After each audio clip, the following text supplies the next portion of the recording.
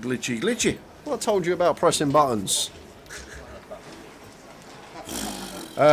No idea what happened there, guys. The old ticker went like that then. Yeah, we were like, whoa.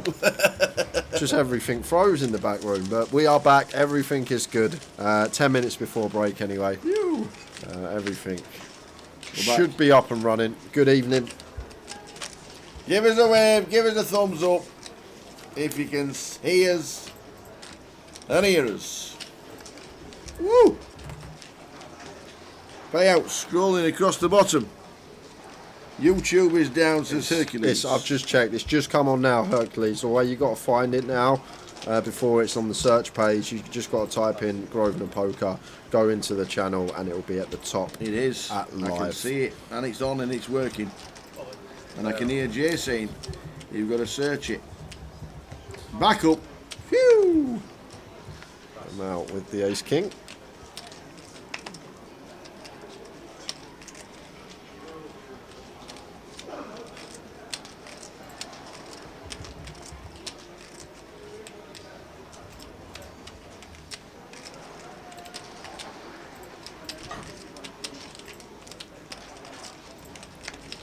Lee Lockett, Twitch is back up and running. Some reason we just had a 30-second blip and everything froze on every platform, but we're straight back up. We're straight in for an all in a call. Aaron Mal in good shape to double. When you know he doubles down. This is what Mal does. It drops down to 8 bigs and doubles. Drops down to 8 bigs and doubles. That's what it does.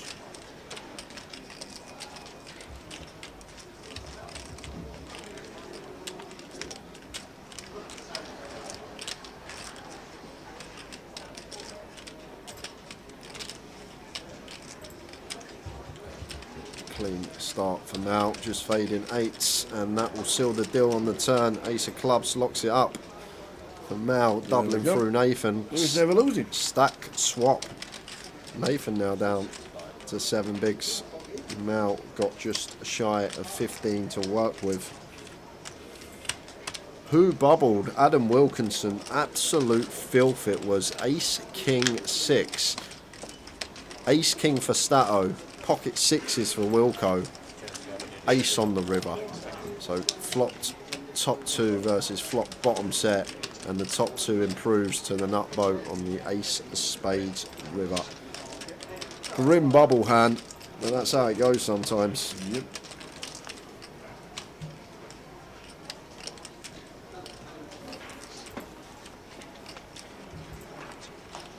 And everyone just getting back in. 8 minutes until 15-minute break.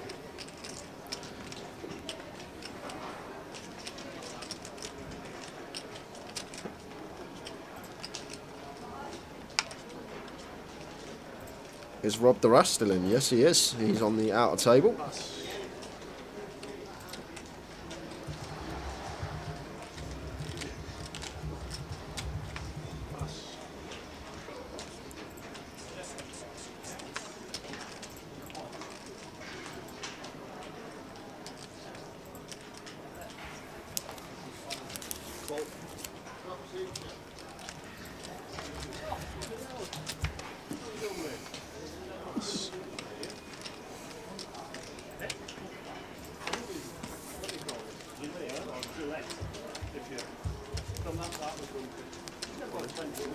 We don't know, oh my lord. However, we're going on break soon, so when we come back, we'll have full chip counts of the field for you to see. We will.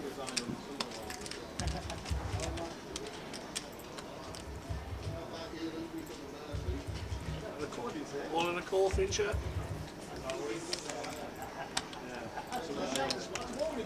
All in a call feature. Ace Jack for Nathan. Against Mukhtar, who's going to leave himself just 3 big blinds if he loses.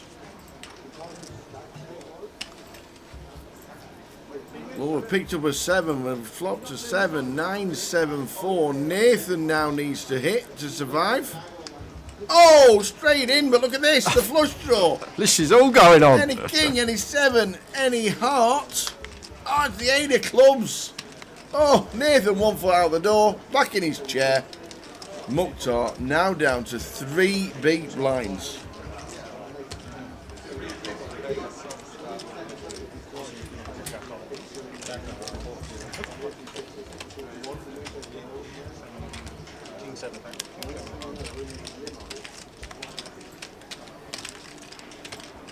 Sorry guys.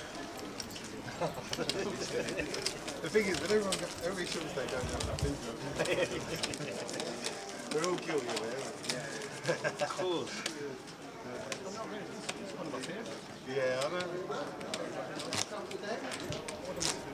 Don't lie. Well, you can come second again. Yeah. Yeah, for you. But if I'm being honest, when I see Queen versus A7, As soon as the Guinness got replaced with Coffee Tower, That was it. it's just gone downhill for Mukhtar. That's all I'm saying. As soon as the Guinness stopped and the coffee come out, it's just not been the same.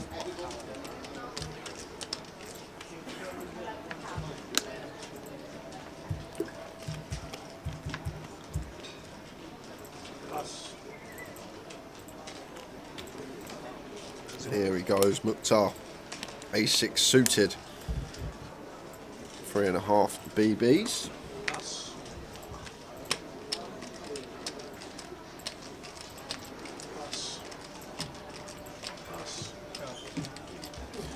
And Terry, King 6 suited.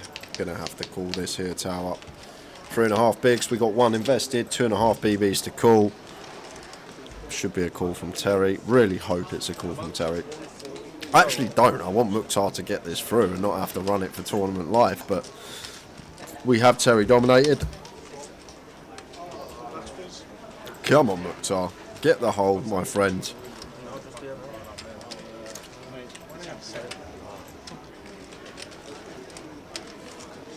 All going to call feature 2. Thank you.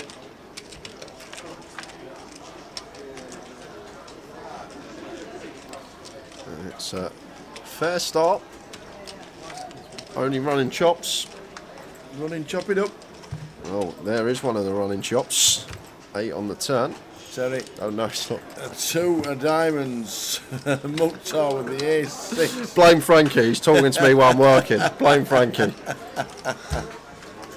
Oh, Terry down to 485. Mukhtar doubles to 350. Look, you see him on our shot there, Frankie, at the bottom of the screen. He's just come in the comp booth, put me off. Yeah, unbelievable. I think it's A-side v A-side. I think the paired board means there's going to be a chop chance. I couldn't be more wrong. Let's go, Mukhtar, though. Gets the double, gets the hold. Terry couldn't find the 3 outer. Unbelievable. Shout out to my man Mukhtar. 15-minute break. So we will be back at just after 15:15. 15:15. Are we having a break soon? Are we? Again? What do you mean again? We have far too many breaks, us. Far too many.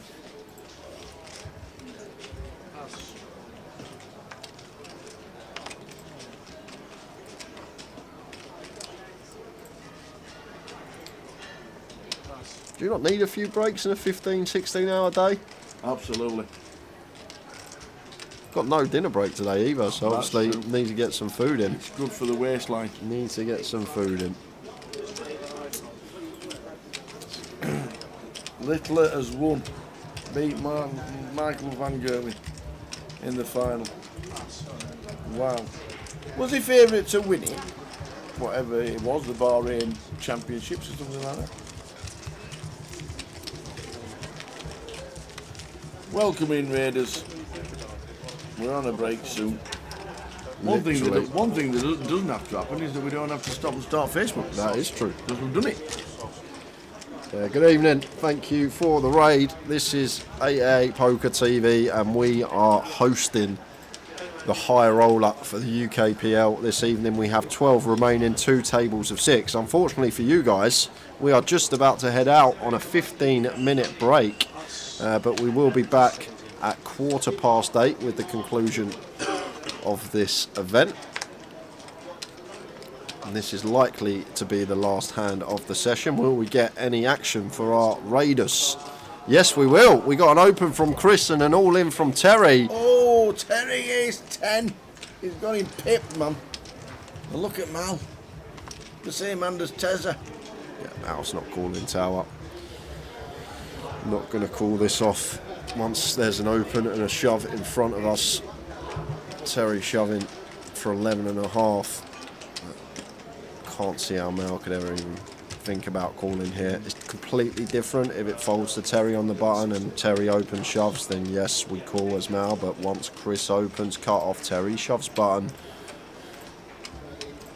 These 10 just going to have to hit the muck here, as it does. And Chris Johnson with an easy call. So there we go, we're off. And this is the last hand of the session. We're on a break after this hand. We are on a break. We get too many breaks, us, boss. Well, I'll tell you what, next break, Yep. I'll take your 15 minutes and I'll have half hour and you can stay here and continue. That's Yeah. not fair. To the flop. Really. It's ace high and the jack on board. So looking bleak for Terry, and that Done. will seal the deal tower. We lose Terry Jordan last hand before the break. Michael Pack adds to his stack and adds to his chip lead. We'll give you a full chip count when we come back with the remaining 11 players. Scene 15. $600 in your bank account. You've been fired from Pizza Hut. You're like, let me go find a 1-3 game. I had a system, Tuck. Okay. I'm just going to double up and leave and come again the next day, rinse and repeat. How did that work out for you? It didn't work out.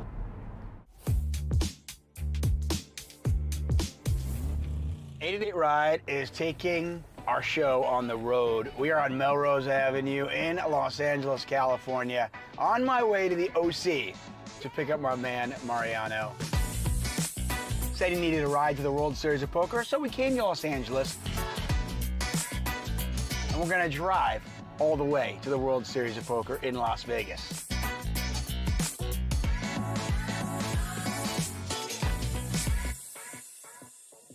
So where are you from originally?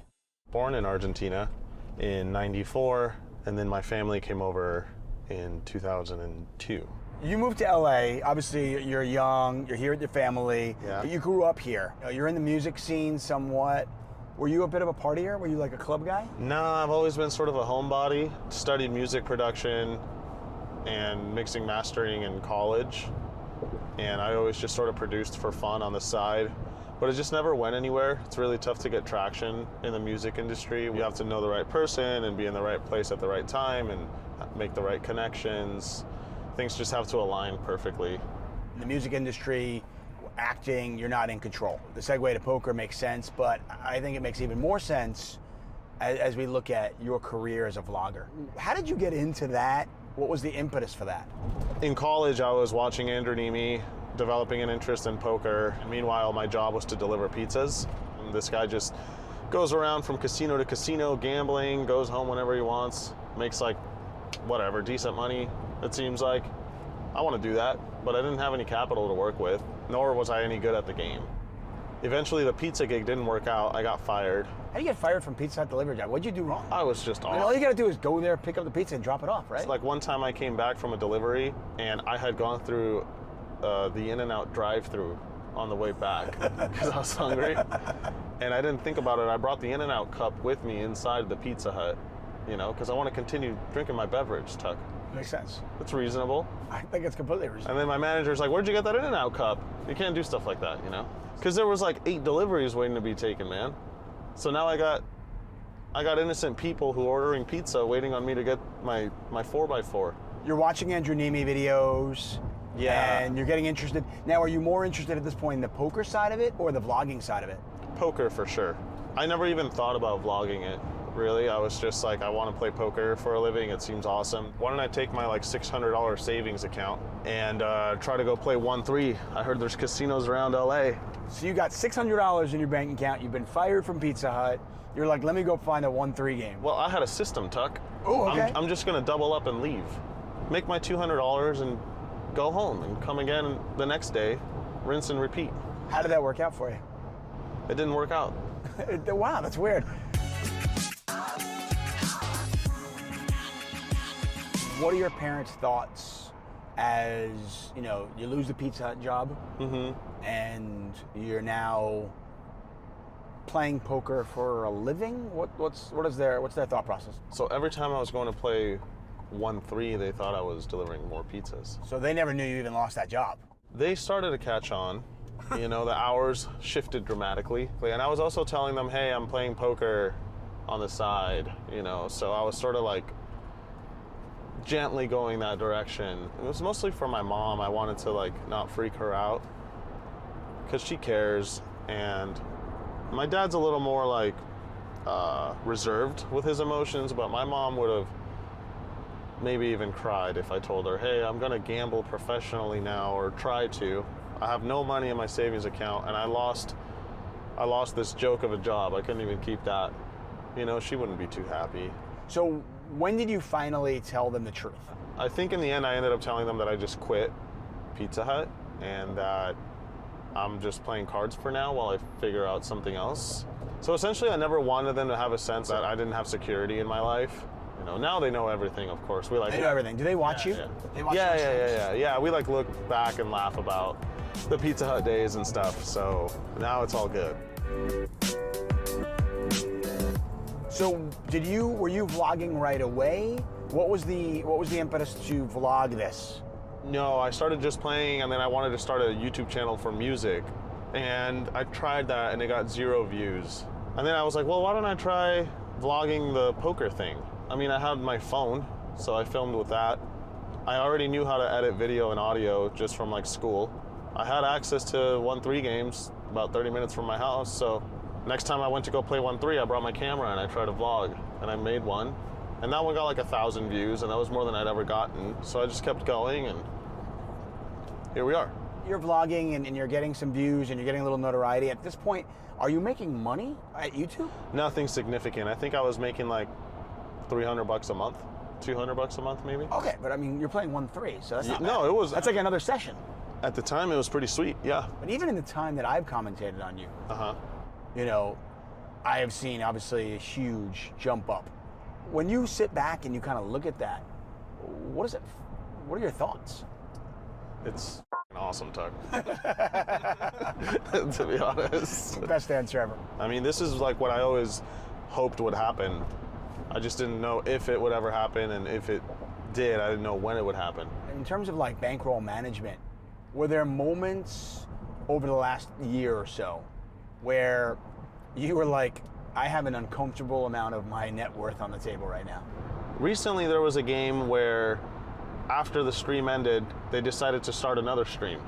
And the game switched from like 100, 200, 400 to, I don't know, double that, if not more. And Brad was like straddling to 5K every hand or whatever.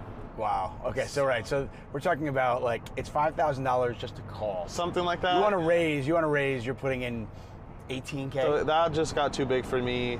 That's the same reason I didn't play the million. It was just too big for me. So yeah, there's instances, but almost all the time that I play, like it's gonna suck if I lose a lot, but it's within what I consider manageable.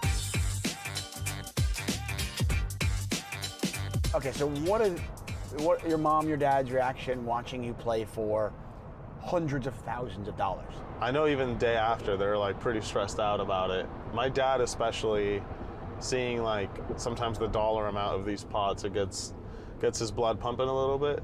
Can you still play, like if you play small, does it bore you? No. Last weekend I went and played some 2-5 in Vegas, and I was like trying my absolute hardest. Yeah? So it's for you, is it? I just want to win.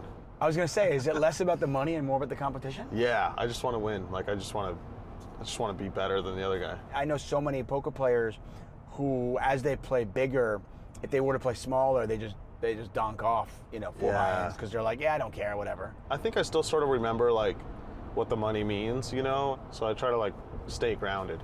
Do you spend money these days? Or do you have problems spending money because you remember? I don't really like spending too much, but I did splurge finally. I got myself a car that I've wanted since I was a little kid. Wow, what kind of car? It's an M4. Nice. But I financed it.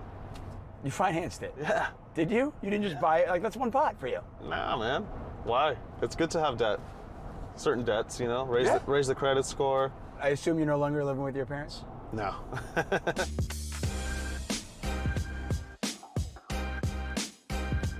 Where do you see yourself, 3, 5, 10 years from now? I'm gonna continue with this poker thing if it goes well, but if there's a way for me to like transition back to music production, I'd like to do that professionally. When you were a kid, did you love music? Yeah, always. What is it about it that excites you? I just love it, when I'm doing anything music related, when I'm like in a studio, when I'm mixing audio, I just love it. Nothing really feels that enjoyable to me, even poker. Even though I do obviously love poker, I still play. What do you play? I play some piano, some guitar, some drums, except I'm not particularly good at any one of them. Really? I'm just okay. You're so humble. No, I'm serious. I feel like I have commentated on you so many times, but I don't really know you. I listen to you, and getting to talk to you, like, I didn't know. You're a humble dude. I'm just realistic, man. Like, if I was amazing at one of these instruments, I would just tell you. Would you? I would just tell you straight up. I don't think you would. Dude, I kick ass at this, but I really don't. Like, I'm just very self-aware, and I don't let great degrees of success and or lack of success dictate what I think of myself in that area. So yeah, my like self-perception in life is usually pretty steady. 3 hours left in this drive. If you want, we can just listen to music. Yeah, maybe some country music. Country music. No? Why not?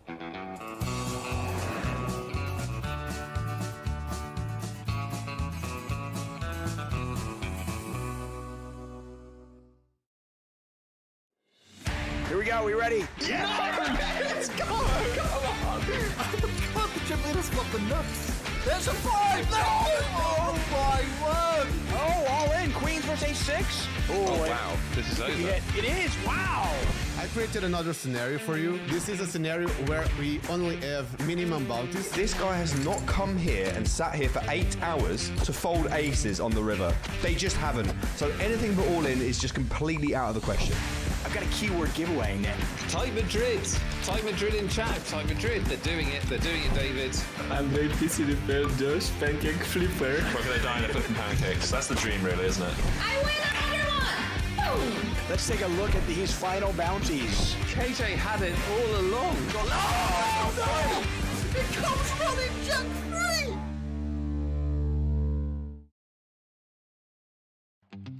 I'm Kara Scott. Join me as I get to know your favorite poker players beyond the felt and hear about the moments that shaped their lives.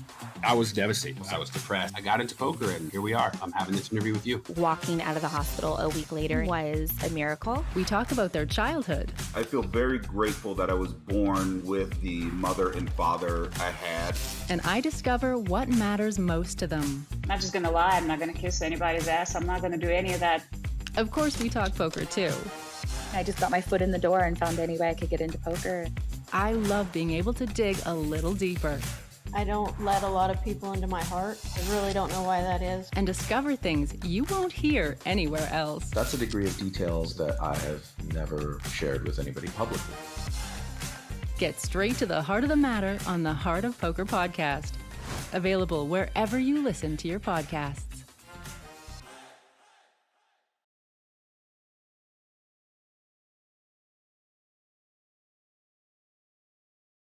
I'm quite superstitious. I don't know if that ties into the OCD and stuff like that, but I feel a bit lost if I don't have something that I can kind of rely on.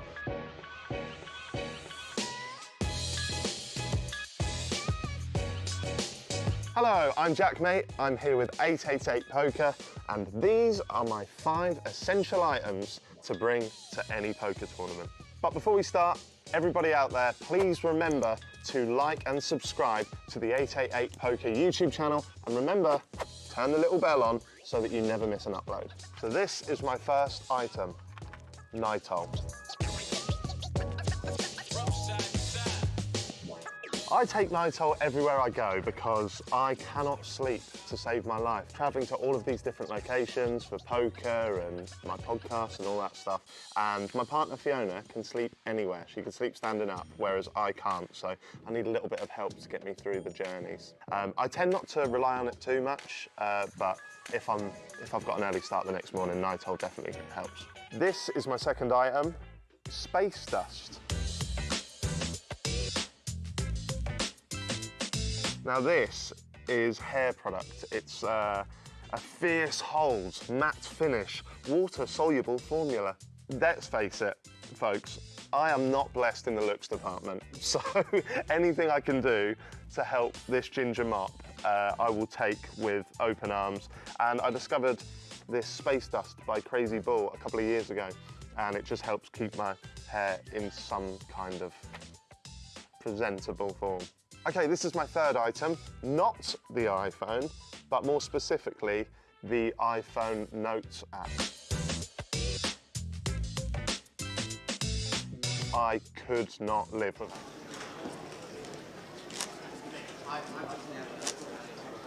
One of those lights, isn't it? Fucking sunbed. Tan. 15.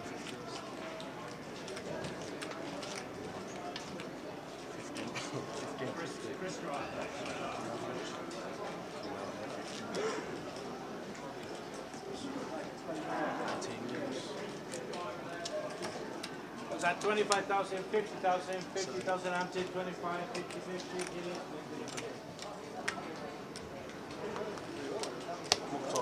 Let's do it again.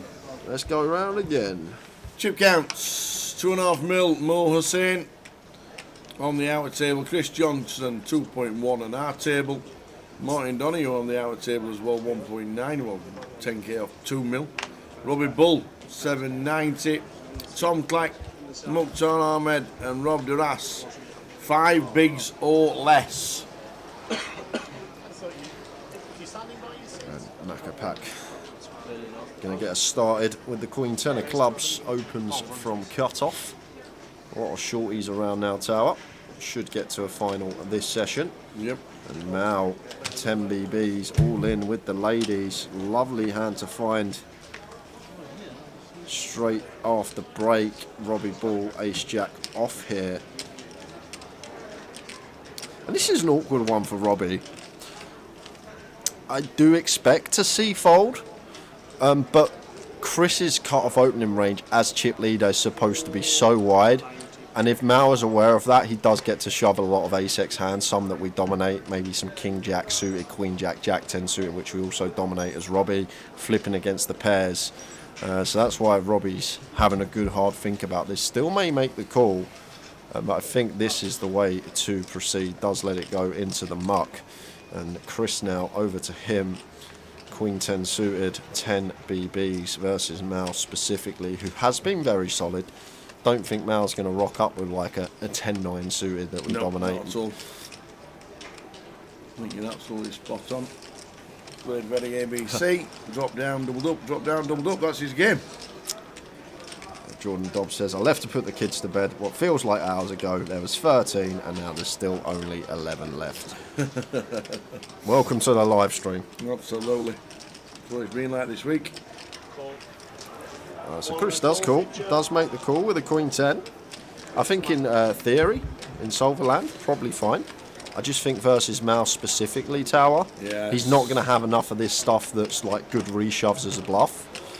But is happy to run it here versus Mao. Mao's not shown a hand. Every time he's been in, he's had the goods, and he's not played too many hands. Not 3-bet, hardly ever. Seals the deal for Mao on the turn, no sweats for him. Bit of a loose call, I think, from Chris. Double up to 1.1 milli. Have we hit the milli blinds yet? Not yet, Karen, but it's coming. Expect to get to 160k big blind today, 200k when this should be finishing up around there, 160, 200. So a long way to go until we get to that point. But we've got a great field in, some very notable names, a couple of wild cards in the mix as well. Looking forward for the next sort of 6 hours of this playing down to a conclusion.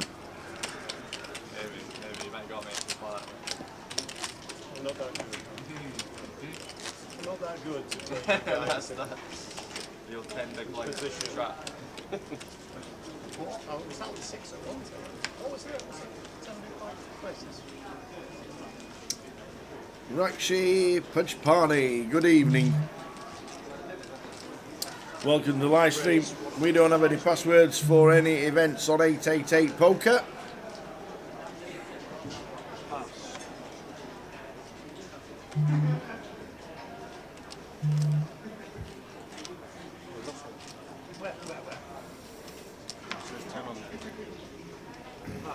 We got Mr. Ahmed on feature. We have indeed. It was up to 1.2 million. And now he's down to 245.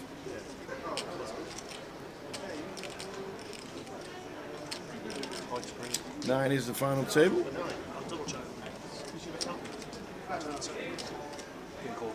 I like it. It's got a touch of paisley about it. I think it's a nice jacket. Something I could be seen in that. I quite like that. Is it double XL, Robbie?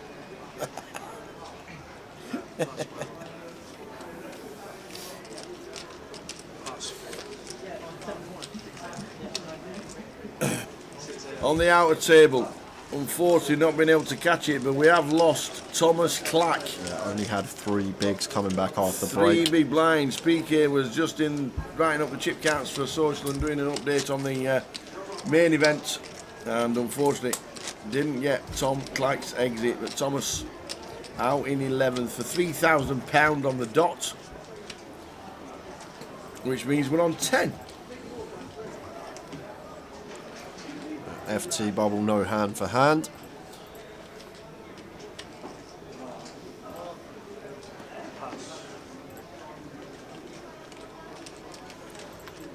Mukhtar out the way with his short stack, not wanting to be an FT bubble boy. Oi, oi. And just folded the ace jack when Chris. Like we want to open these hands. We're going to have a lot of open shoves off of 13 on the button, but like the aces, the kings, the queens are our strongest hands. We just want to open, and then we negate that tower by also opening like some lower down, maybe offsuit ace x, some offsuit king x, stuff like that as our bluffs. Like this is a spot where we're going to be very polarized as Robbie, as like if we were dealt like a queen jack suited, a ace jack, pocket eights, pocket nines, we're just going to send these. So very polar open on the button here. And over to Chris in the big blind, and we've got an ace in our hand, blocking some of those strongest hands that will go for the min click on the button, and Robbie will have a fair amount of stills in there, so could just see the all in here from Chris with the ace-7. Yep, all of it. And a snap call, and Chris now knows he's behind to the best hand. Yeah, and good luck winning this one with 8% equity pre. 8% equity. Robbie could be up to 1.4 million, and the blinds are 50,000. Yeah, going to be hard to get them chips off him. No! Are you having a laugh, dealer? Clubbing in Coventry. Oh no! And dead on the turn! Oh my word, how'd you get it in? 92% favourite and be dead on the turn. Wow. Robbie Ball eliminated. Chris Johnson up to 2.5 million. That didn't take long. That didn't take long. That didn't take long. What a way to go out. Aces cracked by ace-7 off, all in pre, makes a 4 flush. Are you sure, Chris Johnson? Wow, so in 2 hands, we're down to the FT. Obviously all going to have to move around. All of the chip counts have to be put into the stacks. The action tracker obviously has to get the computer ready for the FT. So there is, believe it or not, another 15-minute break. Not a lot we can do. FT has to be set up, ready, and accordingly. 30-minute break, you stay here? Yeah, crack on. I'll be back in 15. The final table of the final table of the high roller will start in 15 minutes, so that's 8:40. Please come back, join us for the final table of the high roller We'll be back in 15. See you in 15. I make notes about everything, and no matter how big, no matter how small. So at the moment, some recent, a recent note I have here is extensive gym list. Right, so these are all the days that I've been to the gym. Not updated since April the 12th. It's currently, well, it's June, so this is very embarrassing, considering I've been working with 888 Poker for almost a year now, but I have the poker hands on a list. Does anyone else playing the main event this weekend have the poker hands on their phone? I don't think so. Okay, my fourth and penultimate item is this Bobby Moore PSA certified autograph. This is something that means a lot to me. I don't take it to every tournament, but if it's a big one and I need a little bit of luck, then I hope that Bobby Moore can bring me that. A little bit about Bobby Moore. He is West Ham United's greatest ever football player, arguably England's greatest ever footballer, and I do not think there are many of these in the world. So when I saw this come up on an auction website, I made sure I had to grab it. I'm quite superstitious. I don't know if that ties into the OCD and stuff like that, but I feel a bit lost if I don't have something that I can kind of rely on, and what better than to have the great man's autograph. It's PSA'd as well, which means it is the real deal. Okay, my last item, and something that I've only recently acquired, is this little Pokemon card. A basic energy Pokemon card. It is very tattered around the edges, and there's a reason why I bring this. And that reason is, I am very fortunate enough to have a very lucky and outlandish lifestyle. I go to London, I interview some of the biggest people in the world, I get to play in some of the most exotic poker tournaments in the world, and when I go home, my mates humble me a lot so that I don't lose my head. So Logan Paul, we all know Logan Paul, love him or hate him, he's there for us all to see. He wears a $3 million Charizard around his neck. So I have the cheapest, most basic Pokemon card I can, and I'm going to send this to be PSA'd, like the Bobby Moore, and it's not going to get a very high score because it's all bad, and I plan on putting this on a necklace around my neck. So if ever I lose my head or forget who I am for a few seconds, this basic energy can bring me back to Earth and make me remember that I am no different to anyone else out there. I've been Jackmate, here as always with 888 Poker, and those were my 5 essential items to always bring to the poker table. And remember, always give off basic energy. We can get a shove here. Yep, there's a shove, there's jacks. And there's a jack, but there's a flush draw. Sweat. Oh my gosh, the board pair?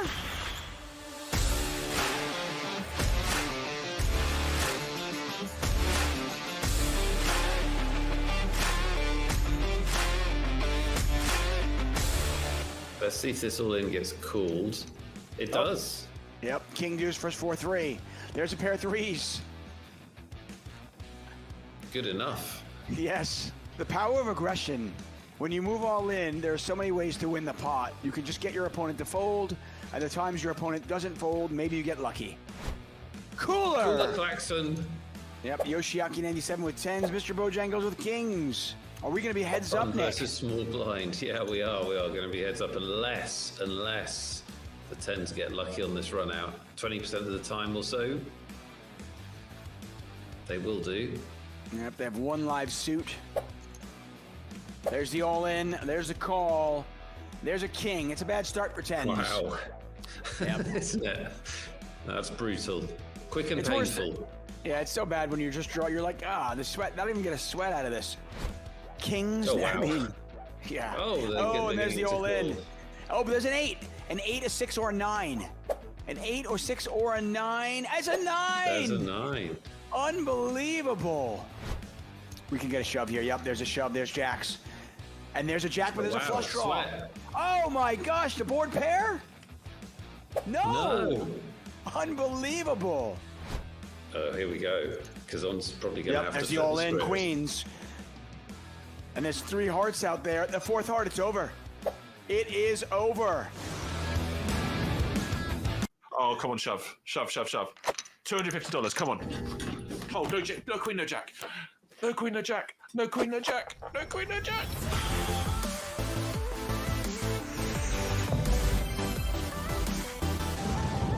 Come on. Okay, I'm good.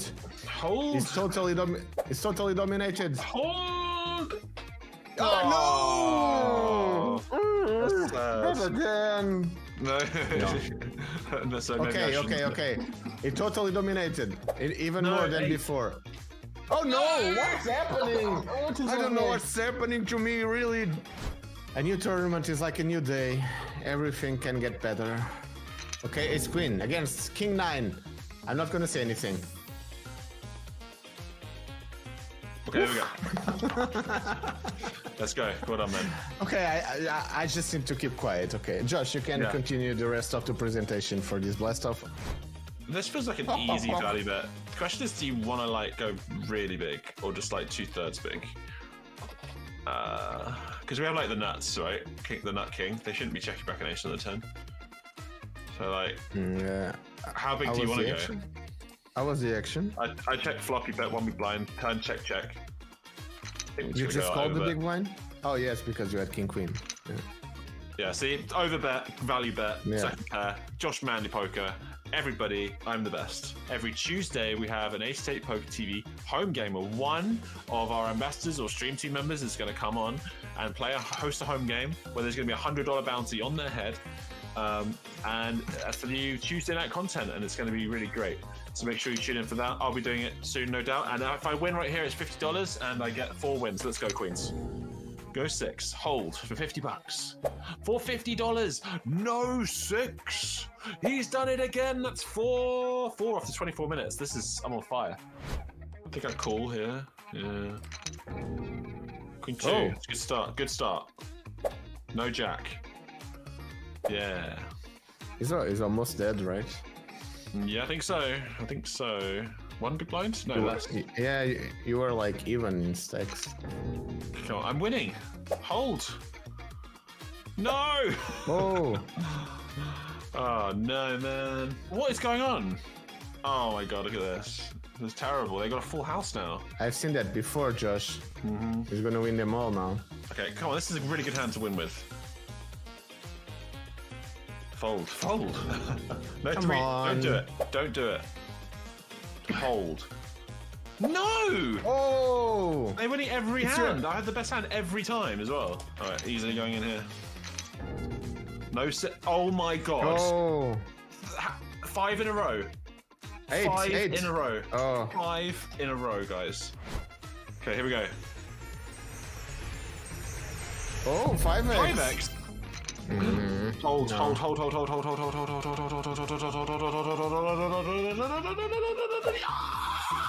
And the crowd goes wild. Let's go. Yeah. Oh, come on, shove. $250. Come on. Hold. No queen, no jack. No queen, no jack. No queen, no jack. No queen, no jack. No 9. Yeah, he's done it.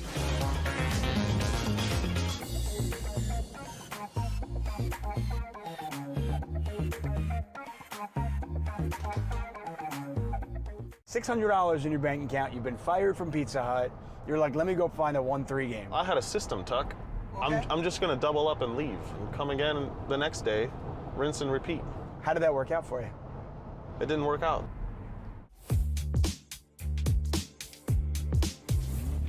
'88 Ride is taking our show on the road. We are on Melrose Avenue in Los Angeles, California, on my way to the OC to pick up my man, Mariano. Said he needed a ride to the World Series of Poker, so we came to Los Angeles. And we're gonna drive all the way to the World Series of Poker in Las Vegas.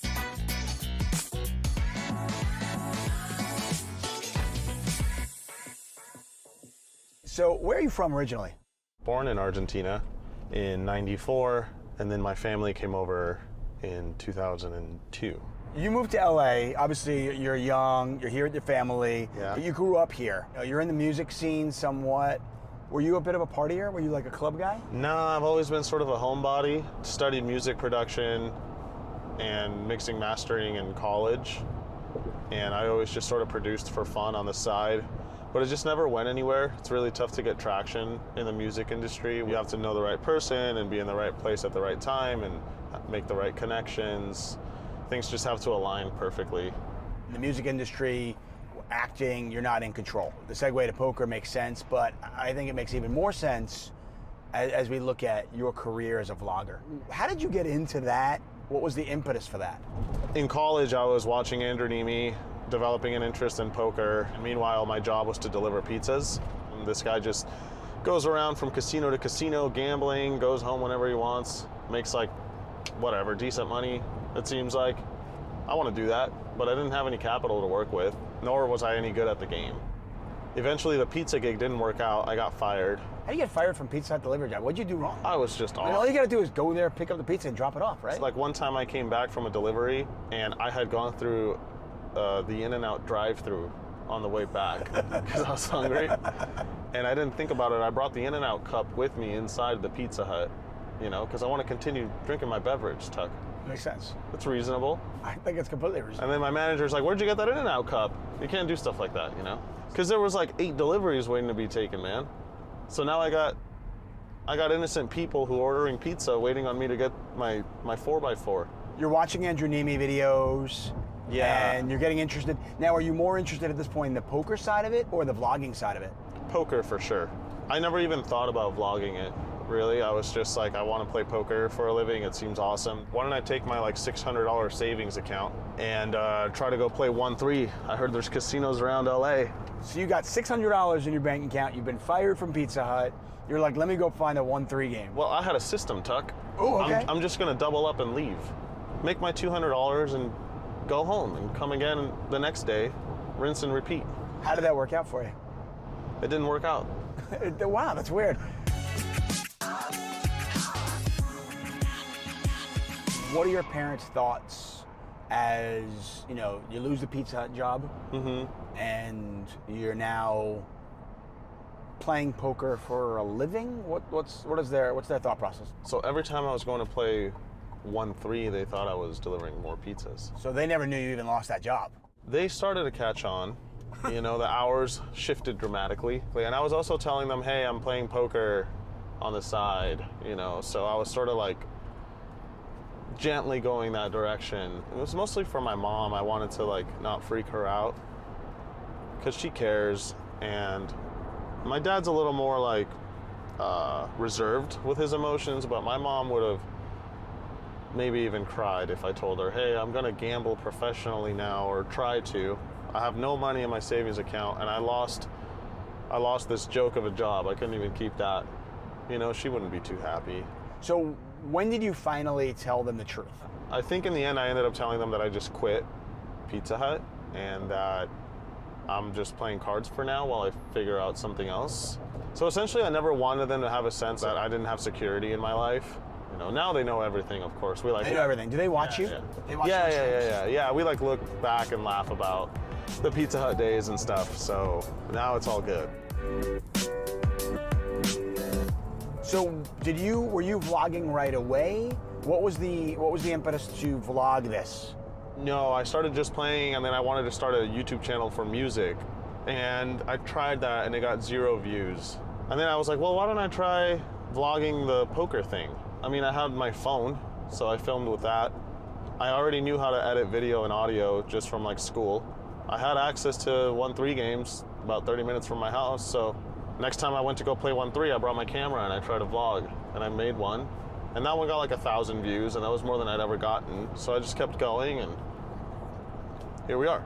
You're vlogging and you're getting some views and you're getting a little notoriety. At this point, are you making money at YouTube? Nothing significant. I think I was making like $300 a month, $200 a month maybe. Okay, but I mean, you're playing 1-3, so that's not No, bad. it was. That's like another session. At the time, it was pretty sweet, yeah. But even in the time that I've commentated on you, you know, I have seen obviously a huge jump up. When you sit back and you kind of look at that, what are your thoughts? It's awesome, Tuck. To be honest. Best answer ever. I mean, this is like what I always hoped would happen. I just didn't know if it would ever happen, and if it did, I didn't know when it would happen. In terms of like bankroll management, were there moments over the last year or so where you were like, I have an uncomfortable amount of my net worth on the table right now?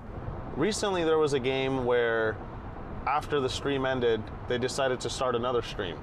And the game switched from like 100, 200, 400 to, I don't know, double that, if not more. And Brad was like straddling to 5K every hand or whatever. Wow. Okay, so so we're talking about like it's $5,000 just to call. Something like that. You want to raise, you're putting in 18K. So that just got too big for me. That's the same reason I didn't play the million. It was just too big for me. So yeah, there's instances, but almost all the time that I play, like it's gonna suck if I lose a lot, but it's within what I consider manageable.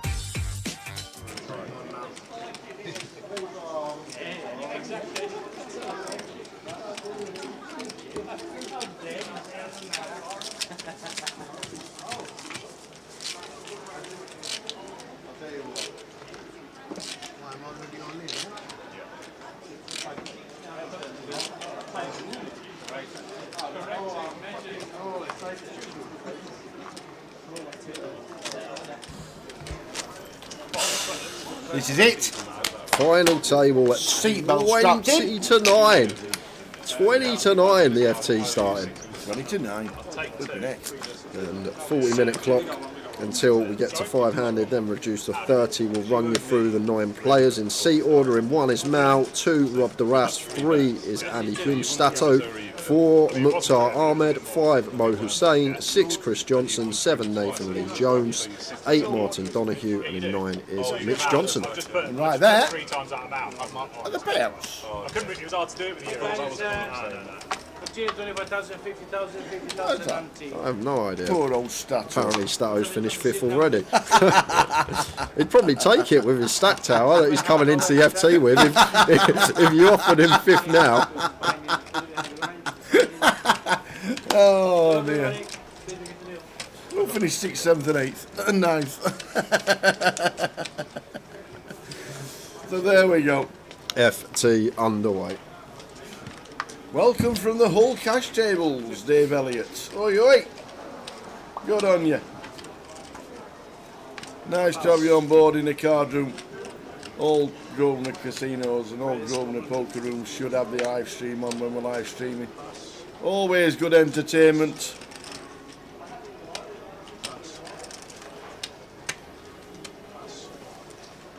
Always ask if you can stick it on somewhere. Somebody will stick it on for you so you can watch it. Good evening, Hull. Hope everybody is good. We're now on the final table of the live stream for the high roller.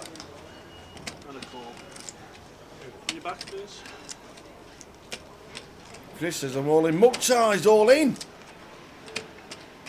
Mukhtar's all in with the ace deuce.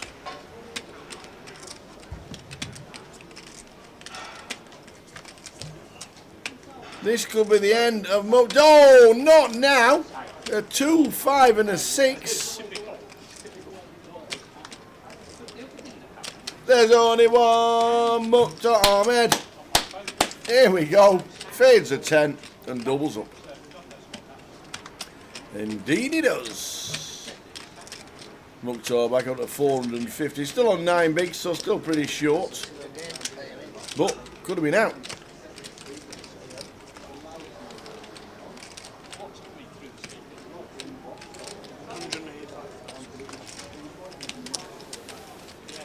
Could have been out.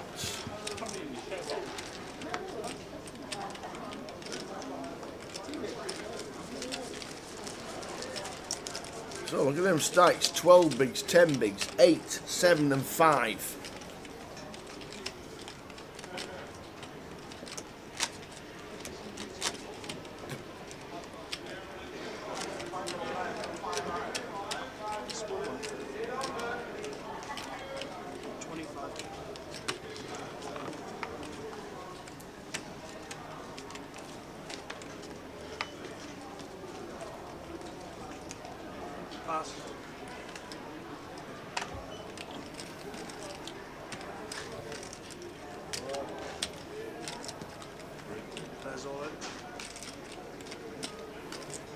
Nathan with the ace 9, all in for 525. Second player all in. Mal with the 10s says I'm all in. So 1.1, we could be losing another. We could have lost one the first hand. We didn't. We could be losing another one the second hand. All the shorties going to double. Is that the order of the day? Nathan Jones all in with ace 9 against Mal and his pocket 10s. Off we go. Off we go.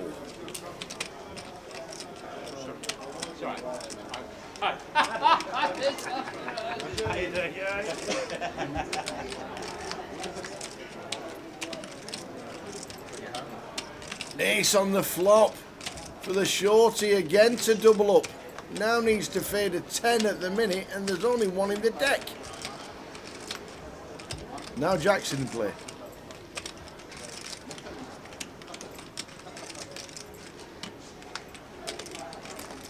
And it's not, it's a 4. So the short stack doubles up again. 2 in 2.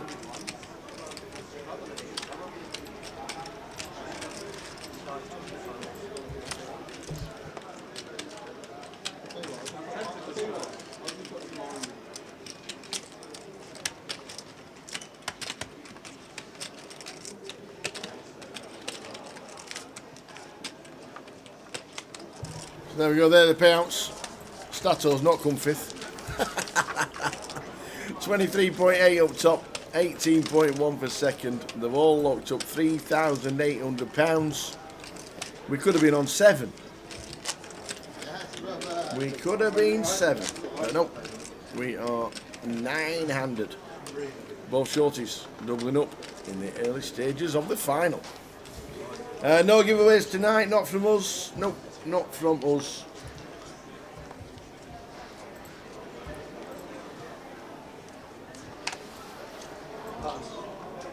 Pass.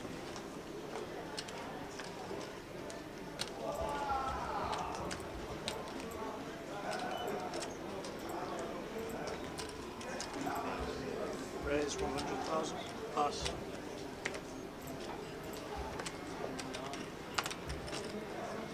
Pass. Pass. Pass.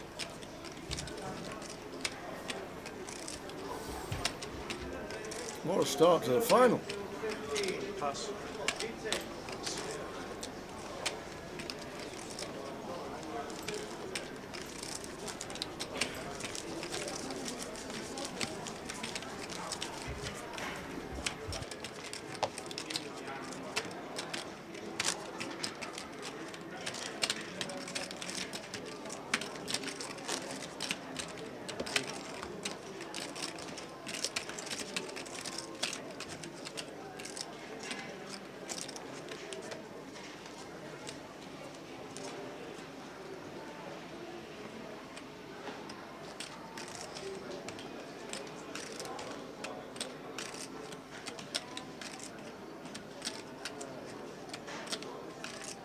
Raise 110,000. Pass.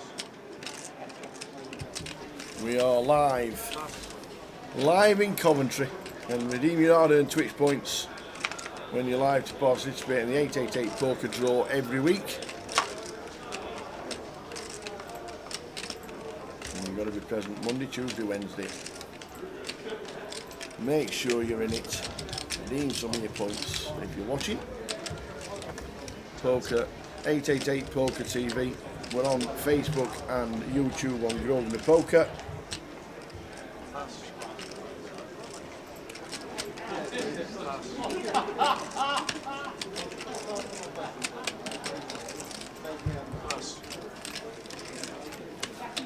We're in Coventry, we're live. We're live in Coventry.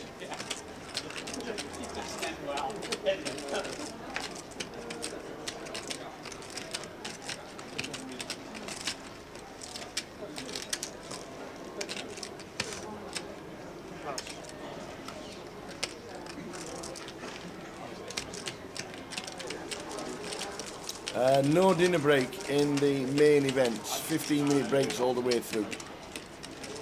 No dinner break in the main event, so just the 15-minute breaks.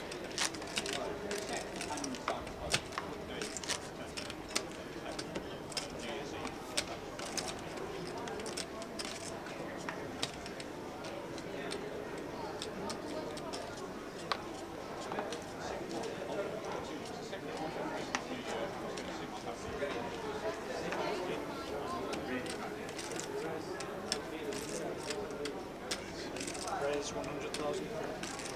Pass.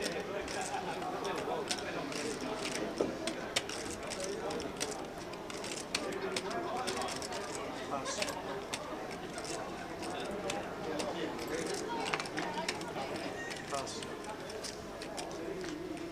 Pass. Pass. Ace queen for Mitch, raising to 100.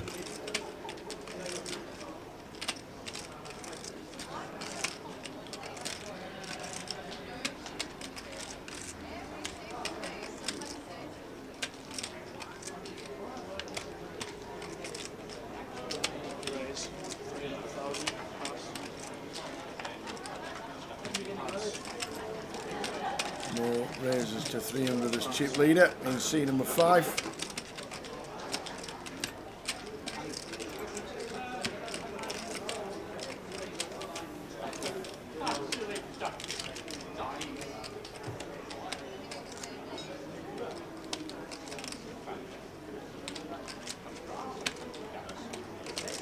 How's the weather in Cov? Freezing. It's been -8, -6, -4 while we've been here. But it is going to get warmer apparently. Nice fold from Mitch with the ace queen. The shot clocks are in operation. 30 minutes to decide pre and post.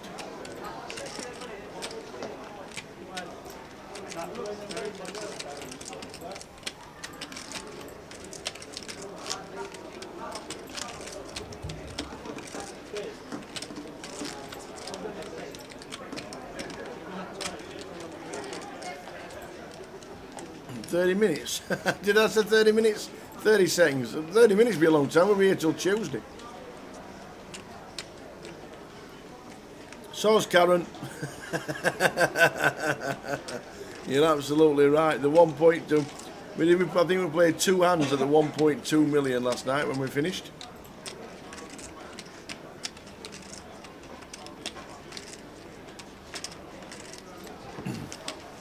Raise 150. 30 seconds pre, 30 seconds post. Mal with the kings. He's had the 10s and lost. Now got the kings. And it looks like no action.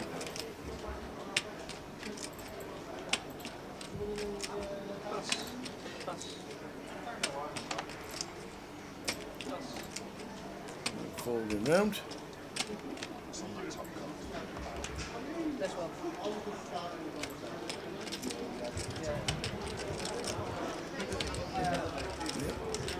There's the take from out in C number 1. Storm Isha is on the way for wind and rain. Awesome. Yeah, we've had about, I think we must have had a dozen storms in the last 3 months of the year. Last year. And Storm Isha is on the way. Great. Can't wait for that.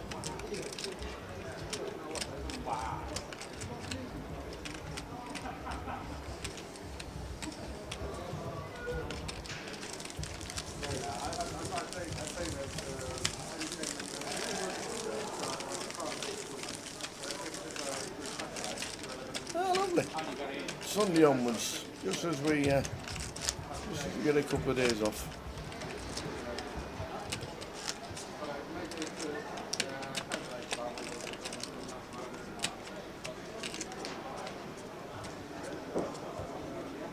So the final 9, if you're just tuning in, welcome on board the 888 Poker Live High Roller Final.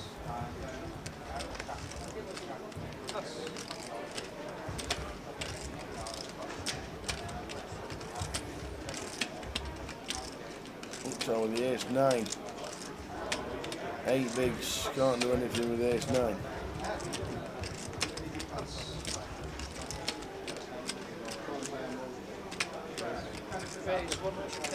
Kings for Chris.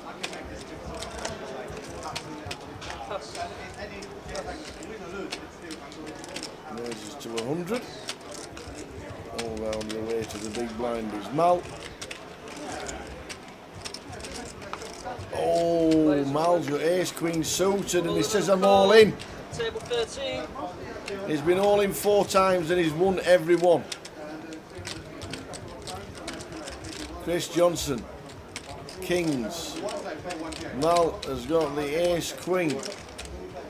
Mal's been all in 4 times and he's not lost yet. Off we go. What a flop. 3, 10, 8, any ace, any hearts.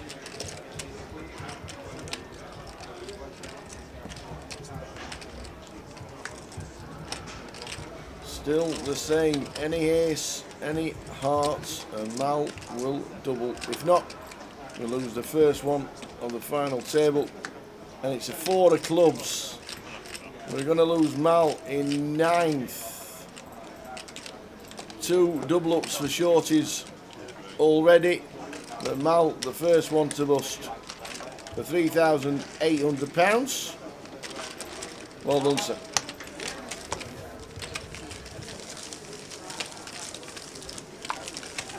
Ah, you're right, he did. Mukhtar double, didn't he?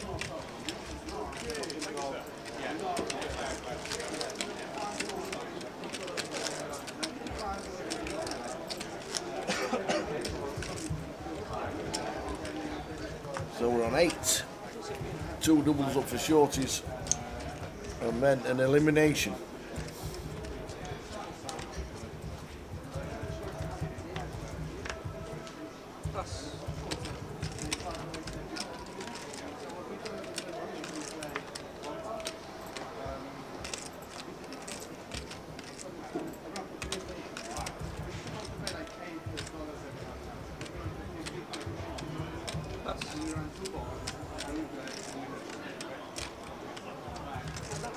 What was you watching when Robbie had aces cracked against Chris? Robbie finishing 10th, and that was the final table bubble. You were watching this event, but it was for the final table bubble. Then they went on a break, and now the final 9, which is now 8.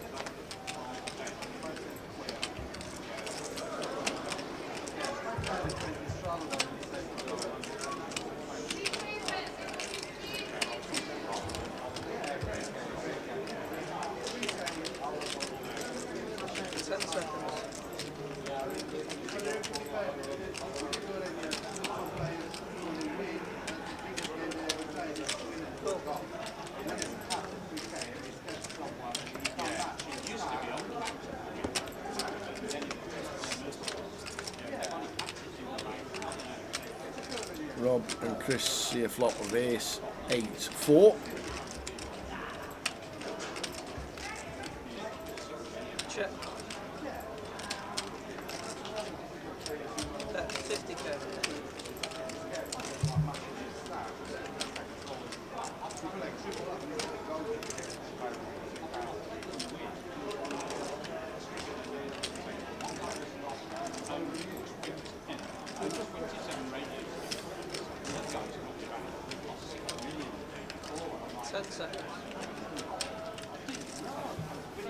I'm going to what Rob has in C number 2.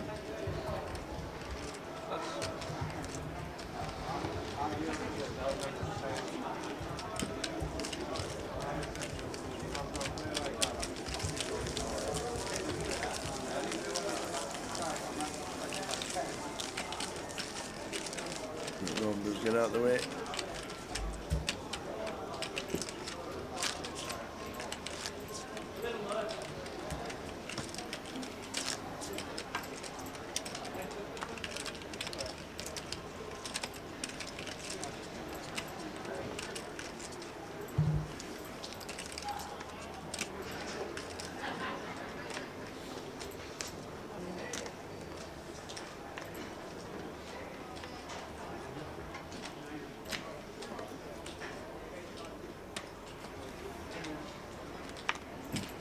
Mukhtar under the gun, green 4 out of the way. And the blinds at 25, 50,000. This is the final table, Bernie. You are correct. Robbie Bull bubbling the final table.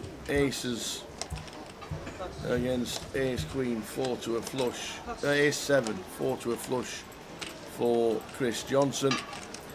We had a 15-minute break straight after that. Just come back. All main event 1B players, please head back to their seats. First couple of 1B players back to all their in the seats, calls. Thank you. Were won by the shorties as we hit the FT, and then Mal just bust. So we're down to 8. Players roll in. Pass. Call. All in on a call, 13. All in and a call again. Rob Duras with a short stack. 2 double ups already, one loss. So we're down to 8. And now Rob. So 4 all in and calls in the first 10 hands. And now Rob needing to hit a 10, a jack or an ace to survive.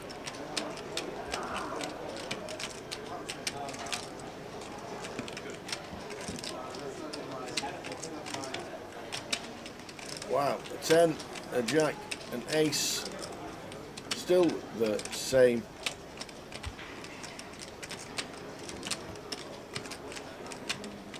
Oh, a 6 to chop. Oh, it's a jack. We get there on the river. Rob Duras doubles. Oh, easy, oh, easy.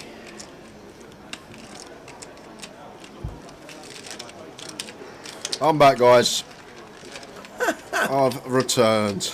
No soup for Mukhtar. Maybe it wasn't. It was a rental. He was being serious. He was serious. Good evening, everyone. Good evening, chat. See, we've lost 1 tower. Yep. Mal, from the looks of things. Indeed. And the payouts on the screen as they stand right now. 23,800 up top. 8th, next out 4,300. And Mal just busting for 3.8. Sorry to miss the first 10 minutes. Just had to grab some food. What did you have? I had the pit boss chicken. Oh, it's quite nice. There's your favourite pit boss chicken. Always. I never eat that and go, yeah, I didn't really enjoy that. Like, that's the thing. I've never eaten it and gone, I didn't really enjoy that. So yeah. Always good when you know what you want for grub. Mitch, 500k in the cut-off.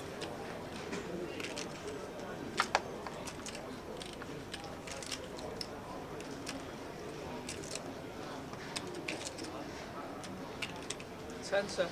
First we've seen him mow. I was just thinking seat 5, I haven't seen him once. Pass. Sitting here with plenty of chips. Pass.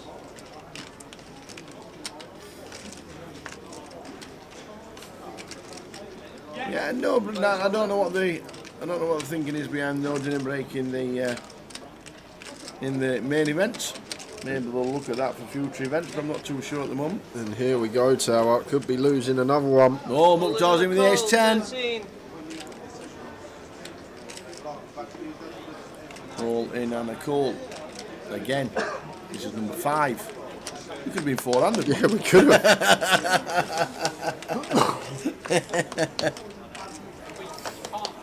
Amazing. So here we go. Stato is all in with ace-7. Well, chop outs. Lots of chop outs. Lots of chop. Any high card. Jack or higher to chop. I'll take it. I'll take the king of clubs. There we go. There we go. Chop it up. Regardless of what the river is, these two will chop it up. Chop. There we go. Stato's still on 5 bigs, Rob on 7 after a double, Mukhtar on 7 after a double.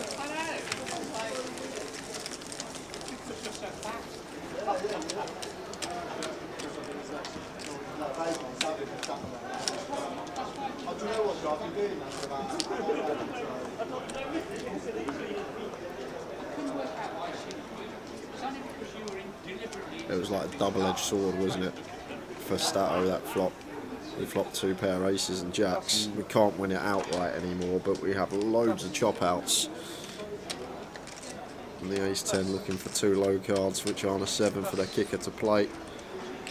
Mukhtar still alive. King 5 off for Rob, 7 bigs. Not there. Stato does the same. Over to Mukhtar in the small blind.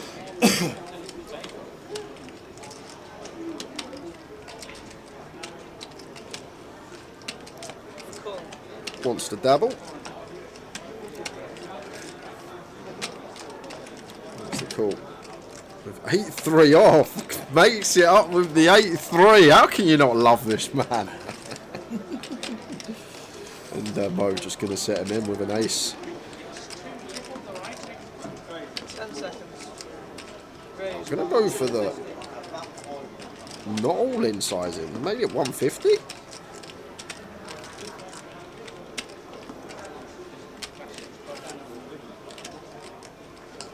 Now out of the way.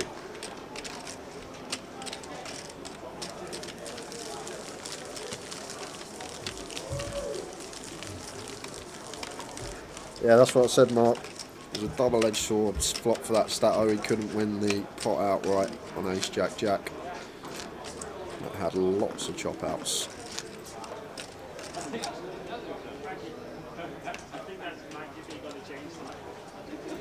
What do you think the main will collect? Interesting. I reckon between 160, 170. I'm going to go with that, which is still great for a £500 buy-in. Yep. Paul Povey rooting for Mukhtar. I think a fair amount in the chat box rooting for Mukhtar.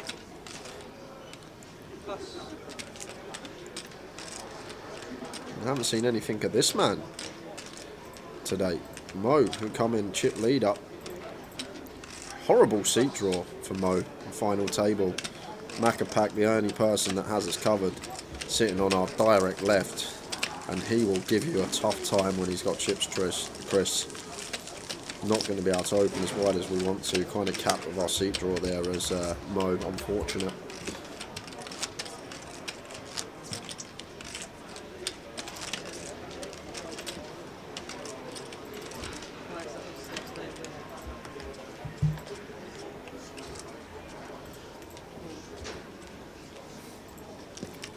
Is there a day 2 reg for the main? No, late registration closes end of level 9. Because you're playing down to 15% of the field. So you're already in the money when you make day 2. Pocket 10s for Mitch here from +1. Expect to just see send here. Maybe with the stacks how they are, might open. There is the send. Just look around the table. 10 bigs of Mitch, 7 bigs of Rob. Stato with less than 6 bigs. Yep. Mukhtar has got around 6 as well. Stato not going to call 5s here. Going to ask for a count. Always good to ask for a count just to make sure stack is correct. Mukhtar out the way with the deuces. Mo not calling ace 4.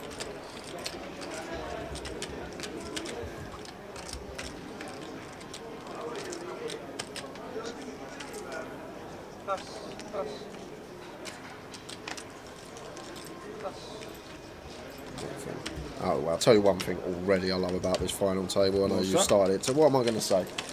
Adam. How quick they're all playing. They are. Maybe they realise that the blinds are going up and the short stacks need to get as many hands in as they can. Or they watched the stream yesterday and thought, I don't want to annoy Jay and Tower. Snap muck, snap muck.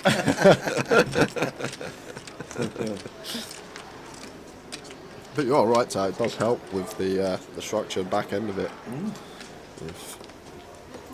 Get more hands in before the blinds go up. You're not forcing at any point.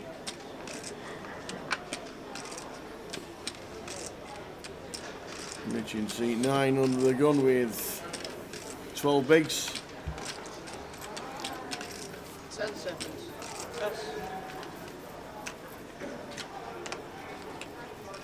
Pass. Pass. Pass.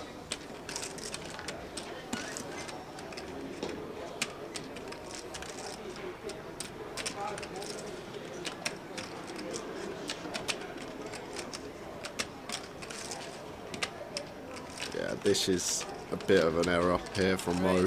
He has the chip lead, but Chris just gets to attack here, being on direct left, and he's actually got a hand. But yes, we're second in chips. Yes, we can apply a lot of pressure to all these three middling stacks behind us. Well, just two of Nathan and Martin. But the 10-3 off open is just way out of line. So I understand he's thinking I've got the chips. You've got Martin and Nathan who are sort of capped with all these short stacks behind us. But we've got the beast and Chris Johnson sitting on our direct left with the chip lead. He's just going to go after these opens all the time. Lots of ace-x, lots of king-x. I know he has it on this occasion. Not the best example, but really, really loose open there from Mo, as loose as it comes.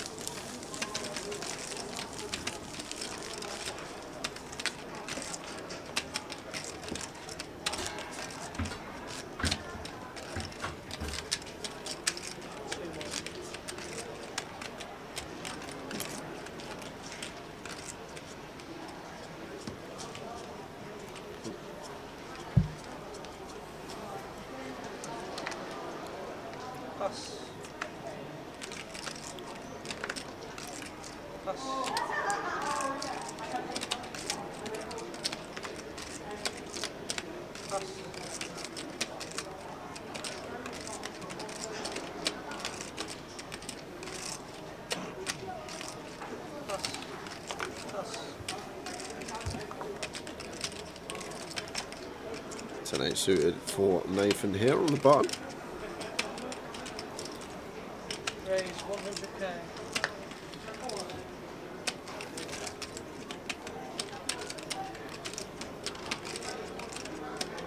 Raises to 100k.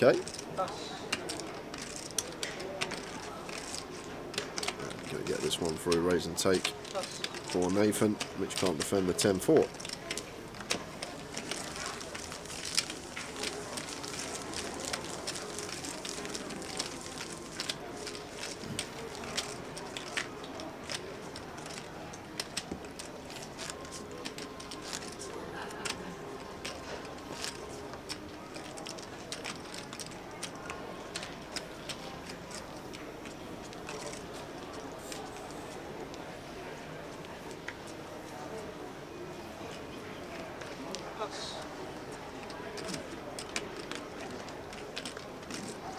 Who's hosting the home game on 888 on Tuesday?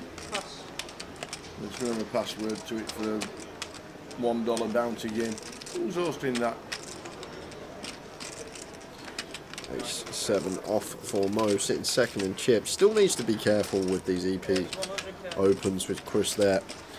A lot more viable than the 10-3 off we saw a couple of hands ago. Got the ace in there for removal. Raises to 100.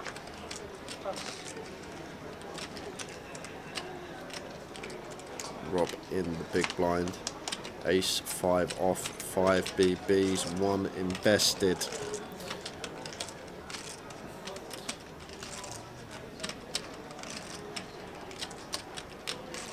Rob going to be a lot clearer than myself in this spot of what to say about it, because Mo, I don't know anything about him. Rob's just been playing on the outer table with him for 2 hours, so he'll have more of an idea of his tendencies, if he's someone to open really wide, if he's more on the tight side. I think we can kind of get the gist from the first few hands. Mo likes to get amongst it, get involved, try and take down pots, put pressure on. Assumption I'm making already after seeing him open a couple of pots. And Rob does just go with defend, and Mo just sets him in with the ace-7, applying maximum pressure. King high flop, I don't think we can be calling this with just 4 bigs. We're grinding away, we'll find a better spot.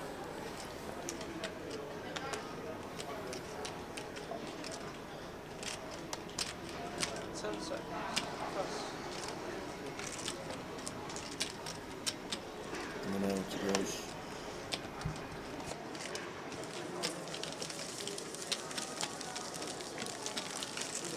50,000, 60,000, 60,000, 30, 60, 60. Lines up the sun, 30, 60, 60.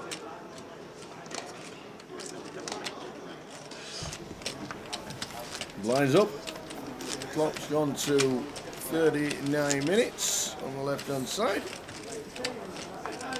30k, 60k. Yep, Luke done it the other day soaking, Rob, says Gilo. Absolutely. Like, obviously Mukhtar is the people's choice. Regarding off the table, probably Rob closest. Person I'm closest to. Always socialise after events. Really nice guy and so overdue, Tower, to be fair. One of them that is overdue, a big result. And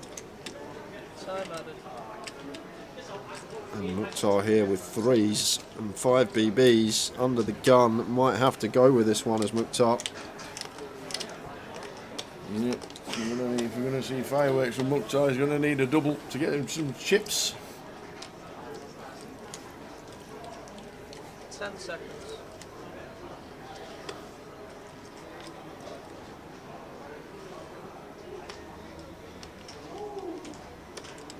Time added.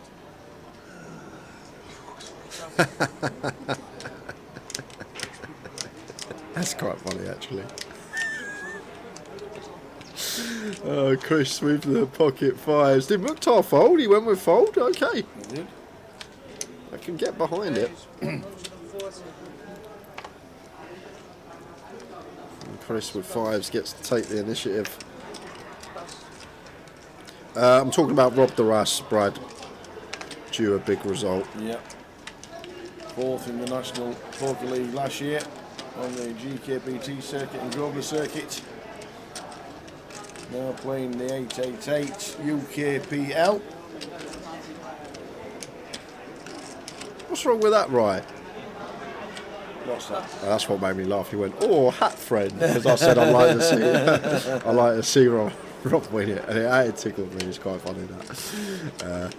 But Stato Jack 5 suited in the big off of such a tiny stack. The stacks are so strange at this table. You've got all the short stacks clustered together, that corner of the table. Yeah. Rob, Stato and Mukhtar, and then the two chip leaders sat in the middle of the table next to each other in Mo and Macapac, and then the middling stacks are just all sat at the other corner. It's like it's been selected seats.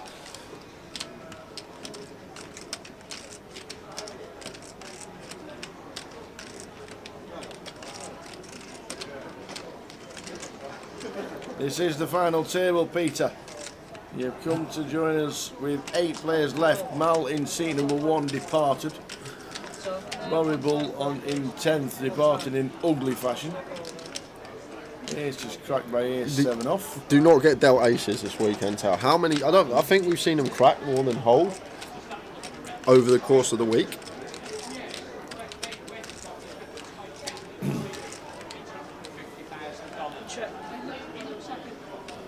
That's 100k. Christian set Stato in. Stato never call him. Going to leave himself with 95k. Still got an orbit.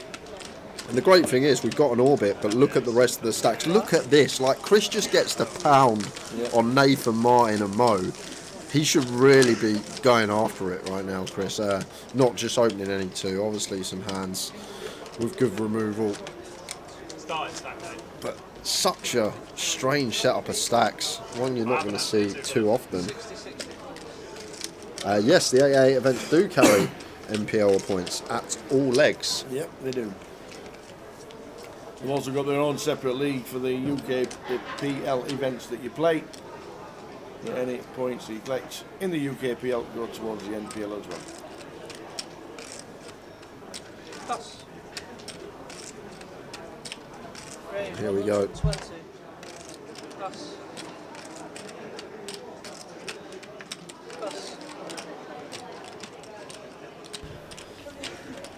Mitch with the ace jack. Yeah, we'll just fold. Has to be a fold, right? Unless we're playing to win and we're not fussed about ICM, but You got a 1 big, a 2 big, and a 4 big blind stack. Like, it just has to be a fold. I can't see it being how it can ever be winning with ICM to continue ace jack here, even against the chip leader. Like, we know Chris is going to open wide, we know that, but for the times that he does actually have it, oh, Mitch ain't fussed. Forget the ladder.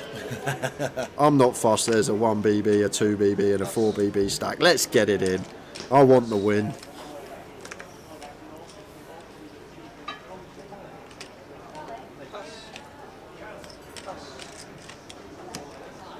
Chris just straight out there with a 6-7 suited.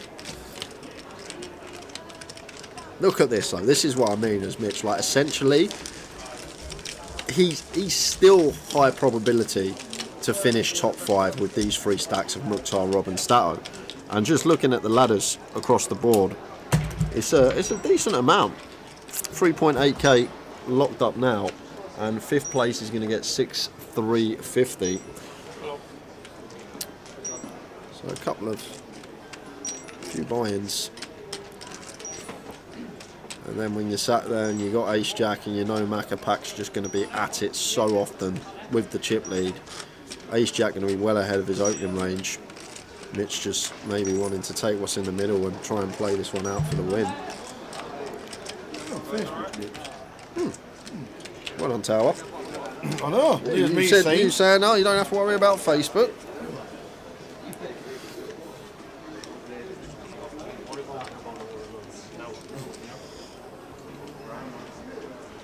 Oh my, this dealer is chaos. Eliminations incoming, lad, says Gilo.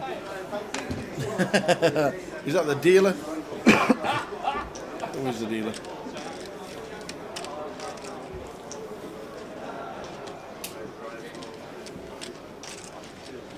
Dealers should have names on them. Like Ginge when you go to Vegas. Like what? Like old Ginge. Who dealt Rob Cowan these 2 bracelets. They have name tags on. Yeah. They should have name badges on. They're not just dealers, they're people.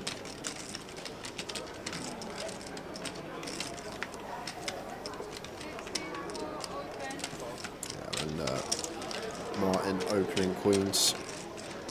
And this has to be such a strong range. Like, Mo has to play cool here with the 10s tower, simply because Martin's opening range needs to be so snug here with a 1, 2, and 3 big blind stack. So as Mo, we just need to recognise that, hold on a minute, 3rd in chips, this is the guy that's probably going to be the most tightest at the table because there's a bit of leeway between 2nd and 3rd. Yeah, love this from Mo. Not. Oh, is he gone for 3-bet? No, he has gone for call. Okay. Yeah, nice from Mo here. Just understanding the situation, how we're up against a really snug range of Martin. I know it's just a single raise pot, but Martin needs to be very tight in this given scenario. Say 4 flop.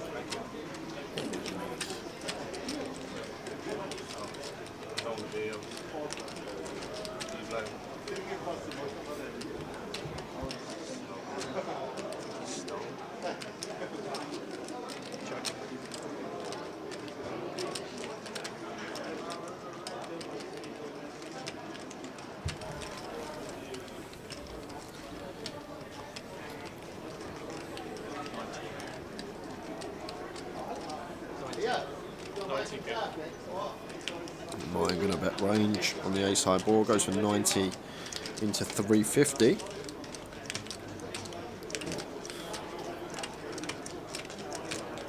Just north of quarter. Mo calling once with the 10s.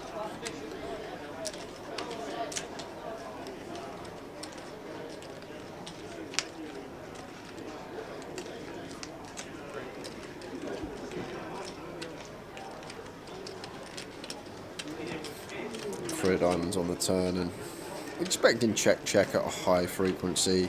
If Martin does opt to bet here, guessing it's going to be a very small sizing. What's Mo doing? What's Mo up to here? Now just donks the turn with 10s? And this might work, you know. I can't see how it can ever be good in the long run, but it might work in the short run. Like, should just be checking over to Martin. As mentioned this guy has such a strong range with the stack distribution at the table. And gonna have ace king, ace queen all in there. Might not even open ace jack. So Mo literally trying to fold out maybe jacks, queens, kings, but it's such a... It's like not... I have no idea what's going on with this lead. I can't really comment much on it, but it may work. That's all I'm going to say against Martin's particular hand, who is handcuffed because of the short stacks at the table.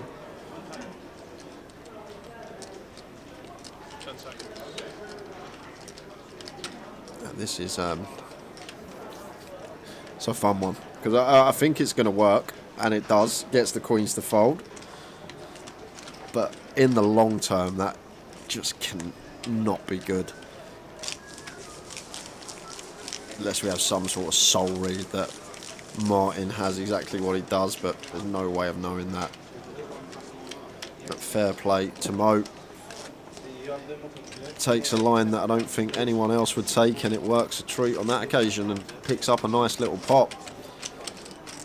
I don't know if he was value betting the tens, if he was turning them into a bluff, but if we're turning them into a bluff, we're literally only targeting the jacks, the queens and the kings. I guess it is 18 combos against a range that's probably only going to open like between 5 and 10% of hands. But fair play to Mo, won it in a way that I don't think anyone else could. Just an unfortunate turn. Lead to face for Martin.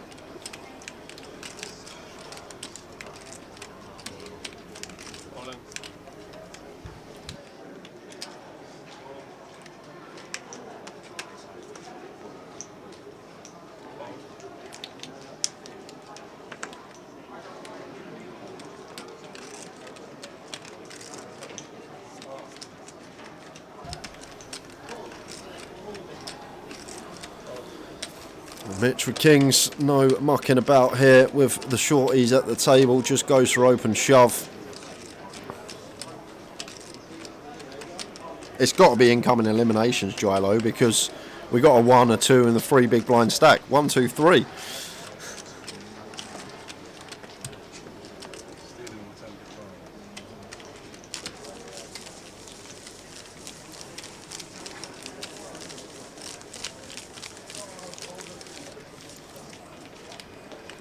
Yeah, actually, it's sort of changed, like donk betting. Like when it first started, like when I first started watching poker, like early 2000s, it was a lot more of a thing, and people would flop top pair and lead into the aggressor. And then people got a lot better and realised a lot of the time you just want to be checking to the aggressor. So sort of late noughties, and then like 2010s to like 2015, 2016, 2017. Like people weren't donk leading at all, and then when the solves come out, we started incorporating more donk leads incorporated into the game because people were just donking in terms of range. The times that the board is so favourable for their range, like under the gun versus big blind on a low 3-liner, like the big blind then can have donks because they just got an advantage in terms of nutted hands, and it's become a lot more of a thing lately. And you can definitely incorporate it in your game, but it's all about knowing when to donk. You can't just donk for no reason. You need to have logic behind it and why we are actually doing it. Okay. You can, yeah. Tower can donk for no reason. Stato all in apart from one chip. More with the sixes. If it's a call, this could be a timely double.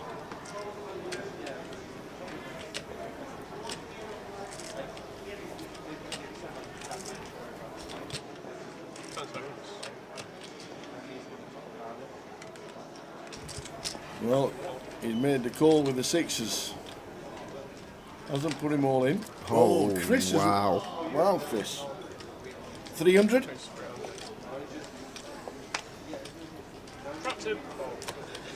The way he just chucks that last chip in. And now the sixes can't call.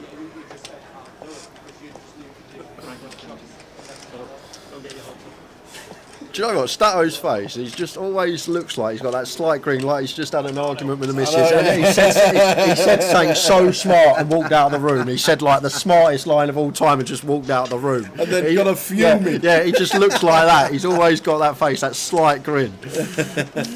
So, three-way to the flop. Mo calls with the sixes, wants to see 3. So, three-way action. Ace on the flop for Chris. Chris Johnson. Not what Stato wants to see. And Chris Johnson aware, not up against ace king. Mo can't have that hand, can't have ace 3, ace 2. So we've actually got the effective nuts here, Tower. Yeah. Maybe the one combo of trapped aces, but effective nuts for Chris, in my opinion. So just putting chips in the middle.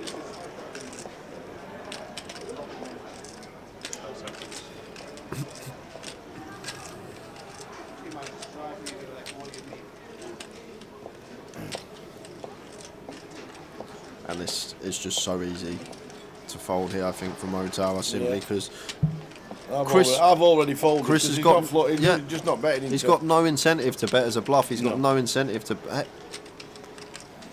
No. How big's the side pot? Well, I guess we're getting 4-1. Yes, called. This is optimistic, but maybe wants to see one more. Said he wanted to see 3. He wants to see 4.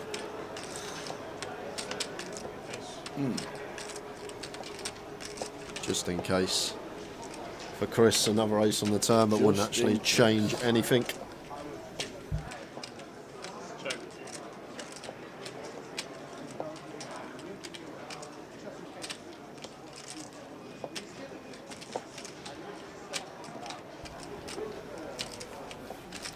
Chris now checks. And look at this. Chris is going to get absolute maximum. How? How, Tower? 6s should fold pre. 6s should fold flop. 6s should check turn when checked to him. Literally. Getting absolute maximum. Oh, unless there's a 6. Imagine a 6 on the river now. And it's genius. It's not. It's a 10. And nice the fact we got the ace of hearts as well, just in case ace 10 suited was out there. Only one remaining combo, ace 10 of clubs, that working for him now. So Mo surely has to check here. Come on, let's play one street right, Mo. Let's get one street correct once we get here. Check it behind, my friend. Yeah, there's the check.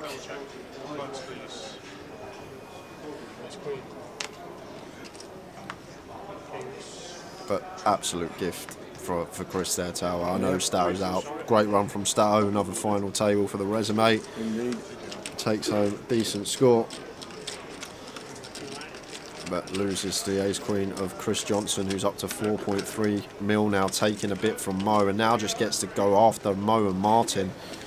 See open, table 13. But then saying that, Tower, obviously always say about ICM, the other player needs to be aware, and just seeing that hand that Mo's just played, he's not going to be aware, ICM aware, so maybe we don't actually want to go after Mo as much, maybe just target Martin, because it's all good putting pressure on and free betting some ace X and king X and just being aggressive against second and chips, but if second and chips plays back when they're not supposed to, it all goes out the window. Well done, Stato. And then here's 4,300. Now locked up 4.8. Chris Johnson in pole position now. Got an extra few chips that pot he shouldn't have got, but he won't mind. He'll just take it in his stride.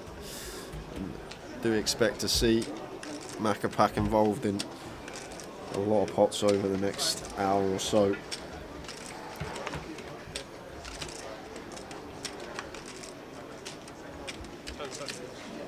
And Queen 7 of spades here. Awkward one for Rob. Just sub 3. We've got one more hand as a freebie after this one.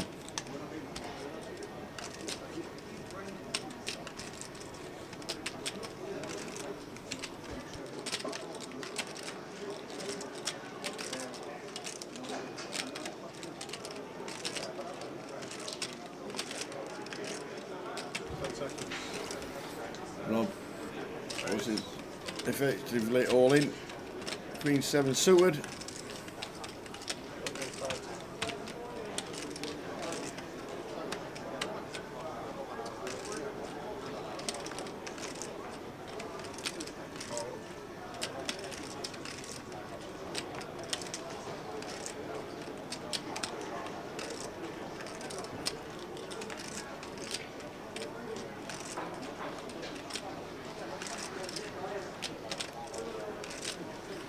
Ace King for Mo, and he's going to be taking Rob out.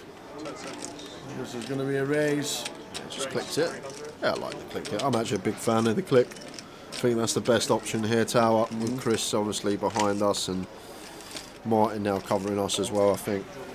Love this from Mo. And obviously Rob going to have to call off for his last 40k, and he'll like what he sees. 2 live cards for Rob Duras. Yep. Queen 7.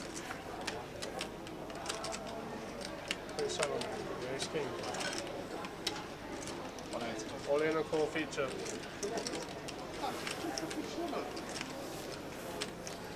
There we go.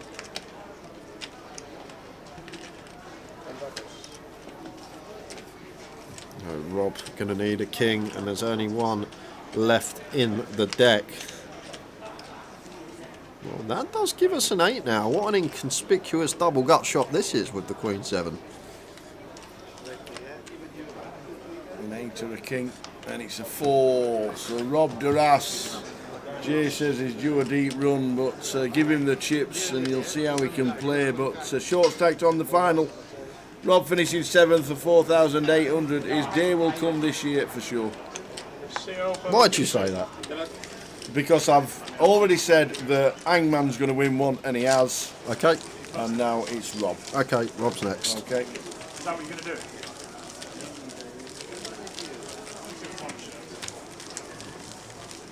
So if everything's going to plan, Tower, seat 1 out, then seat 2. Well, seat 3, then seat 2. Mukhtar sitting there with seat 1, 2, 3 all gone, and the short stack.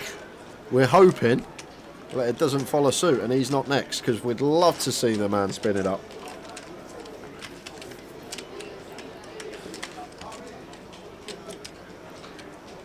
It's getting a bit lonely down that left side of the table.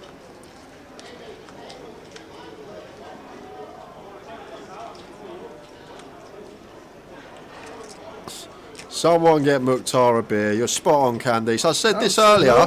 He turned to coffee. He was absolutely crushing. He had Guinness in hand. He'd order another one. Crushing. Hero calling Ravi with ace high. And then he got the coffees out, and he's just a changed man. As soon as that coffee come out, it's been a different player. It's not the Mukhtar in the picture. Is it not? No, it is. But I'm saying this is Korsman. Yeah, not the Korsman, the Mukhtar. It's not the cause, man. And Chris just gets to do this, and everyone behind him has to play so tight here. Like Nathan, ace-8 suited, but Mukhtar's forced in the big next hand. Just get rid of it and make our ladder. Just fold it and make an extra 500 quid.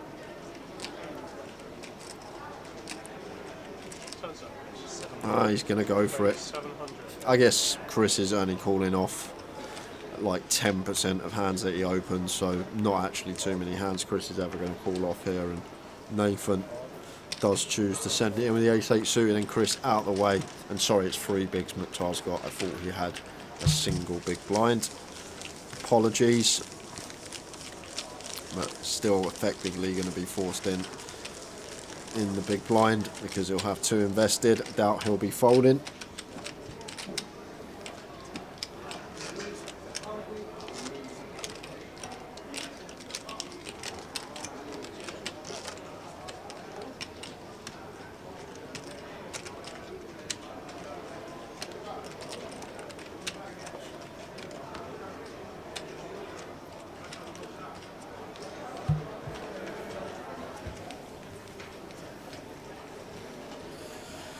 Yeah, exactly, Joylo.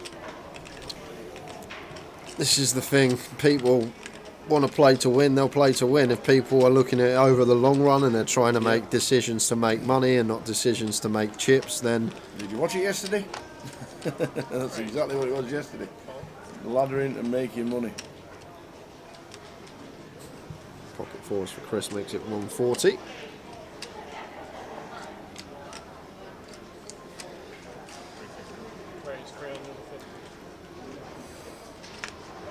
Chris is probably like, what's going on? You guys do realise Mukhtar sat there with a big blind now. You're not supposed to be free betting me. And this just has to be super strong for Martin Tower. I may find a bluff with an ace-5 suited or something. Macapac's still going to come along. Makes the call versus the 2.5x free bet out of position with the fours. Might have just let this go, Tower. I know we're getting a lovely price, but like Martin should be so strong here. 7-9 flop, 7-5-3. Check.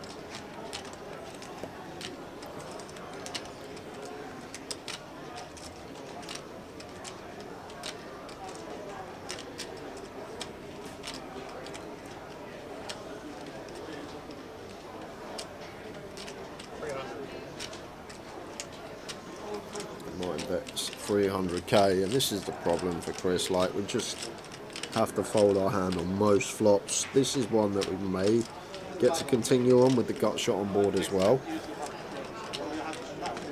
I just think Martin's just going to be aces or kings here, just almost always, Tower. Ace king's just probably going to send pre, even for 25 bigs.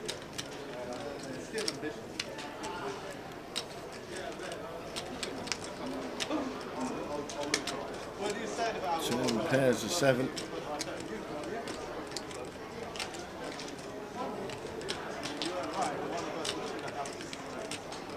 Check, all in fold, I guess. I just think Martin's always got aces or kings here, Tower, once he free bets Chris, and Mukhtar's got one big blind left in the big. I just can't see it being anything other than one of those two hands.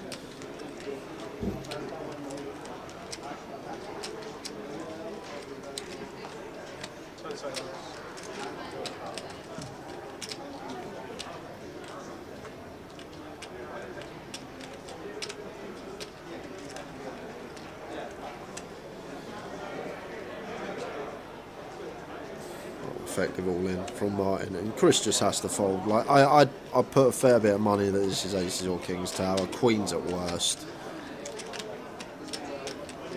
I wouldn't have called the free bet in the first place as Chris. I know sometimes we flop a set and then we win. We got over half the chips in play and we're big favourite to take it down.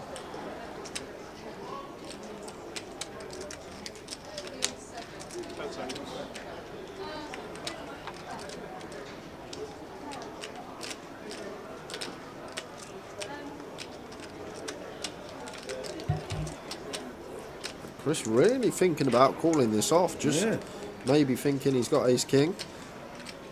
All I can think is right behind to just about everything else. Ace king, ace queen, he has to put him on that, but I guess ace king of hearts, ace queen of hearts we beat, but we're basically 60% at best against them hands with the heart draw, the counterfeit outs and the pair outs.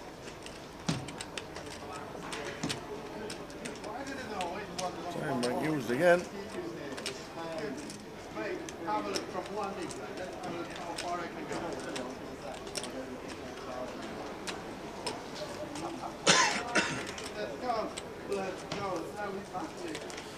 And the Sunrunner asking about the Saturday flight.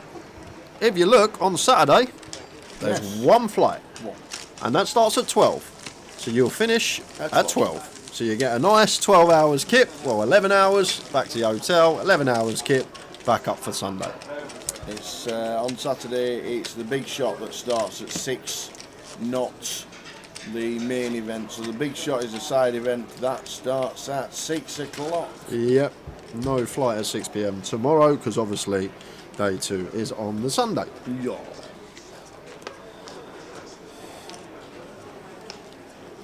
If me and Tower were still here at 6 in the morning Saturday night and had to be in Sunday at 11. There'd be 2 cardboard cutouts here at midday on Sunday. There would. Not today, Gilo. If we get any information, tokens, merchandise given to us from 888, and we can give it away. We will be the first to let you guys know. Yeah. Richard Burner says, "Where's Macapacker's nickname?" Because he looks. I don't even know what Macapacker is. All I know is his online name. Yeah, it's his online name, Macapack, ain't it? But what is it? I don't know what it is. It's just his online name. That's what I'm saying. Macapacker is his online name. He's been that forever on every site he plays on. But I don't actually know what a Macapacker is. If anybody wants to inform the team. As Mukhtar is all in, Mitch on the button, just jams it in. Mukhtar says, "I've got ace 10. Does the crowd favourite survive?" Not at the moment.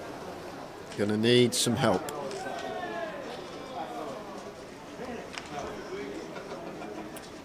And it's a king, so we've got an ace or a queen or a 10 for Mukhtar to hit. Does the crowd favourite hit? No, it's an 8 of diamonds. Oh, Mukhtar Ahmed taps the table. Thanks for coming. The thumbs are up. Needs a Guinness. That's all it was, Tao. As soon as they took the Guinness away from him, that was it. 6 for 5,300. Macapacker is a character from In the Night Garden, a toddler's TV show similar to Teletubbies. Thank you very much. Yeah, he has got children. I think he's got 2. He has got kids. There's Macapacker. Thanks for all the replies. Craig Eaton, James Atkin, and also to Mark Andrews watching on YouTube. And oh my lord as well. So thanks very much. I know the Secret Garden. I remember that. The Secret Garden? The film. With who plays Professor McGonagall in Harry Potter? I don't know that either. I'm terrible with names on TV programmes. Absolutely shocking. Yeah, guys, it's fine. I'll double check, but I think so, yeah. Maggie. Maggie Smith, says Simon Benson. So they're just having 2 minutes to move the stacks around. What they're doing is they shout to floor when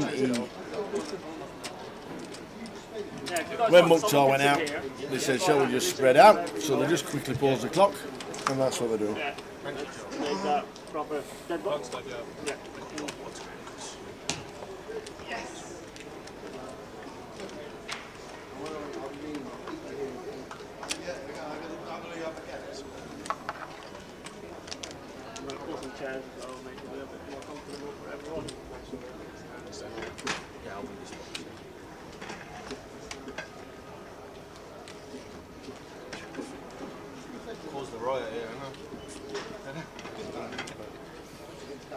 So we're on 5.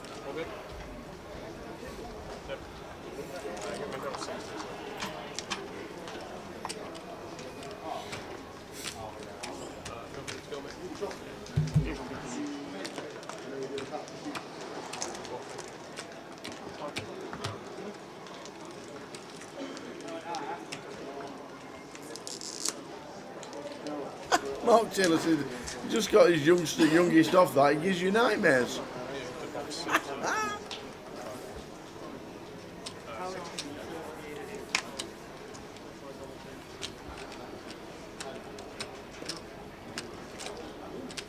Oh, Captain Pugwash was a classic. Absolute classic, Captain Pugwash. You know, Mega Knight they used to. Top Cat was a dream. Top Cat was great. Remember the Arabian Nights? Size of an elephant. So the move round. Moy's on the left in seat 2. Chris Johnson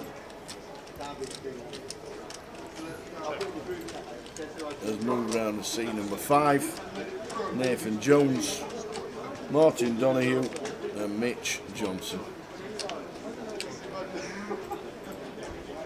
The final 5.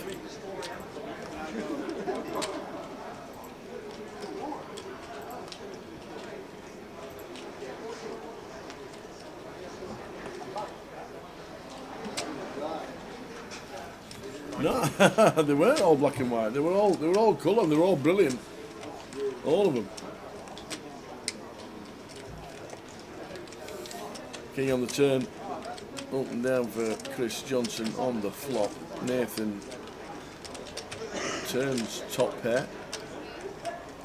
Better 90 and a call. Rivers 2.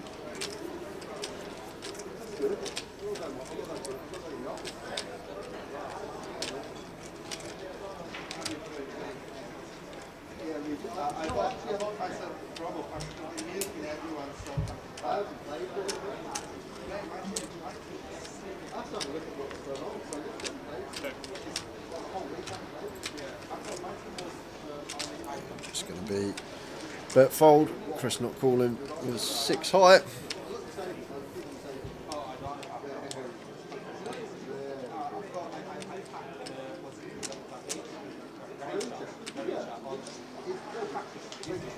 There's the bet and just a snap fold from Chris. Already knew what he was doing.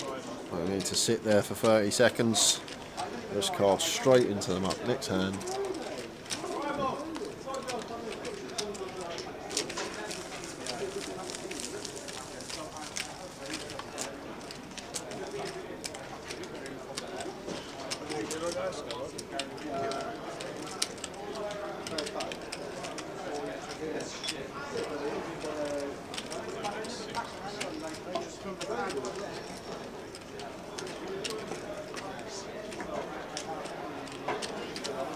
Five players left in the high roller. Points for the new UKPL.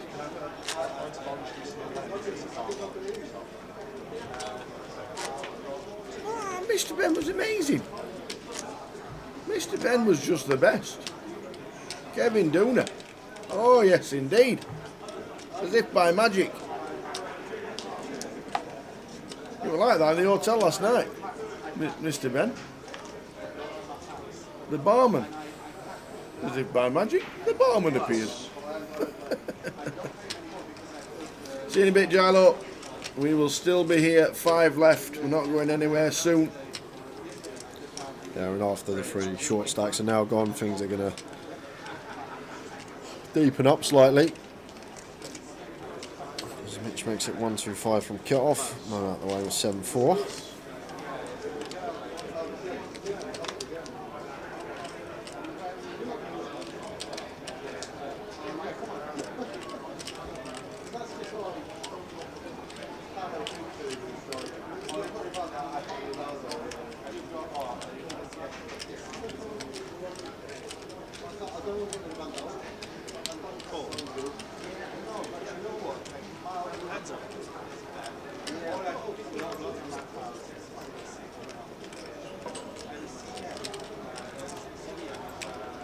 Jack.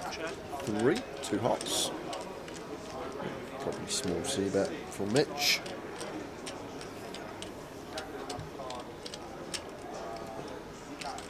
Snap fold from Nathan.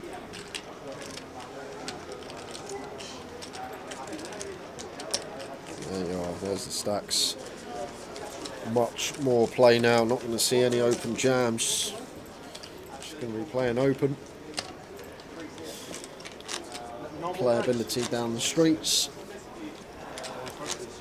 Would you like a tea? Oh, you know what? Oh, here we go. Yeah, I'll have a tea, please. What were you going to think? What were you going to say? I might have had a coffee, but I'm going to leave the coffee for an hour. An hour? Yeah.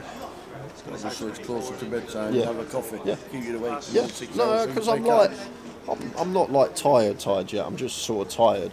So when I would get to like in between tired and tired, that's when I'm probably going to. Can you have let the us know coffee. when you're tired? Yeah, I'll let you know when I'm. Well, hopefully I won't get to tired because when I feel like I'm about to be tired, when I'm tired, then I'm just going to get the coffee then, so I'm not tired and end up just feeling tired. So I go out to go and get the teas, and then tell me when you're tired, so I can go out to get the coffee. I'll let you know. I'll let you know. Chris on the barn makes it 150 with the 6-4, and Martin defends the 10-6 of spades. And probably going to be C-bet from Chris. I'd love to see a little raise here from Martin now.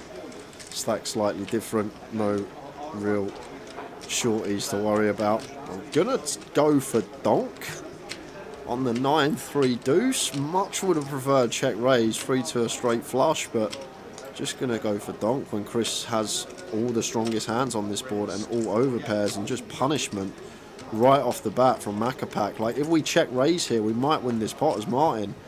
Now, from leading,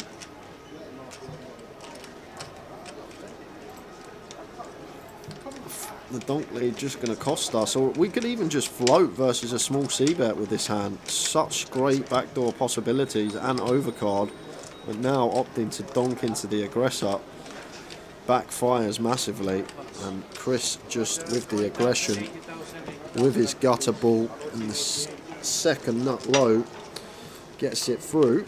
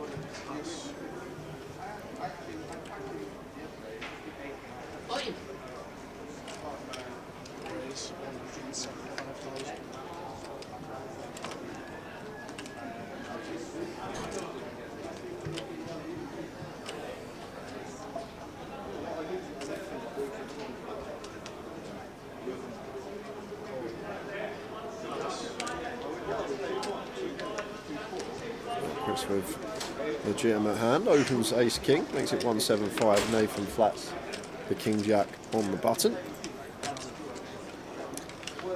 Not the biggest fan of this one for Nathan. 15 bigs to start the hand. We can just fold, we can also jam over Chris's open. There's a similar stack to Mitch now at the bottom of the pack. It just goes with call and Chris flopping trip aces. Let's see if Chris can find the check here, Tower. Not going to check, and it's just going to go with c-bet.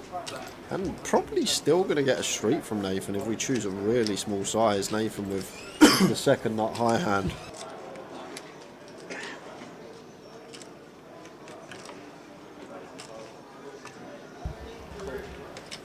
We've also got some backdoors in terms of diamonds and Broadway.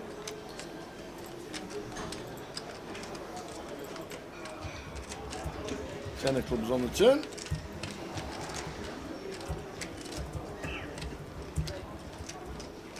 I guess Chris just going to try and get this in over 2 streets now.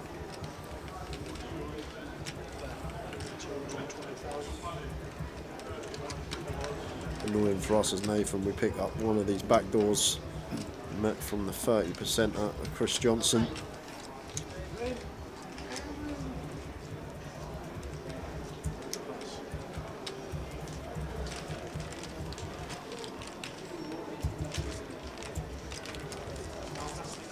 What clock are we, Tower? There's so many up there now. We're the bottom left, I think. Bottom left. I think we're the bottom left. Okay. Lines have just gone up.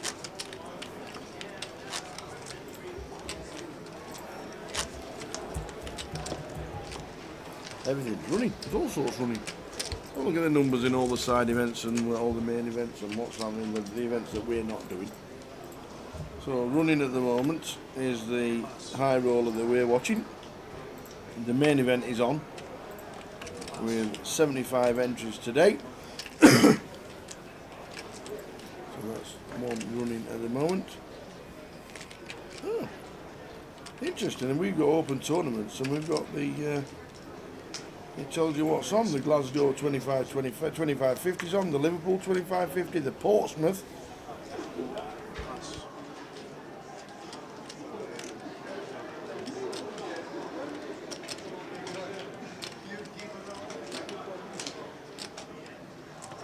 Yep, and the Luton 2550 is on, and the main event cash out satellite is here with 49 runners. Prizes, oh, not telling the prizes just yet in there, but guess who jumped in to the cash out satellite less than 20 minutes ago? Terry Jordan. Mukhtar. Oh, Mukhtar.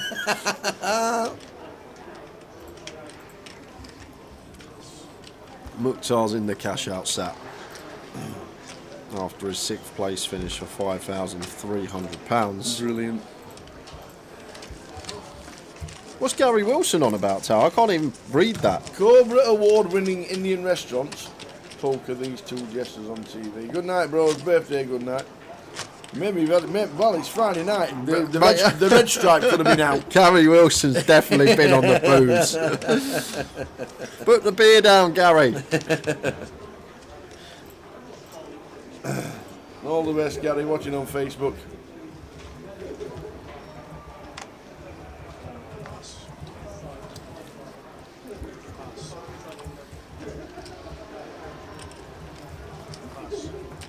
Who has the most earnings? It'd be Mitch, wouldn't it? Mitch or Macapac? Definitely Macapac online. Yeah, I'd say it's very close actually, Tower, between Mitch Johnson and Macapac. Yep.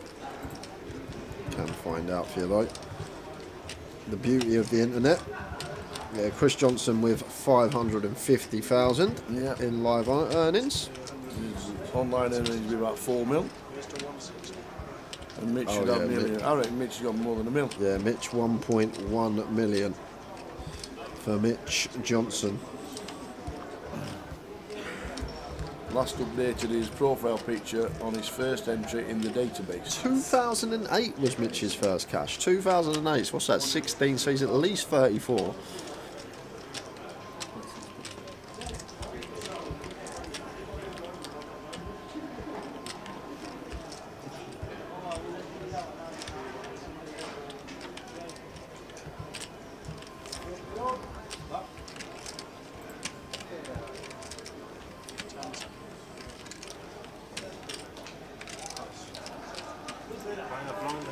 Jim Marlowe's been watching Traitors, but now he's here for the final 5. I've not seen any of season 2. I watched all of season 1. Thought it was alright. Nothing special.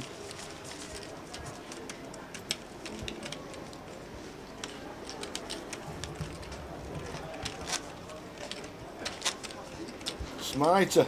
Beale out. Worst Sunderland appointment since Laurie McMenamin. Laurie McMenamin's a legend in the game.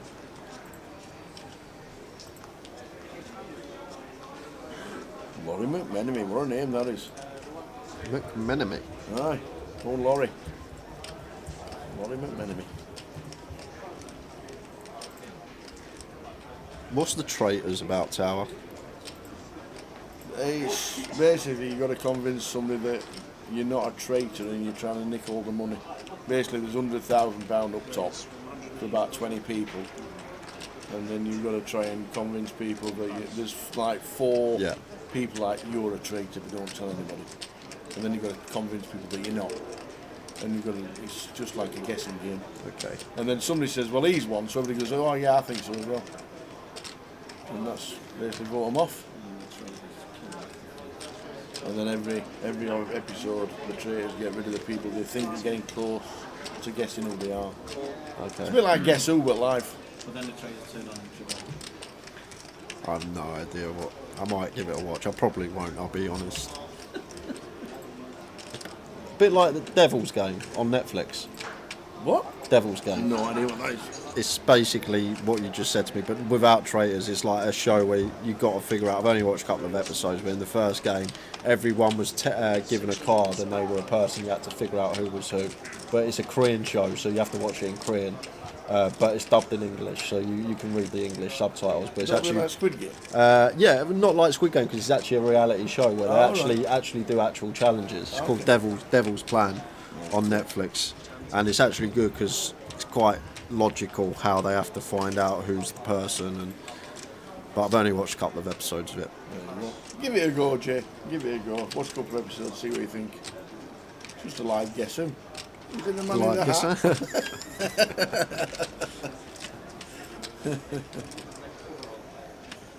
Yeah, the traitors vote off the people who are getting like close to finding out who they are. A lot of people like it. It was alright. So, time bank news for Mo. Haven't had much of this today, unfortunately. Whole card's not picking up.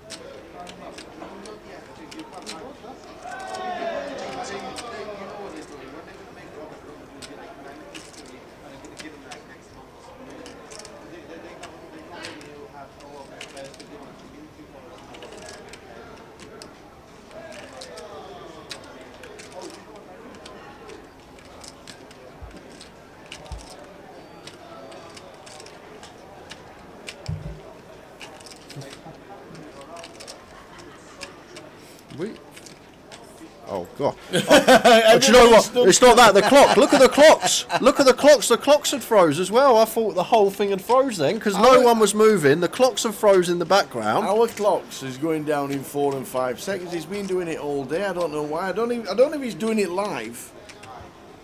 But it's quite interesting that our clock there on 1929 will say 1924 soon.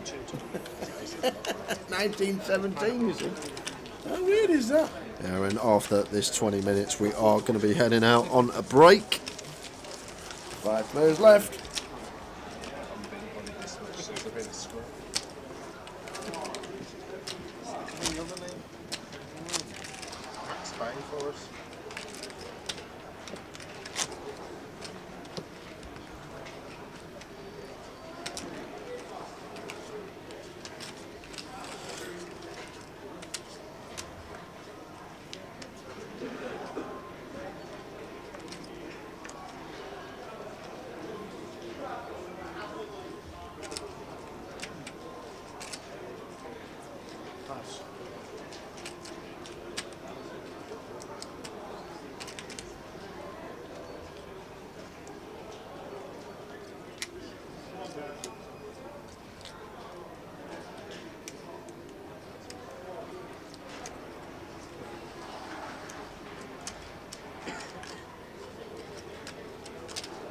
Where's 160,000? Pass. Pass. Pass.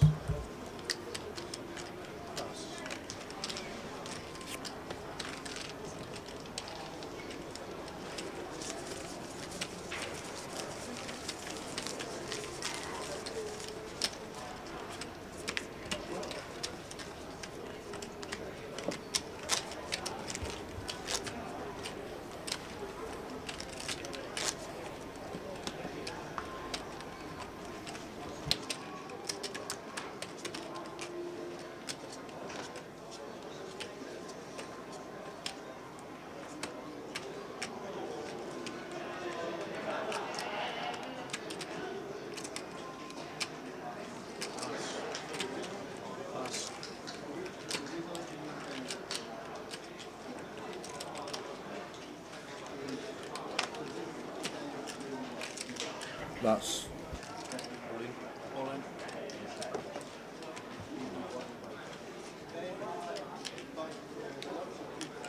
Pass.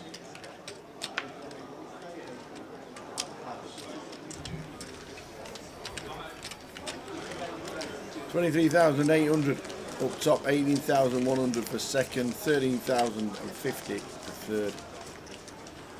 Fourth and fifth picking up nice chunks as well. First eye roller of the NPL. UKPL. Of the UKPL even. 888 Poker TV on Twitch.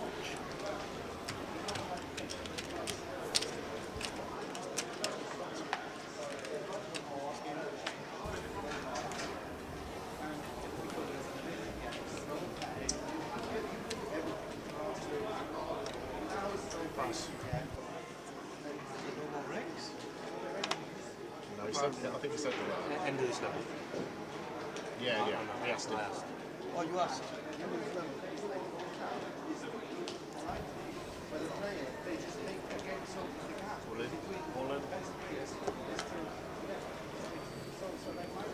Nathan in the cut-off. Just sends ace 4. Mine. May fancy calling this one off.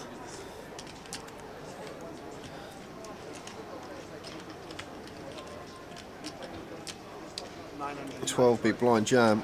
Will be some dominated ace-x in there. Will be ahead of some king highs and queen highs, flipping with a lot of pairs.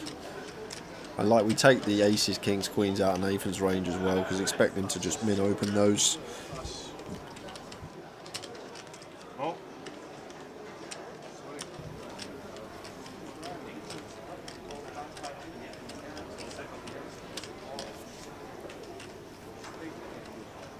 Over to Mo. Once again, cards not showing for Mo.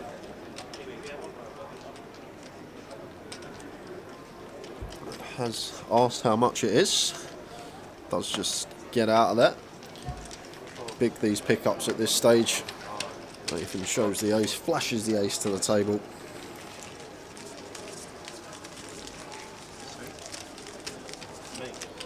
And yes, we are on a 20-minute delay. Was 30 minutes last year, trialing a 20-minute for this year. And so far, it's been good. It's just good as well, because if there's any audio problems, if there's something we spot, like a camera's been knocked, like we usually have to wait 30 minutes for the stream to catch up before it's rectified.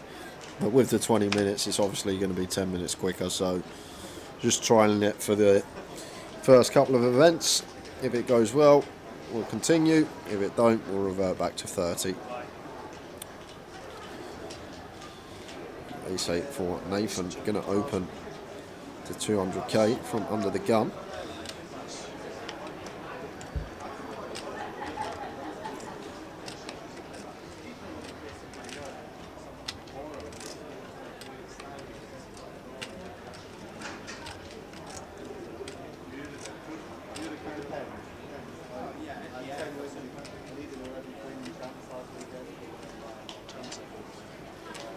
Under the gun open from Nathan, raises to 200.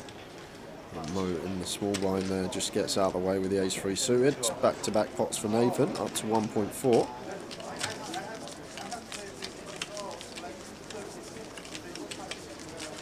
Yes, there's two separate leagues. The 888 UKPL and the MPL, which is running alongside the GUKPTs. The MPL, all points from 888 events UKPL go towards the MPL.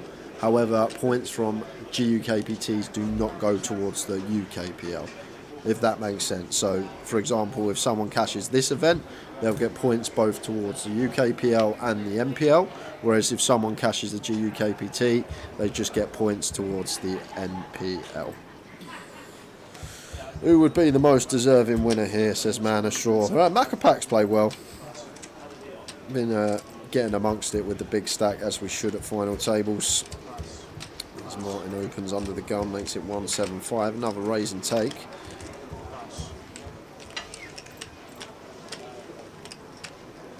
I'm a big fan of today's final table in terms of speed that it's played at.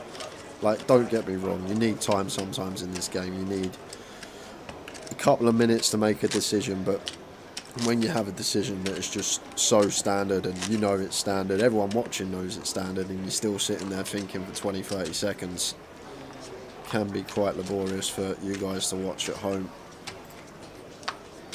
So much better when everyone is just taking less than 3 seconds with the trivial decisions.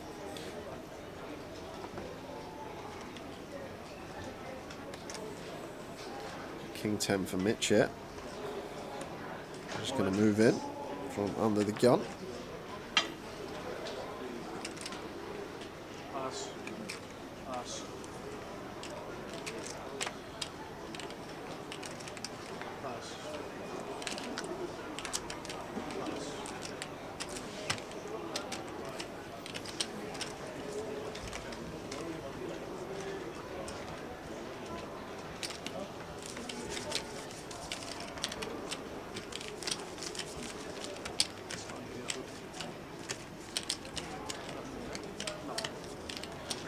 break in 10 minutes time. When we return, will be the 100k level. And because we're on a 30-minute clock, means the last level of that session would be the 200k big blind level. The level expected it to finish in. Obviously getting there a lot earlier because of how quick we got to 5-handed at the FT. That could potentially be 1 AM finish now this evening. We'll see how things go. We know it's poker, anything can happen.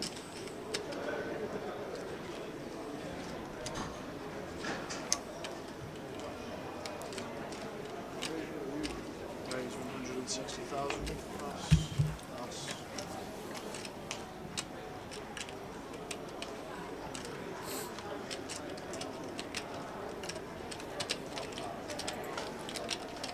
It's 10 for Martin here in the small.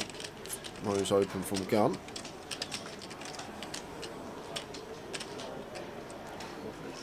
Raise to 450,000. Martin does go for 3-bet.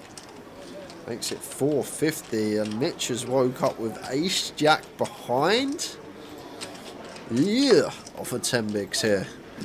What do we do as Mitch Johnson? Martin's 3-bet this gun open tower, that's the thing. Looks fairly strong from Martin here. Once he opts to 3-bet this ace-10. So this is actually a real tough one for Mitch, but always think in these situations it's better to just take the fold approach, wait for a better spot. Potential for Martin and Mo to collide, and with these two with almost identical stacks, potential to ladder and one to bust and get 4-handed. But we've already seen with the ace-jack before that Mitch is playing for the outright win in a spot where there was a 1, 2 and 3 big blind stack, and in terms of ICM we would have just laid the ace-jack down. So we know this man isn't fussed about the ladders and could be playing for the lots. So it wouldn't actually surprise me if he did put it in for that reason, tower. But personally, I would just let this go, wait for a better spot, potential for these two to clash and get 4-handed.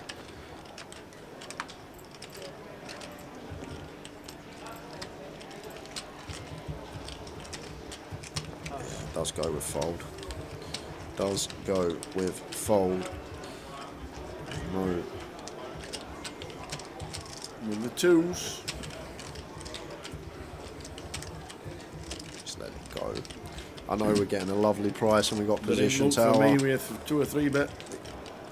Just chips so valuable at this stage.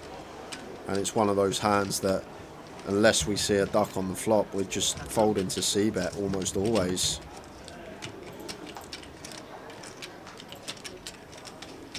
Queen, 8, Jack, all clubs. And now we just got to fold as Mo, and it's just going to be Martin. Probably will just shove this one tower for SPR 1.2 with heaps of equity. Put hands like Jack 10 suited, Ace Jack in the absolute blender. But it is going to go for the bet instead. Got 4.5. Yes, it is. And end a hand. And this is the thing. That's the problem with Mo calling deuces here. We only really like the flops that contain a deuce. Happens 1 in every 8.5 times. It's not going to happen too often. And then the times we don't catch that deuce, we can get bluffed off of our hand. And at this stage, we just need to keep holding them chips tower. Yep. I'm with you. I'd have folded pre, to be fair, to a 3-bet.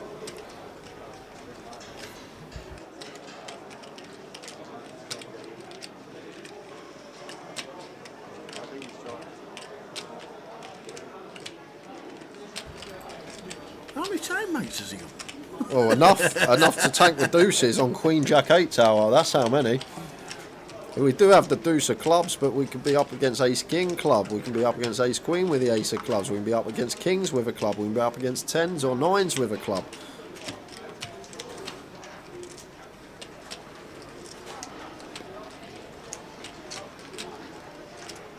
Oh, the old arms cross. I'm not convinced there isn't. Like the thing is here, Tower, the problem we got, even if we are winning and we're up against ace king with a club, yeah, we're actually losing. In terms of equity, we're losing. We're going to lose the pot more often than we win it.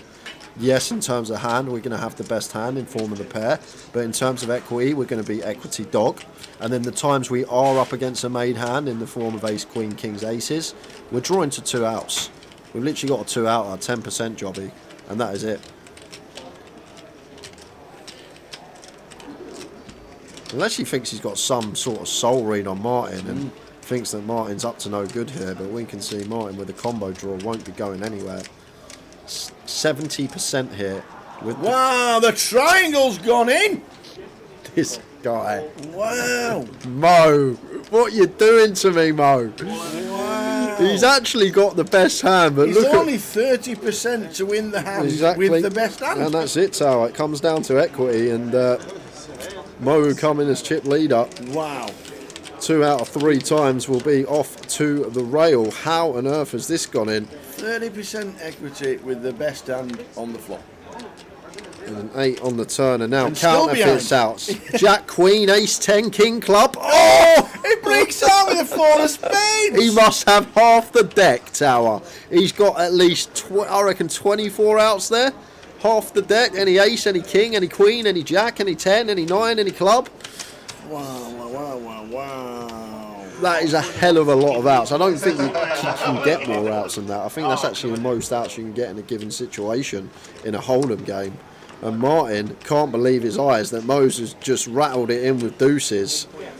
The stacks are nearly bang on level, so we are going to check them just to finalise the stacks.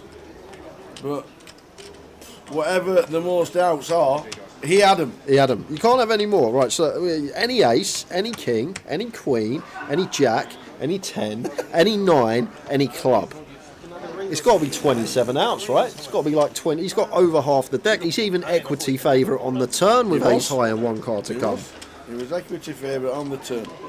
You can't get a situation where you have more outs than that and Hold'em. I'm trying to run it through my head, in my brain, but I think that's the most you can ever have in terms of outs. And I can't come up with a scenario. If someone can, put it in the chat, because Aces through to 9s and all the clubs. yeah, I can't think of a different scenario, Tower. Double gut shot. No, that's the same thing. I'm thinking King Queen on Jack 10 with another counterfeit out. You can't get any more outs than that ever.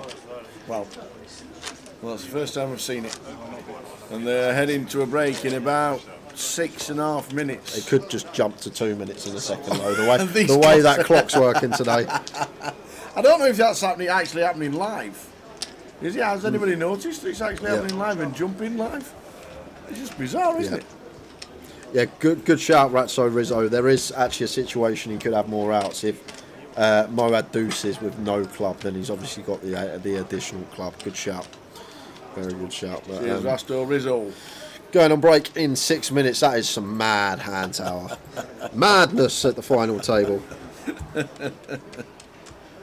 Oh, man. Wow, Mo still stacking chips.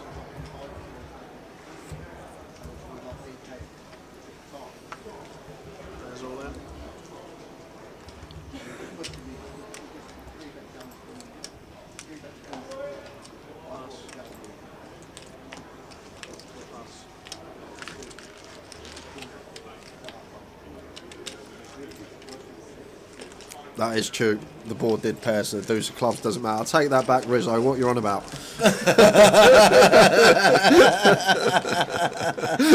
I'm joking, mate. Obviously, with the paired board, deuce of clubs with them in a boaty.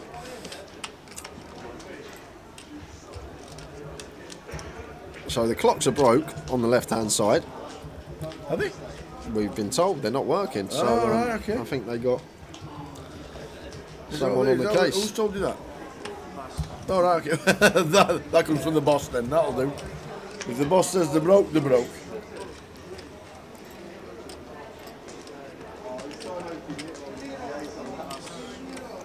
Be funny if when they're fixed, it's the million big blind level. Accidentally.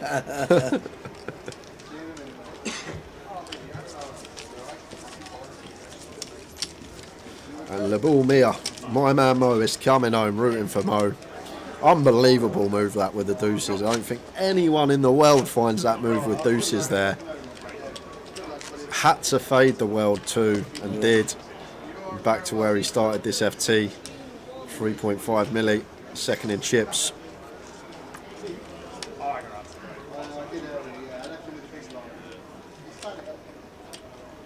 indicate the clock's not running.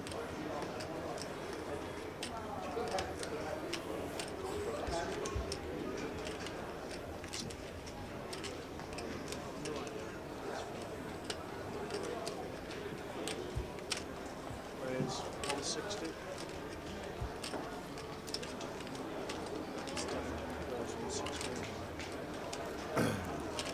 So 3 minutes we've been told until the break.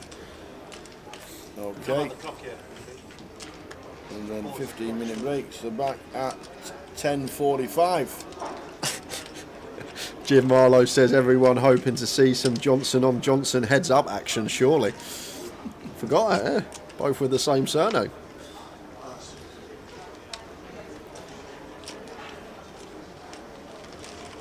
And who's going to win? Says Gilo. I think Macapac's got to be the favourite right now. Yeah, Chris Johnson.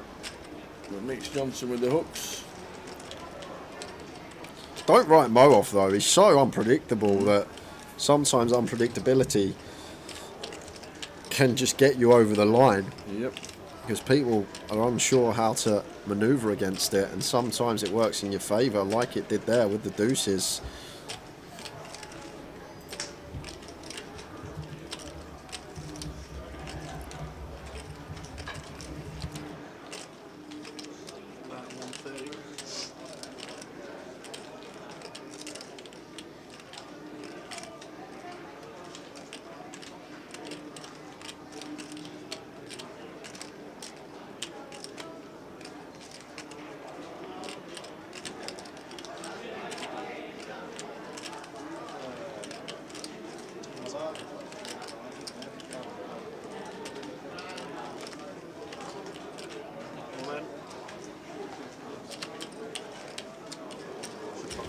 Check jam there from Mitch, checking it to the in position player and shoving over the bet from Mo. I think Mitch just recognising Mo likes to take a stab on check two, getting that extra bet out of him. If all players on satellite 1C, please return to your seats. That's 1C, please return to your seats. Thank you.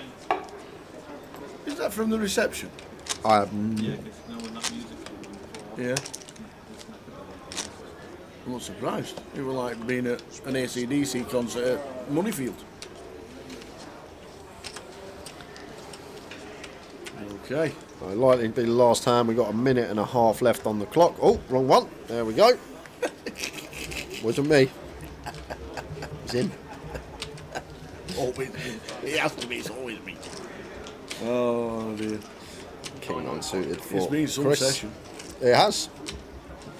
Does the clock get fixed? Yes. So we're back at 10:45 with more of the same. 5 players left in the high roller. We'll be heading to the break. Should see open here from Chris. I'm not sure of stack size of Nathan. No, he's not got less than 1.6 mil there. I was thinking 20 bigs of Nathan, like 14 and Mitch could just jam, but we got Nathan won a pretty juicy pot not too long ago. Oh no, he didn't. So I would have just open jammed this as Chris Tower. I would have just open sent the King 9 suited, but Chris goes for open instead. And this is the problem with open and why I'm a much bigger advocate for just send it into the middle here. Nathan 12 bigs effective. Mitch 19 effective. King 9 suited, great candidate to just ship it into the middle. When we open, we give our opponents the opportunity to do exactly this, and Nathan taking the offsuit. High-low ace-x moving in, and this will be the last hand before we go on break. And Mitch with ace-8 off here, going to get out the way. Now Chris, what do we do with King 9 suited with 2 invested and only another 10 to call? Come back after the break, Chris. Clear head. And this is why I think it's important to just recognise the stacks and why a jam's going to play so much better than an open. But there is the fold, and we are on a 15-minute break, guys. We will be back at 11:15 with another 2 hours at the final table. More antics. Okay, so what your mom, your dad's reaction watching you play for hundreds of thousands of dollars? I know even the day after, they're like pretty stressed out about it. My dad especially seeing like sometimes the dollar amount of these pots, it gets his blood pumping a little bit. Can you still play, like if you play small, does it bore you? No. Last weekend I went and played some 2-5 in Vegas, and I was like trying my absolute hardest. Yeah? So it's for you, is it? I just want to win. I was gonna say, is it less about the money and more about the competition? Yeah, I just want to win. Like I just want to be better than the other guy. I know so many poker players who, as they play bigger, if they were to play smaller, they just donk off, you know, 4 hands because they're like, yeah, I don't care, whatever. I think I still sort of remember like what the money means, you know? So I try to like stay grounded. Do you spend money these days? Or do you have problems spending money because you remember? I don't really like spending too much, but I did splurge finally. I got myself a car that I've wanted since I was a little kid. Wow, what kind of car? It's an M4. Nice. But I financed it. You financed it? Yeah. Did you? You didn't just buy it? Like, that's one pot for you. Nah, man. Why? It's good to have debt. Certain debts, you know, raise the credit score. I assume you're no longer living with your parents? No.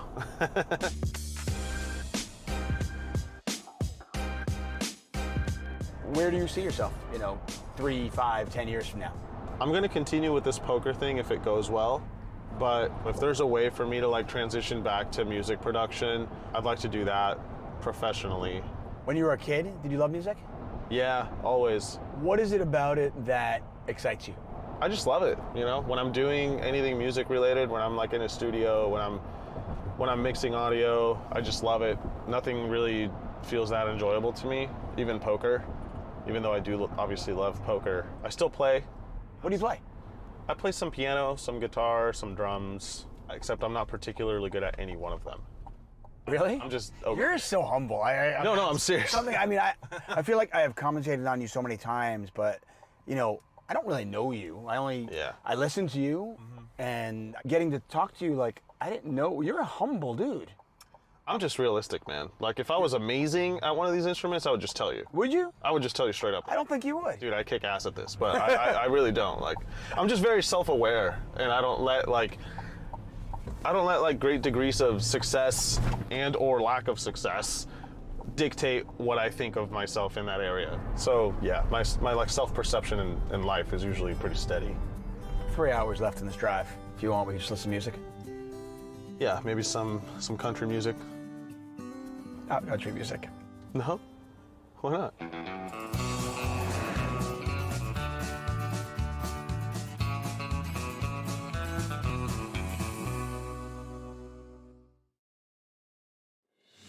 Here we go, we ready? Yeah! Let's go! Come on! Oh my god, the chip leaders want the nuts! There's a 5! No! Oh my word! Oh, all in. Queens versus Ace-6? Oh, wow. This is over.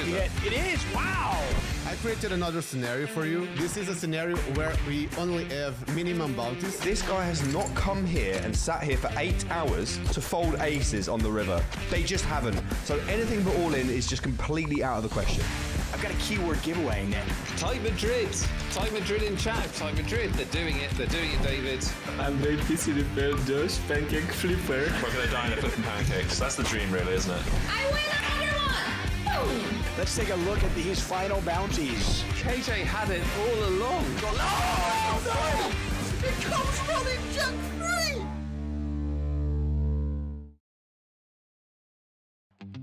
I'm Kara Scott. Join me as I get to know your favorite poker players beyond the felt and hear about the moments that shaped their lives.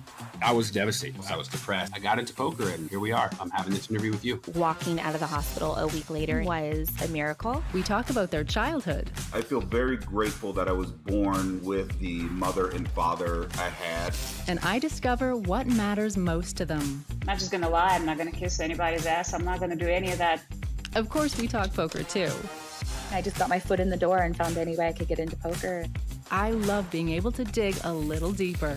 I don't let a lot of people into my heart. I really don't know why that is. And discover things you won't hear anywhere else. That's a degree of details that I have never shared with anybody publicly. Get straight to the heart of the matter on the Heart of Poker podcast. Available wherever you listen to your podcasts.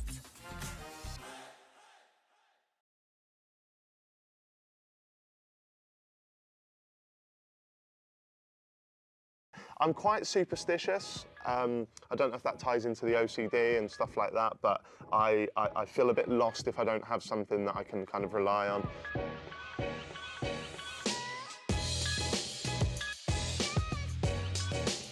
Hello, I'm Jackmate. I'm here with 888 Poker, and these are my 5 essential items to bring to any poker tournament. But before we start, everybody out there, please remember to like and subscribe to the 888 Poker YouTube channel, and remember, turn the little bell on so that you never miss an upload. So this is my first item, Nitol. I take Nitol everywhere I go because I cannot sleep to save my life. Traveling to all of these different locations for poker and my podcast and all that stuff. And my partner Fiona can sleep anywhere. She can sleep standing up, whereas I can't. So I need a little bit of help to get me through the journeys. I tend not to rely on it too much, but if I've got an early start the next morning, Nitol definitely helps. This is my second item, space dust. Now this is hair product. It's a fierce hold, matte finish, water-soluble formula. Let's face it, folks, I am not blessed in the looks department, so anything I can do to help this ginger mop, I will take with open arms. And I discovered this space dust by Crazy Bull a couple of years ago, and it just helps keep my hair in some kind of presentable form. Okay, this is my third item, not the iPhone, but more specifically, the iPhone Notes app. I could not live without the Notes app. I make notes about everything, no matter how big, no matter how small. So at the moment, a recent note I have here is extensive gym list. All right, so these are all the days that I've been to the gym. Not updated since April the 12th. It's currently, well, it's June, so this is very embarrassing, considering I've been working with 888 Poker for almost a year now, but I have the poker hands on a list. Does anyone else playing the main event this weekend have the poker hands on their phone? I don't think so. Okay, my fourth and penultimate item is this Bobby Moore PSA certified autograph. This is something that means a lot to me. I don't take it to every tournament, but if it's a big one and I need a little bit of luck, then I hope that Bobby Moore can bring me that. A little bit about Bobby Moore, he is West Ham United's greatest ever football player, arguably England's greatest ever footballer, and I do not think there are many of these in the world. So when I saw this come up on an auction website, I made sure I had to grab it. I'm quite superstitious. I don't know if that ties into the OCD and stuff like that, but I feel a bit lost if I don't have something that I can kind of rely on, and what better than to have the great man's autograph. It's PSA'd as well, which means it is the real deal. Okay, my last item, and something that I've only recently acquired, is this little Pokemon card. A basic energy Pokemon card. It is very tattered around the edges, and there's a reason why I bring this. And that reason is, I am very fortunate enough to have a very lucky and outlandish lifestyle. I go to London, I interview some of the biggest people in the world, I get to play in some of the most exotic poker tournaments in the world, and when I go home, my mates humble me a lot so that I don't lose my head. So Logan Paul, we all know Logan Paul, love him or hate him, he's there for us all to see. He wears a $3 million Charizard around his neck. So I have the cheapest, most basic Pokemon card I can, and I'm going to send this to be PSA'd, like the Bobby Moore, and it's not going to get a very high score because it's all bad, and I plan on putting this on a necklace around my neck. So if ever I lose my head or forget who I am for a few seconds, this basic energy can bring me back to Earth and make me remember that I am no different to anyone else out there. I've been Jackmate, here as always with 888 Poker, and those were my 5 essential items to always bring to the poker table. And remember, always give off basic energy. We can get a shove here. Yep, there's a shove. There's jacks. And there's a jack, but there's a flush draw. Oh my gosh, the board pair?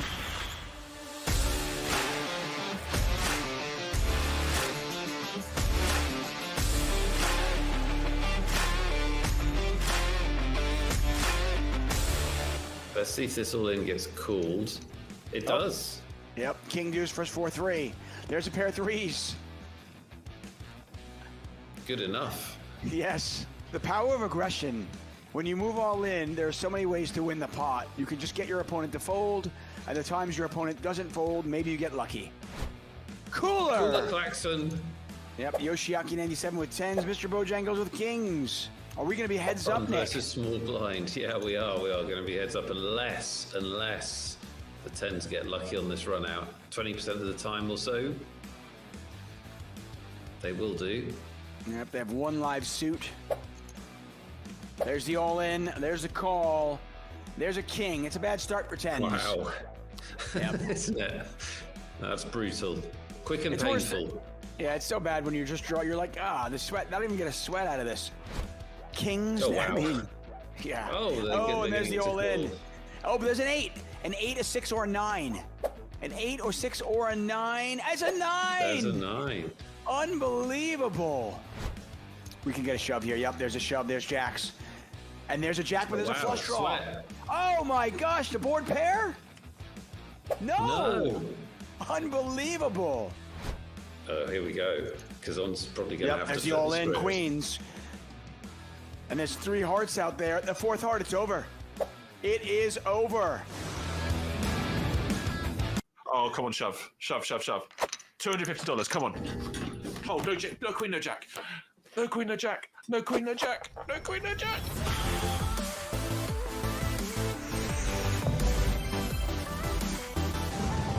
Come on. Okay, I'm good. Hold. It's totally dominated. Hold. Oh, no! That's Not again. No. No, so no Okay. It totally dominated. Even more than before. Oh no! What's happening? I don't know what's happening to me, really. A new tournament is like a new day. Everything can get better. Okay, it's queen against king 9. I'm not gonna say anything. Okay, there we go. Let's go. Well done, man. Okay, I just need to keep quiet. Okay, Josh, you can continue the rest of the presentation for this blast off. This feels like an easy value bet. The question is, do you want to like go really big or just like 2/3 big? Because we have like the nuts, right? The nut king. They shouldn't be checking back an ace on the 10. So like, yeah. How big do you want to go? How was the action? I check floppy bet 1 big blind, turn check.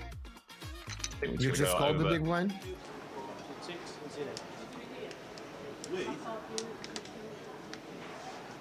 Don't touch. Don't.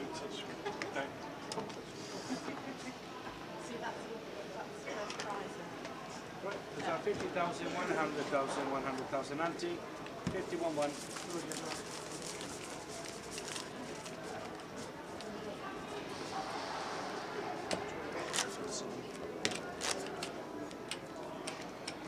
Let's do it again.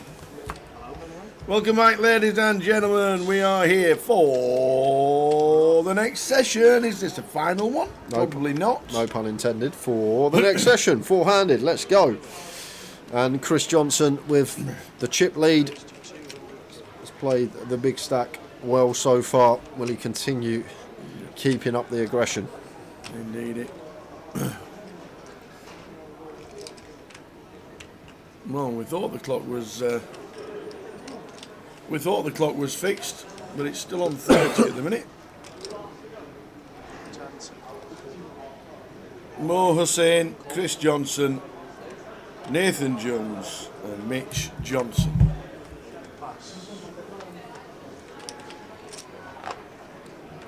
So off we go. Chris under the gun opens to 200. Nathan flats the queen jack. Over to Mo in the big blind.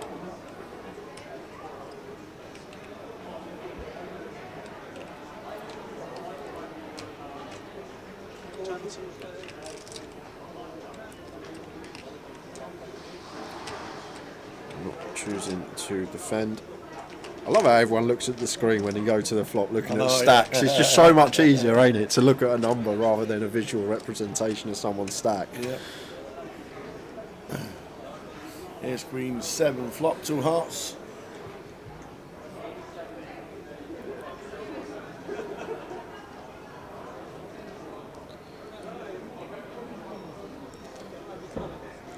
Chris continuing with the King 8 suited.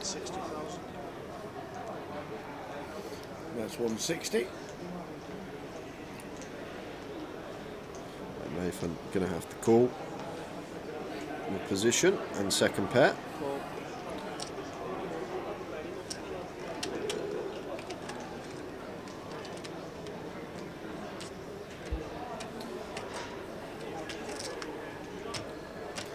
Five of clubs turn after a call from Nath.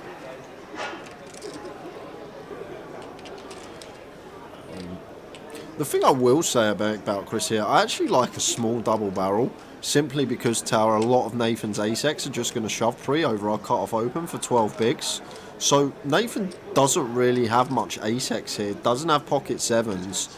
So the best hand Nathan can actually have is like what he has, I guess. Maybe a queen-jack, a queen-10 suited that didn't elect to shove. So does go for the small double barrel, and I am a big fan of this Tower. And just simply because of the pre-flop ranges, Nathan doesn't actually have much ace-X, whereas we will have plenty. But Nathan, non-believer, calls again. Now let's see if Chris has got the triple in him, Tower, with the King 8 of spades here. On a non-heart river, I'd love to see Chris unload. Oh, or just ping the king. Yeah, now it goes check, and we win anyway. Yeah, check, and he's just going to say the bad news, Nathan. Shake of the head, he can't believe it. He can't believe it. Called correctly twice, gets rivered. Chris up to 5.1 mil. That's what they're playing for. 9.1 locked up, 13,050. Players from satellite 1C, please return to your seats. That's 1C, please return to your seats. Thank you. There's Mukhtar, jumped in the main event. In fact, the satellite he jumped into. Chris Johnson building his stack. 5.1. 3 mil to more. Nathan 775.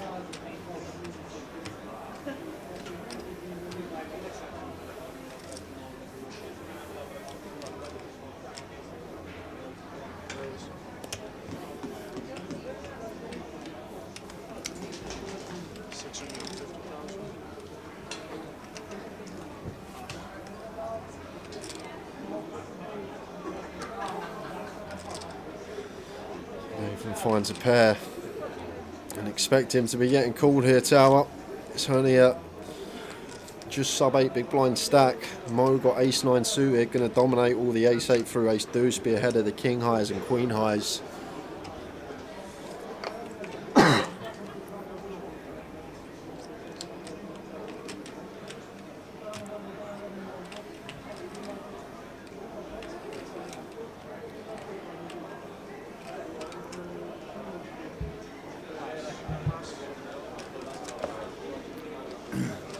Chris just hands in the blinds. 10 bigs at the bottom. Nathan Jones, Mitch Johnson sat patiently in seat number 8.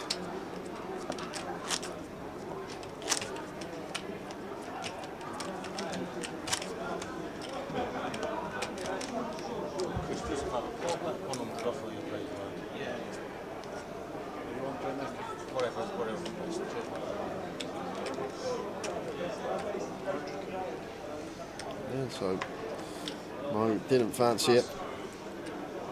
Thought he might call that. Maybe just happy to cement the second in chips now that we got Mitch and Nathan there.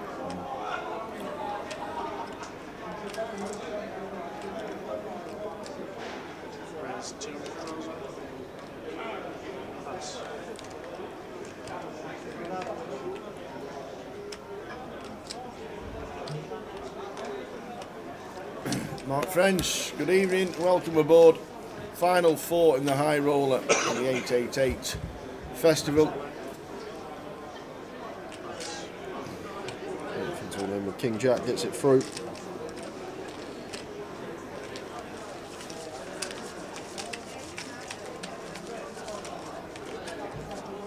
to have you on board. Down to the final four, playing to a winner.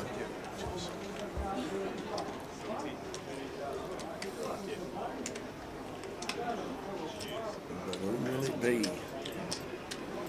Here comes Brian. Poor Brian. He's gonna. Poor Derek. Who is he? Yeah.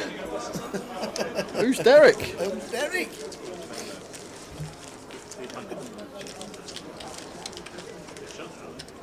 You weren't checking his ID, No, was I you? wanted to know his name. Oh, you and where wanted he to know came his from. name. Oh, okay. Yeah. And he's from Hong Kong. And he came over to do some super duper maths degree or something. Super duper maths Oh, degree. he's a proper clever kid. He is. He is indeed. And a very nice lad. Ace King for Mo. So as you saw there, you're just nipping out for fresh air? Yeah. What's it like? Yeah, pretty cold.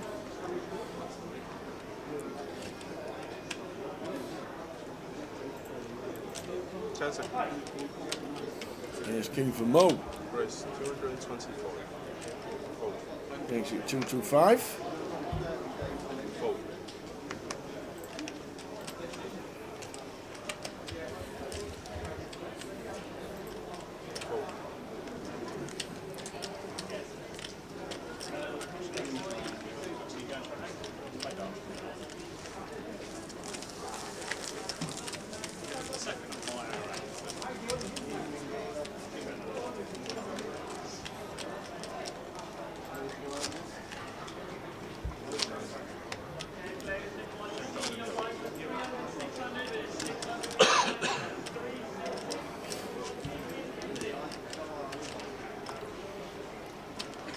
So on the final four. Tomorrow we have the main event. The £560 main event. I think it's going to be busy tomorrow. Side event starting at 6. And the main event starts at 12.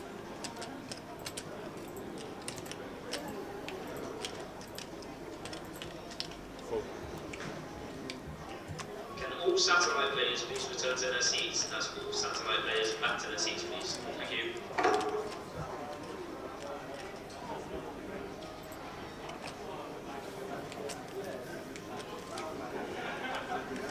Mitch with the Jack 9. Players all in. Says all of it. Oh, we have an ace. We have chips. 12 bigs to call. They're going to be in front of Mitch's shoving range, but just because we're in front of the range that shoves doesn't necessarily mean that it's going to be a call. Sitting second in chips quite comfortably as Mo. If we call here, double Mitch up, suddenly we become short stack just below Nathan. And this is the point where ladders do start to get juicy. 1.2. 25. Let's see if Mo wants to run it. Nope. Let's it go.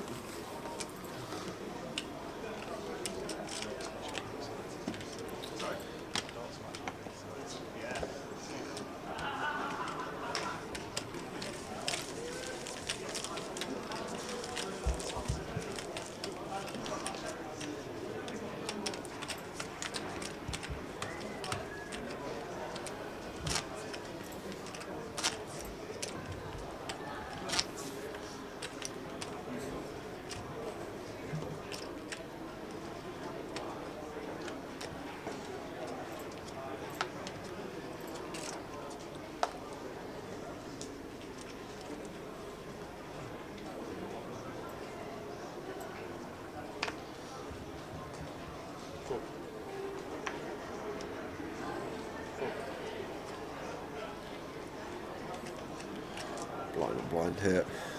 86 off, could still complete as Mo, but as I say, do need to proceed with caution against this man on our direct left. Does just give Mac a pack the walk with the chip lead, understandable.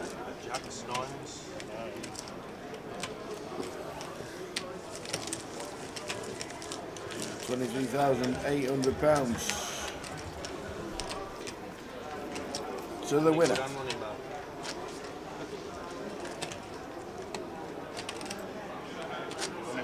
When you get down, get away.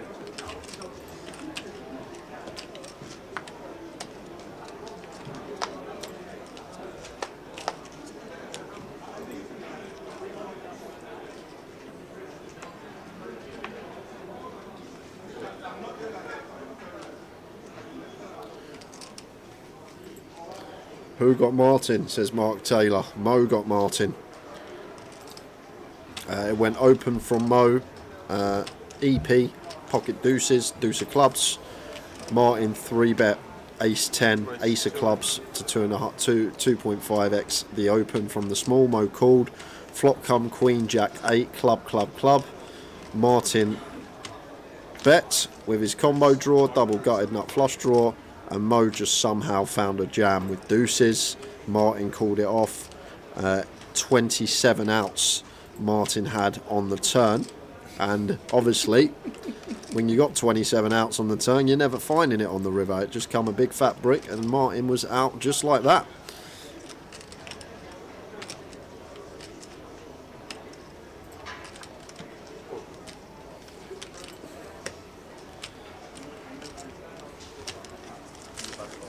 Top M's. Mo, Mitch, Martin, Mukhtar, Mal. The M Club.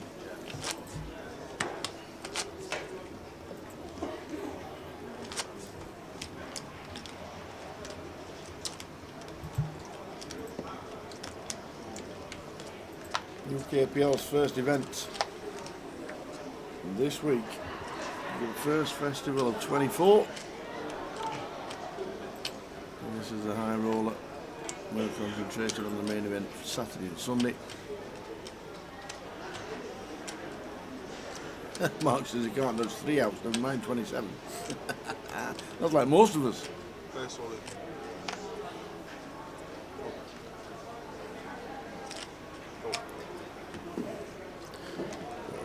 Going to see a lot of this from Chris. Folds to him on the bar and he gets the shove very wide into these 12 and 9 big blind stack. Once Mo folds, just gets that one through with King Jack.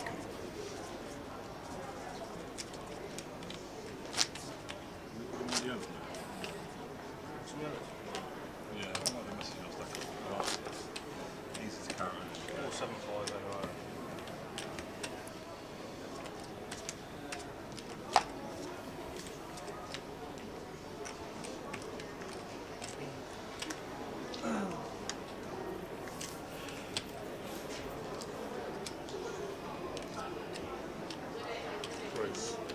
250. Fold.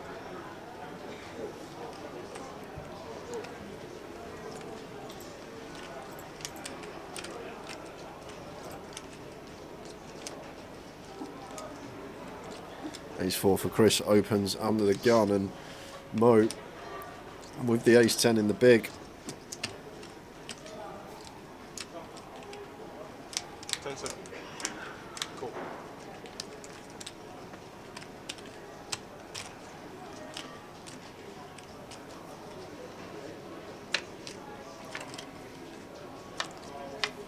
More with the ace 10. 8, 5, 6.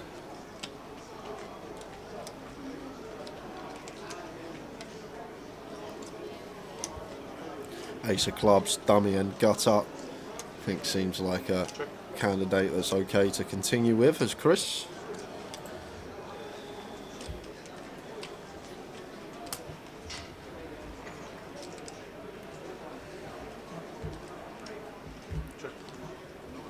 Goes for the check behind. King of spades turn. Probably hand over tail up. I think Chris Johnson should be winning this one. Check from Mo. Should be checking on this king turn. Very good for Chris's opening range, but Mo got other ideas, leading on the king. He does actually have the best hand. 225. Goes for 225, and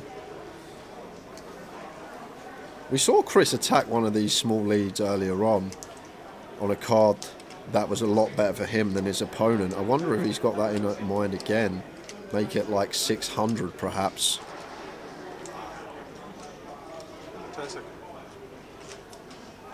Love it. Very nice. Yeah, this is nice from Chris. Just sort of recognising here. If Mo had a strong hand, he's going to check over to us on this king because he expects us to bet this king. So once she leads, I think it actually makes his range look a lot weaker. And Chris with the ace of clubs in here, potential to barrel off on club rivers. Still got the dummy and gut shot, also blocking 4-7 suited. 10 seconds. And Mo going to have to get out of the way now, and Chris Johnson gets Mo off the best hand, playing Very some nice stuff. Very nice indeed, Chris. Over 6.2. Mo second in chips on 2, and Mitch and Nathan 11 and 9 bigs respectively. Played this FT very well, Chris, so far. Obviously, a couple of hours to go, I reckon, still, but credit where it's due for Macapac. I think he's making some very nice plays, like there, for example, probably not in the book, but down to exploit. So just a very nice exploit raised there on the turn. Just recognising that Mo's probably never leading a strong hand because he expects us to bet on this king. So therefore, when he leads, maybe just going to have a lot of weak draws, maybe some weak one pair hands, and just attacking that.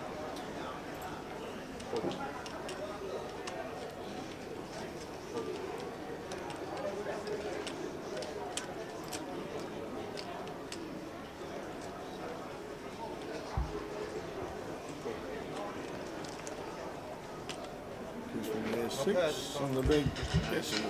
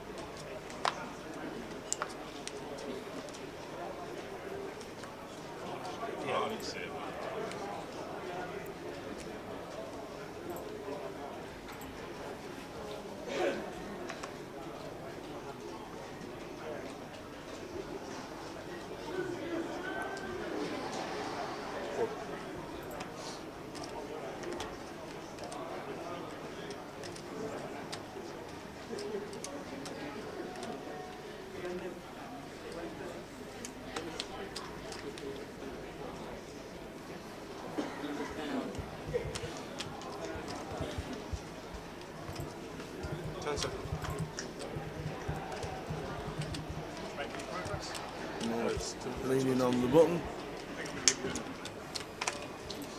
Mitch out of the way.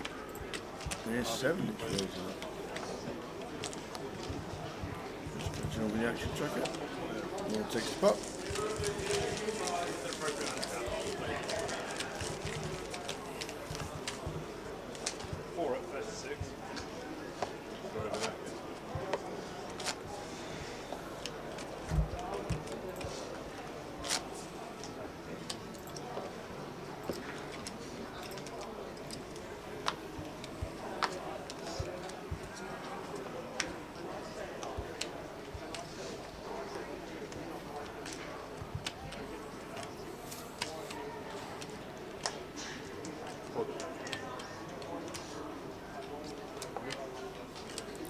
Very nice here for Chris, just open shoves button. Going to be doing this with so many hands.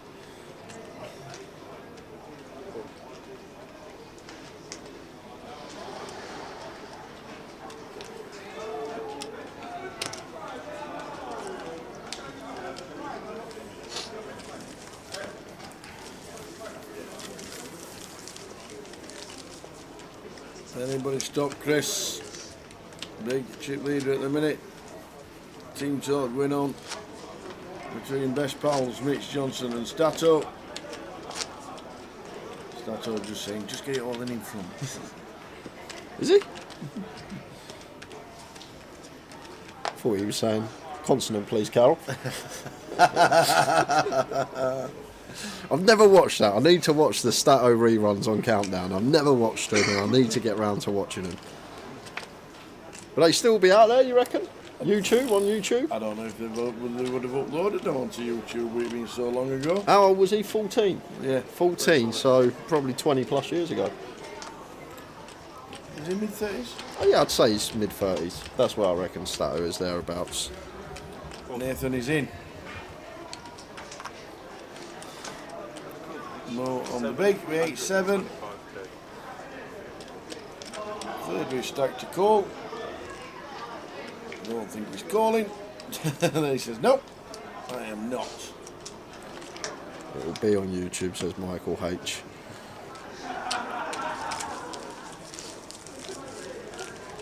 If you had to pick a quiz team of poker players across the UK, nothing to do with poker, but if you had to go to a pub quiz and you had 4 players you could pick for your quiz team, who would your 4 be, Tower?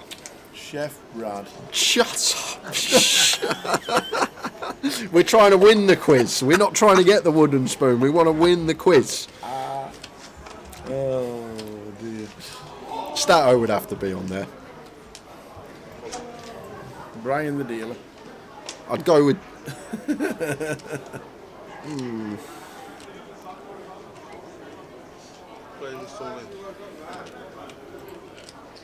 Mitch showing King 9 suited. No, with the A6 off. Not going to be calling. Over to Chris in the big blind. Ace 5 suited. Will be calling for 9 big blinds. Going to ask for a count, but doesn't even need it. Makes the call promptly. And going to see he's in front. Are we going to be down to 3 players?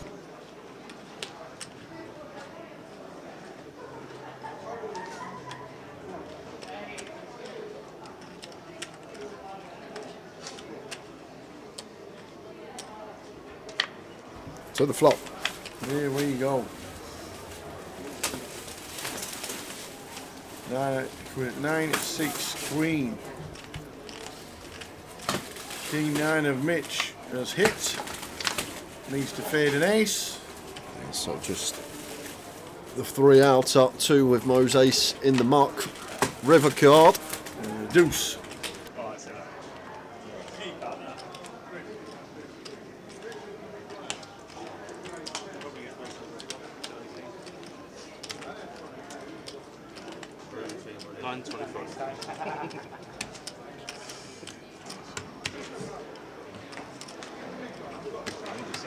Out loud, actually. You don't realise you're doing it.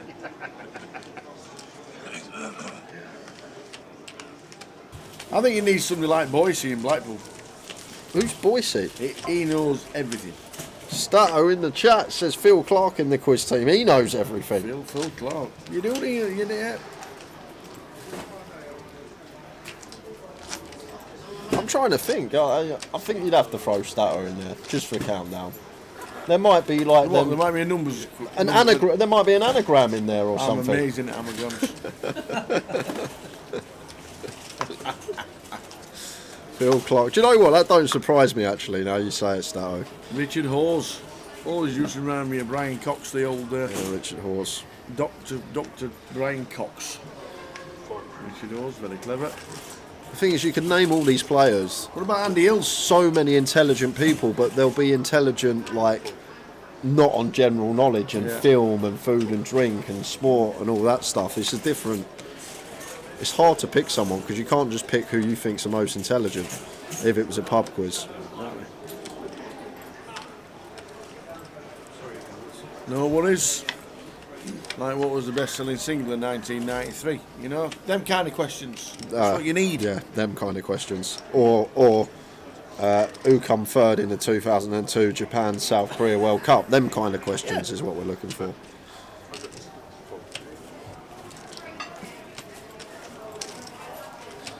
We'd end up with a team like the quiz team on Phoenix Nights. With all the answers wrote down your arm. I haven't seen it.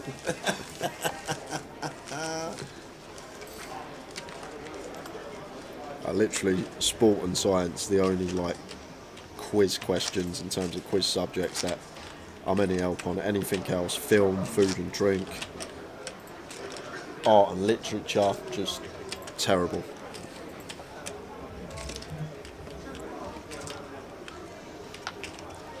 Ben T, he's going to know stuff. Food and drink, yeah. It'd be good for the food and drink part.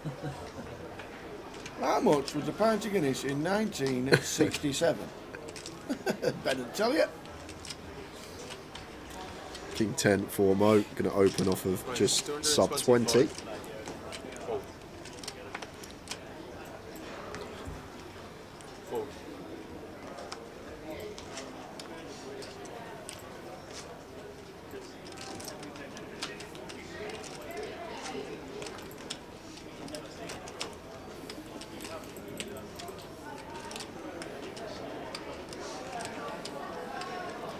Ace Jack for Mitch, just going to triangle it into the middle, four-handed, huge hand, and for 20 effective, facing effective cut-off open.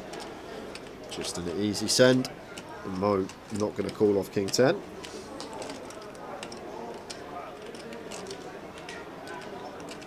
Keith Littlewood says you need him in the quiz team, with Aaron Fletcher for science. Oh, Aaron Fletcher will know a lot of stuff. Yeah, he looks like a clever dude.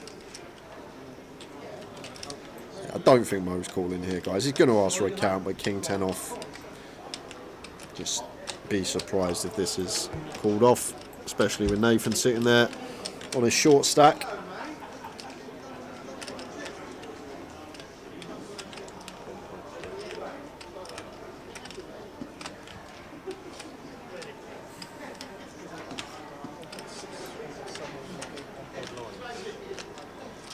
Oh, Luke Porter looked like he knew his stuff as well. Last week's champion in London.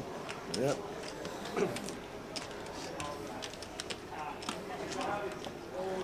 We should do that at the Goliath. A quiz night. A quiz night. Poker quiz night at the Goliath.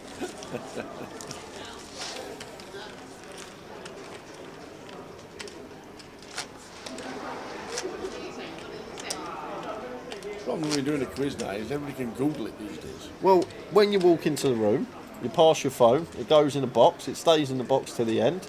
Oh yeah, like that's ever going to happen. Taking pictures on, yeah, Joker's Wild Night, you're taking pictures We'll of put it videos. on. We'll put it on non-Joker's Wild Night. Singing.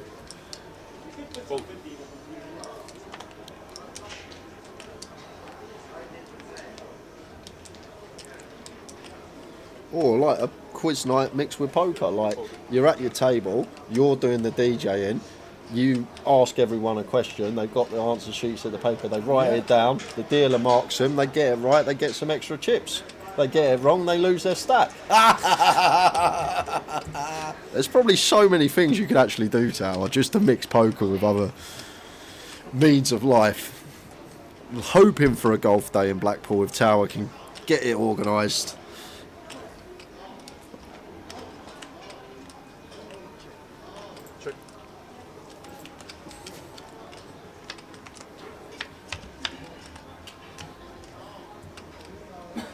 King 7 Ace.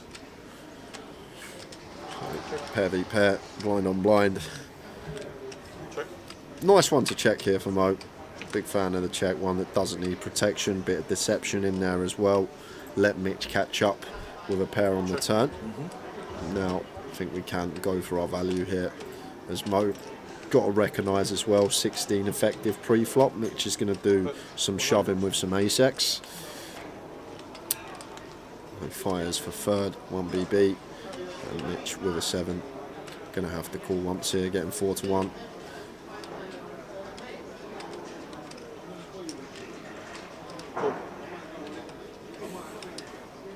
Makes the call.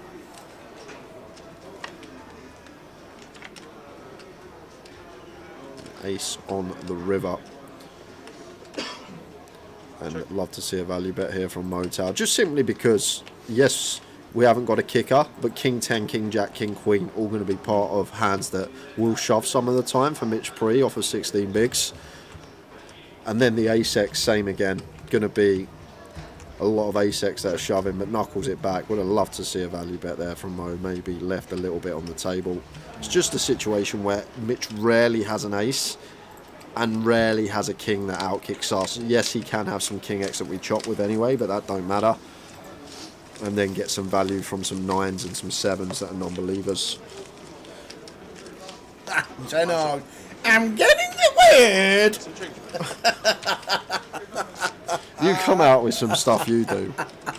Clinton Baptiste. Oh, I'm getting the word. I have no idea what's going on right now, and it's late, and I'm tired. Oh, Ten Hag. Oh, brilliant.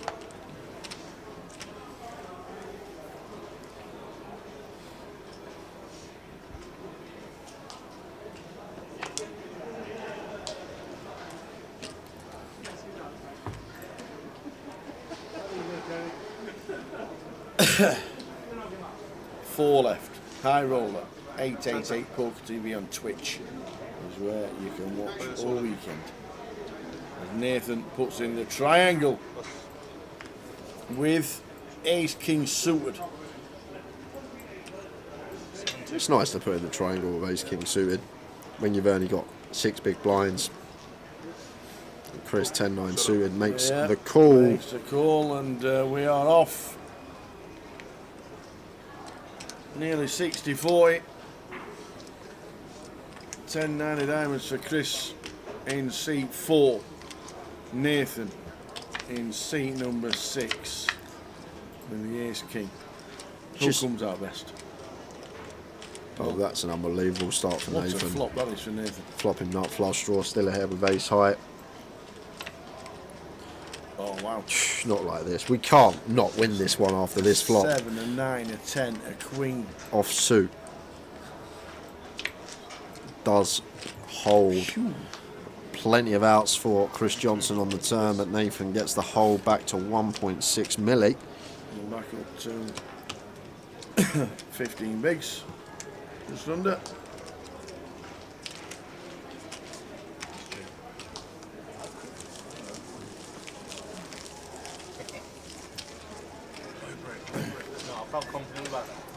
Yes, Keith, if I managed to sort something out regarding golf after the Blackpool leg. It'll be after the Blackpool leg, so it might be the 18th we're looking at of March, the Monday. We'll see what happens, see what the club say, and we'll see what we can do. Because 2 days before Blackpool, we're in Luton. We have 1 day to watch a Smalls, and then we're in Blackpool. Are we? Are we? You sure? No. We'll double check after this hand. As Chris just sets it in, all in. And Nathan with an ace. Once again, likely to be in front of Chris's shoving range. However, just a hand that doesn't really dominate much. And even when we are in front, going to have 60% at best, but is going to make the call, and it's ace high versus ace high, but this one will end up in a chop most of the time. Yep. Show you the dates after this hand. Mick them on for the Edinburgh UKPL, the next event on our schedule for the 888 festivals. And that's a board for chops. Yeah, let's chop it up. Obviously low. We're gonna chop it up. Don't you know we'll chop it up? Well, 4 on the turn means likely to still chop, but a deuce, a 3, a 5 or a 6 wouldn't chop. Yep. And it is a 6 for Chris. Wow.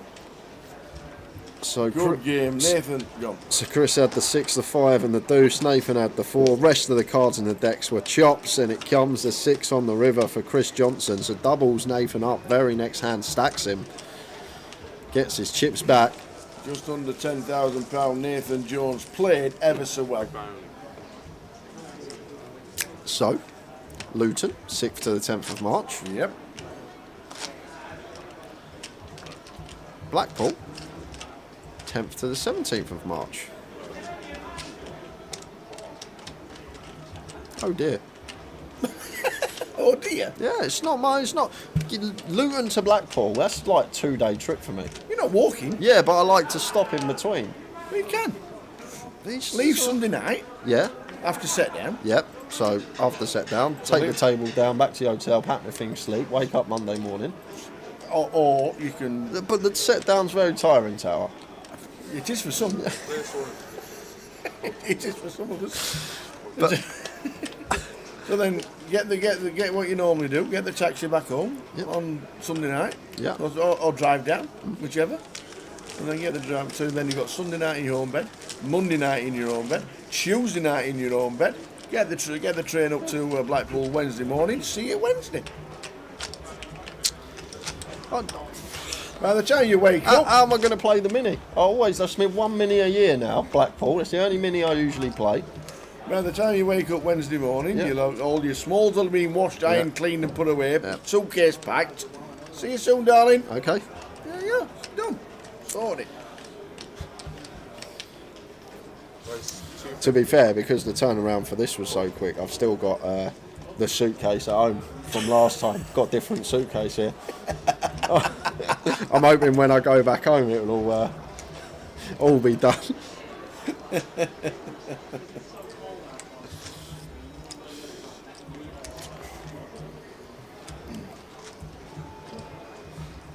10 seconds. Move ace 7 suited. I would have just moved in here, but I guess better to have the suited ace X as the defence with their playability post. And maybe move in more with the offsuit combinations. So 3 remain. Mitch Johnson, Chris Johnson and Mohammed Hussein.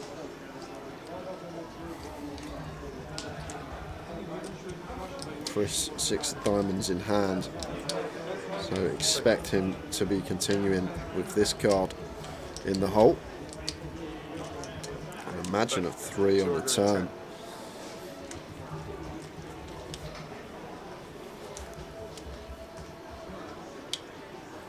Imagine.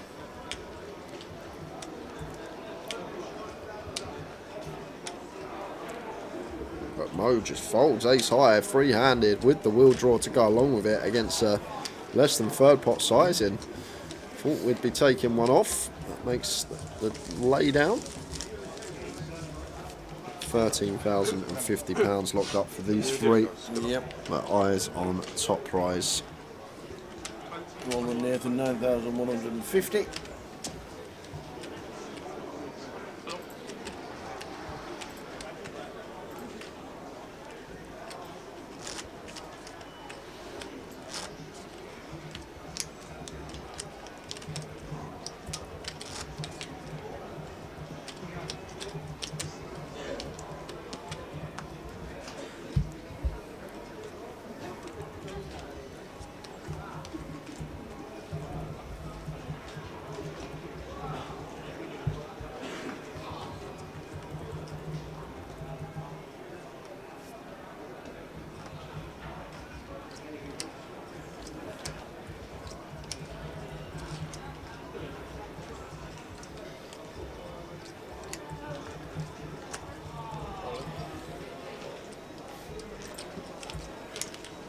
More with the triangle?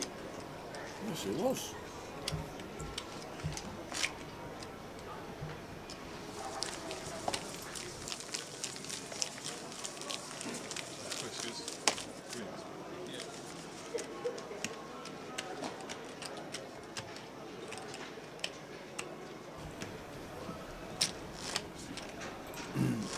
How's the action tracker still getting the bet sizes as they took the headset off the dealer?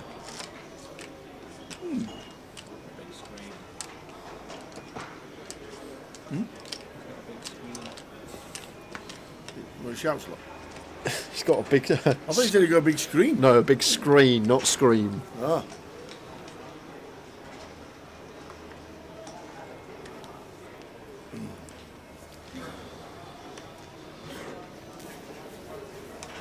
He has a big screen to see the side of the bets. And it sounds to the headset, to be fair.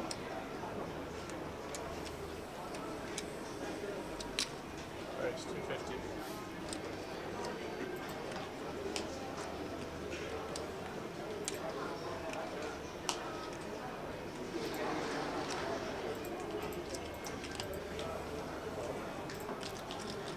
Mo making it 250, king 6 off for Mitch.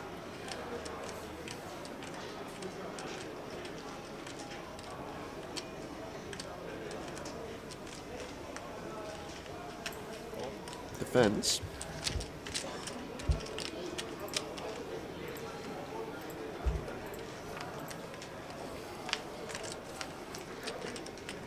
Off to the flop. Jack, Queen, King flop, 2 diamonds, so top pair, and Mo's got the flush draw, so we've got a bit of action.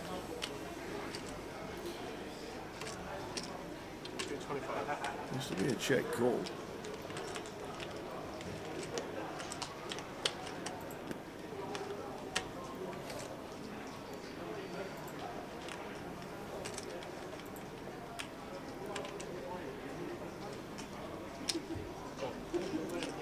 Off to the turn, after a bet. Wonderful. 225. Oh, wowzers, wowzers, wowzers. King of diamonds. Ill. Oh, my. From the dealer. And we're about to see a really intriguing aspect of this hand, which I find in live poker. This king on the turn is a card that Mo will check back most of his range that isn't a king or a flush or better.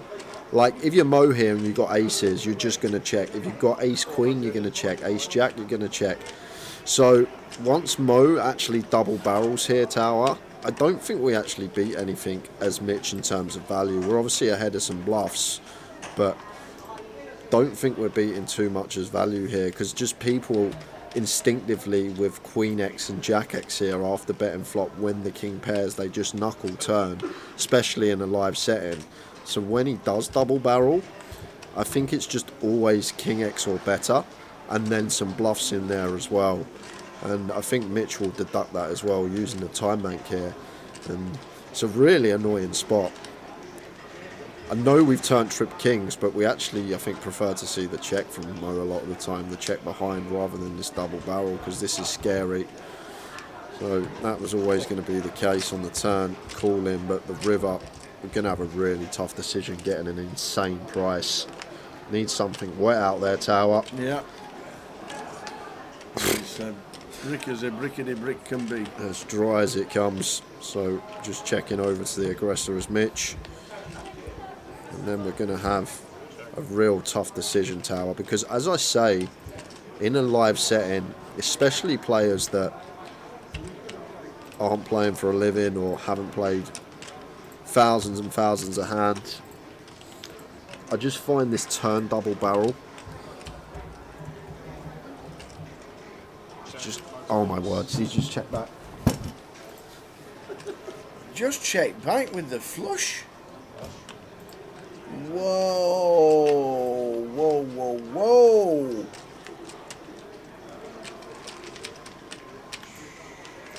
Wow. Wow, wow, wow. Wow. Hello, Jay!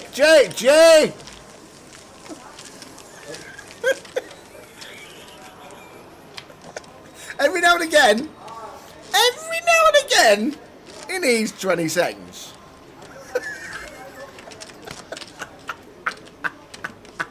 See you, Manchester. Oh dear.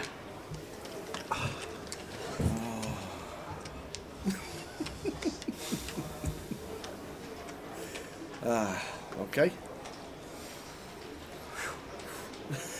And and breathe. There it is.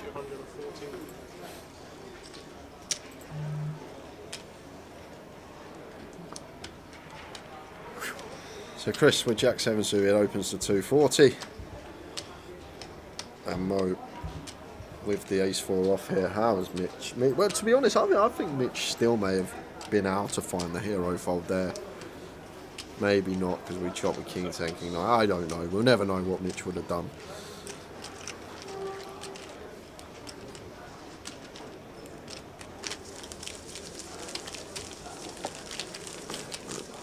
Potential lifeline for Mitch Johnson. Yep.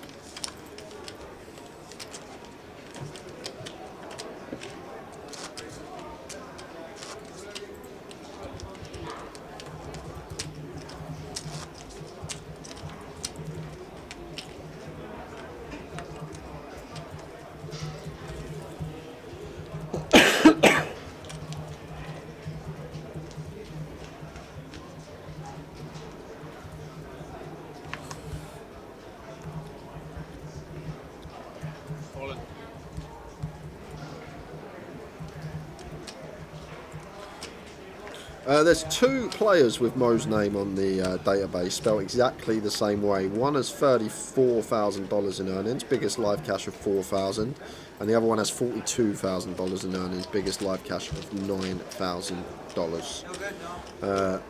But both of them don't look like they play too big. The biggest buy-in over both of these Hendon mobs is £300. So maybe a satellite winner. Maybe someone that's taking a shot. We don't know these things. But at the end of the day, he's there and he's playing for the title and a nice sum of money. Absolutely.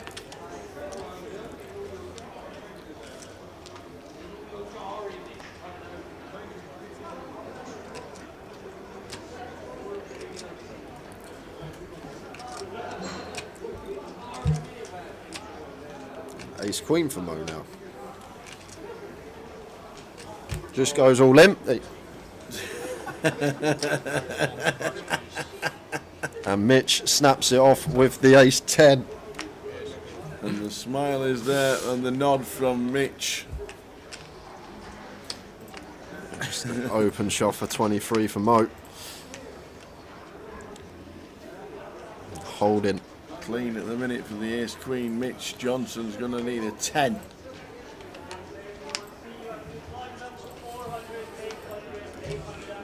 Still the same. Mitch needs a 10. Oh, he is eliminated in third. It's a jack. Mitch Johnson, great effort, sir. Great effort from Mitch. Nice 5-figure payday, £13,050. I'm going to have 5 minutes, go and get the tea. It's been a mad 10 minutes at this final table, so I'm just going to grab 5. They be starting in 2-3 minutes. Tao can do the first hand. I'll get the teas. I need my tired coffee, you see. Tired? Yeah, I need my tired coffee, so I'm going to go get a coffee. I'll bring Tao back a tea, and then I will be back for Heads Up shortly. So they are taking a break. I'm not too sure exactly how long it actually is, but they'll move them into 3 and 7. Chris Stack will move into seat 7, and Mo will be into seat number 3. Hello! So there we go. We're heads up. Heads up for the title. Well done, one and all. We'll run through what's going to happen and what's happening this week and what's happening for the future events as the guys are on a break. And then we will quickly nip out for a minute or two and then come back with the final 2 players. Tomorrow is Saturday. The main starts at 12. They have just bagged up from the 12 o'clock start today. So that gives us an 11.5-hour day tomorrow if it's exactly the same as today. So they have just bagged up. I'm expecting it to be a lot busier tomorrow. But they have just bagged up for the main event today, down to 15% of the field. And they've just bagged up. At 6 o'clock tomorrow, it is the Big Shot Day 1A. That's the side event. And then on Sunday, we're concentrating on the main event Day 2. Big Shot Day 2 plays down to a conclusion. The Seniors is on, that starts at 2 o'clock. And the closer starts at 5. So there's still plenty of action to get yourself involved in the last couple of days of the festival, the first festival of the 888 UKPL. And then the next legs for the UKPL, as we're in Coventry. Edinburgh's next, 14th till the 18th of Feb. 6th till the 10th of March is Luton. And then Manchester, London, Leeds, London and Coventry, finishing off the season. The dates for what Card Room Direct and Grosvenor Poker Live do. They're the dates for the big ones that we're streaming. We've got Bury New Road in Manchester. We've got the Manchester schedule that I'll show you very shortly. Manchester is next for the GUKPT. Then it's the Open back here in Coventry, the 1500 buy-in comp for that. That's a fantastic festival. Then Blackpool GUKPT, 10th till the 17th of March. The schedule for that will be the mini, the high roller, and the main event plus all satellites. That's for that. Then Edinburgh for the GUKPT, 4th till the 14th of April. Might be bringing me clubs up, lads. Might be bringing the old bats up. So I'll let you know regarding that. Luton is end of April, beginning of May. Don't forget the Irish Open on Grosvenor Poker. There are going to be plenty of satellites for the Irish Open on Grosvenor Poker, so there's plenty going on there. 888 have got Madrid and Barcelona, Bucharest this year, and London, so there's plenty of big ones for there. I know the guys from 888 are off to Madrid next week, so that's non-stop for them. The Vic in May is the last stop in London, we think, as it stands, before the big refurb. But obviously keep an eye on social media regarding that. And then Leeds till the 9th of June, 30th of May till the 9th of June. And then there's a break in play, 6 weeks. And then the Goliath is the 25th of July until the 4th of August. That's here in Coventry again. Luton, Blackpool and London finish off this one. But everybody looking for something to do apart from the 888 this week. 2550s in your Grosvenor Casino in Glasgow, Liverpool, Leeds and Portsmouth. If you're playing those this weekend, good luck. And then next weekend, when we've all got a week off, Luton, Dundee, Blackpool, Birmingham and Newcastle. So check out all the dates where you want to play Luton, Dundee, Blackpool, Birmingham and Newcastle. And then when we go to Manchester, 31st of January on the Wednesday is always very, very popular. It is the mystery and mini satellite. I think in Blackpool in November it got about 170 runners, something like that. It was really busy. Really, really busy. Then a full schedule, mystery bounty, satellites, all the way through. Then the mini, then the 4 card. And then Wednesday, the 7th, is when the team turn up for live streaming, and we're live streaming the mini main day 3, the high roller day 2, and then the feature main events on Friday, Saturday and Sunday. So there's plenty of events going on, but the 888 is where we are, and the next leg is in Edinburgh. Curtis, what's my handicap at golf? For the minute, 9.3. Probably closer to 12. Didn't play much last year. Was wet, windy, soaking wet, really windy, very windy and extremely wet for the last 6 months of the year. So that's what that happened, and so plenty going on. And but 9.3 at the minute. I can hit a ball, but I do need a bit more practice, I must admit. So plenty going on, and I do think the guys will be coming back heads up. Oi, oi, oi. Oh. So the tea's on its way. We'll give them a minute. We'll just scroll down and wait for the players to come back. We are waiting for the 2 players. On the left will be Mo, on the right and directly below us will be Chris Macapac Johnson. How will they fare? We're heads up. They will be back in 1 minute's time, so I will be back very shortly, but everything's run through. We've all got it sorted out. Chris Johnson or Mo Hussain will be champion of the high roller here in Coventry. Just going to quickly give myself 1 minute and I'll be back with the heads up. Jay will be back as well, and we'll have got the tees back in one.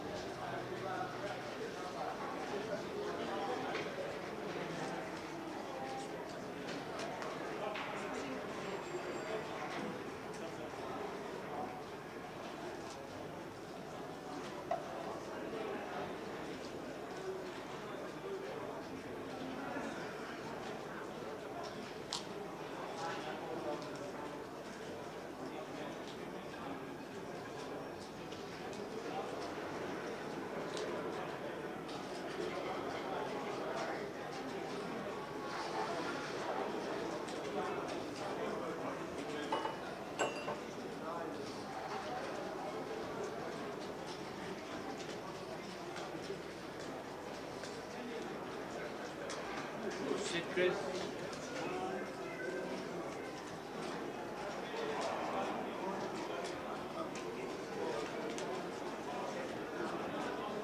What was it last week, Ryan? Last week, last week.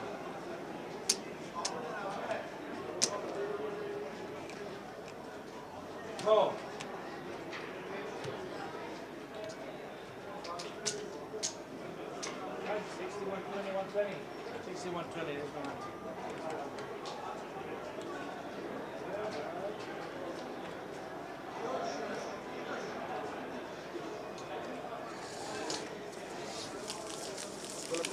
Good luck. Good game, mate. Well played. All good.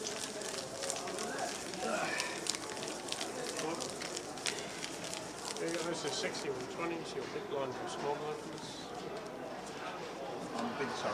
You're big, so yeah. If you're on the bottom, then you're on the small. 20, 120. Yeah, I was going to say it. 60, am I? You're 60, yeah. Bottom's always small blind. No answer. No answer. So here we go. Heads up. Who's going to win it? We're back with the tees. Mo Hussein on the left. Chris Macapaka Johnson on the right. Aston Villa fan Macapac. And Mo. So this is it. Heads up. Who's going to win?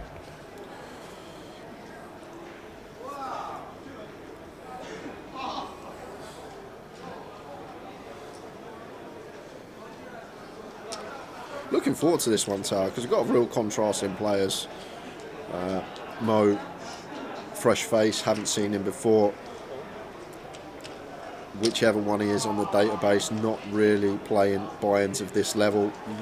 So maybe biggest heads-up of his life.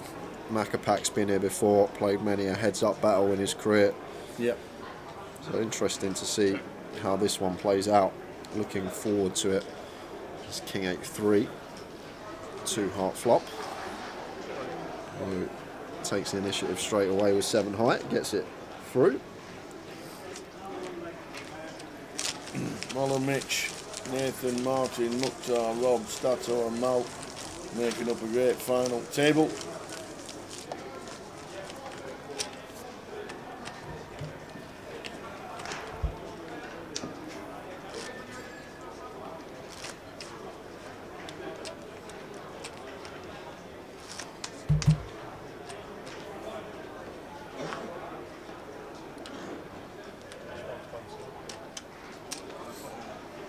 Still plenty of play in this for these two. Great thing about heads up, it can go on for a couple of hours, it can end in one hand, you just never know.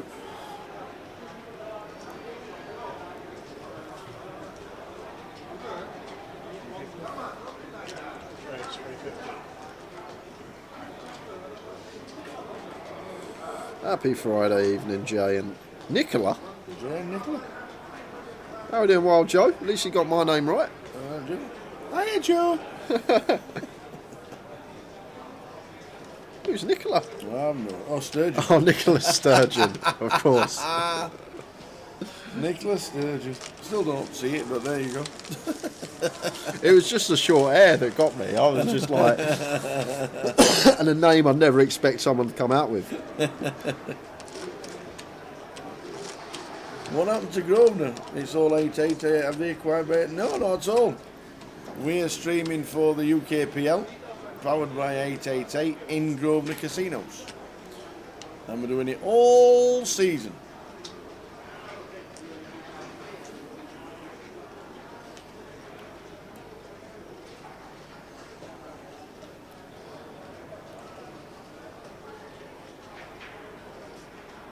We're back at the UKPT and Grosvenor Poker Live in Manchester, first till the 11th of Feb. 250.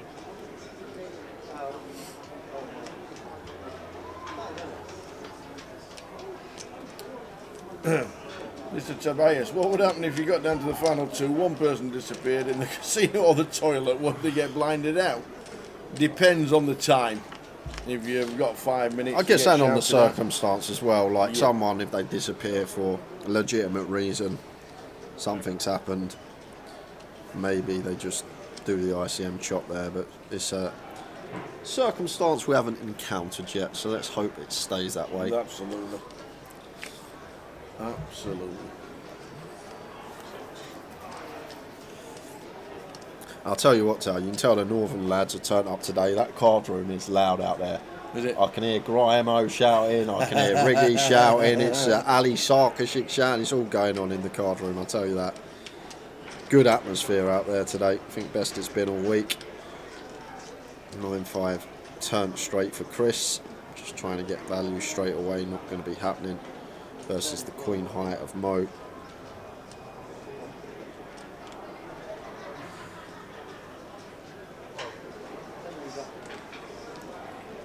I'm looking forward to it a while, Joe.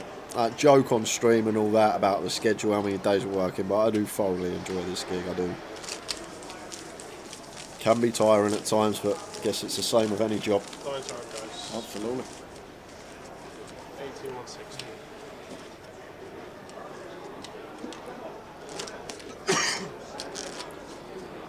Looking forward to another year with Tower and the team.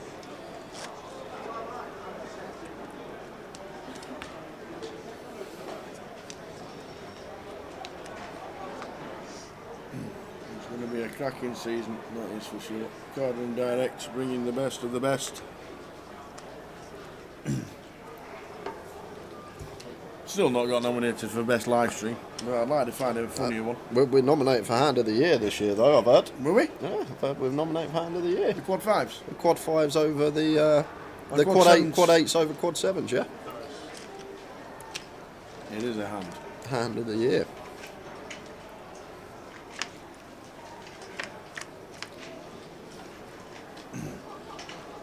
Would you like me to run you through some names that have made it through today, 1B? Yeah, go on then. Maz Bako. Yes. Krista Silva. Yes. Frankie Green. Hold on a sec. They haven't made it through yet. Why not? Because I just saw them all about 5 minutes ago, all still sitting out there playing on the table. Just finished. Just finished now? Just finished. Must have just finished now. Okay. Frankie. Yep. Dan Laidlaw. Yep, saw Danny had heaps. Alex Montgomery. Saw Alex. Riggy. Riggy had plenty. Ali. Ali had heaps. Toddy. Didn't see Toddy. James Williams. Is that the field that's made it through? Yeah. Sure. any tough day twos around? Tell you what, Frankie Green as well, flying the flag for the ladies. What a final 9 that is. Yeah, fantastic. Well done.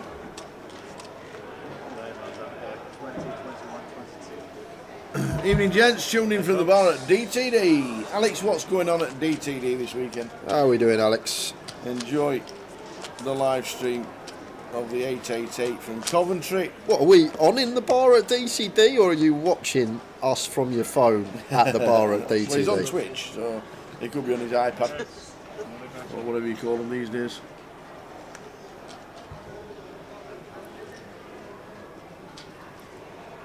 Yeah, Alex Montgomery on some sick heater at the moment. Yeah, he's playing fantastically well. Is he taught by Arian? No, he's not. Is he not part of the stable? No, he's. They're just very good pals. They're obviously going to discuss hands from time to time, like all friends within the poker community do, but he's not like coaching him or anything along those lines. Not that I know of, at least.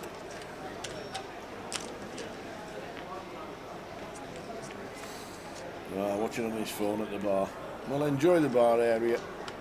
Have a nice pint and after playing a lot of cash. Catching up the live stream here from Coventry, 888 Poker TV.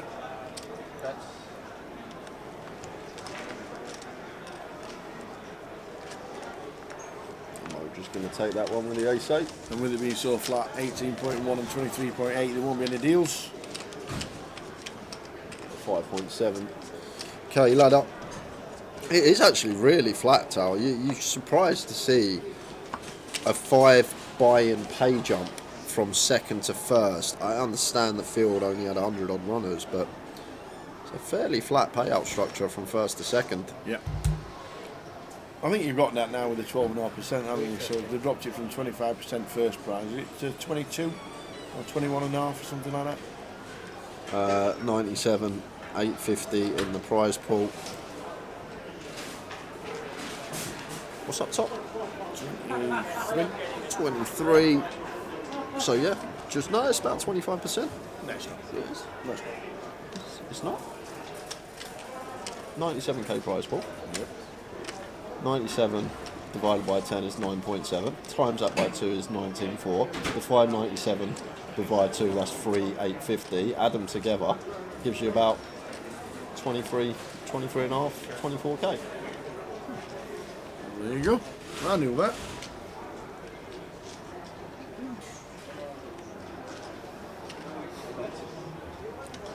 I'll do it.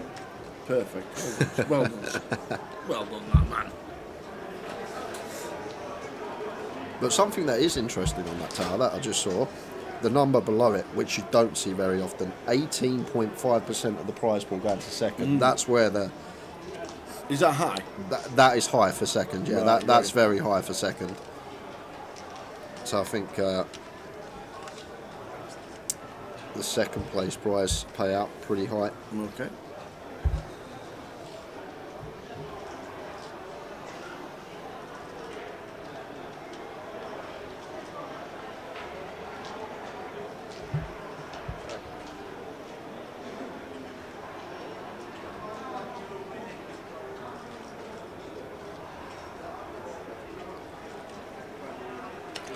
I'm not allowed to do that fishmonger with tower anymore. I have to do the proofs as well. I can't just say a number. I have to run him through it. Otherwise, you don't believe me.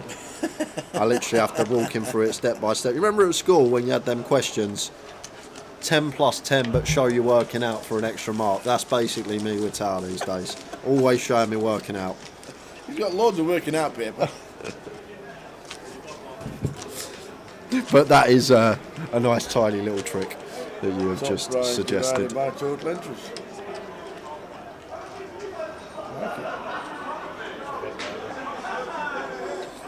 Yeah, this is definitely playing out for the win and nothing else. The line's at 160. Should get to the, what, 2.5 and then it'll be over? We're going to get to the 200k and then maybe get to the 250k level. We will see. I expect it to finish this level or the 200k level. We're just way ahead of schedule because how quick we got to five-handed. We had the FT and we lost 4 players in the first 30 minutes before the blinds went up. So then we were straight on the half-hour clock, and that's obviously going to knock an hour or two off the day. But the 160k, 200k level is the level. Do expect this to finish, but we'll see how it plays out as Mo flops middle pair, dummy and gutter.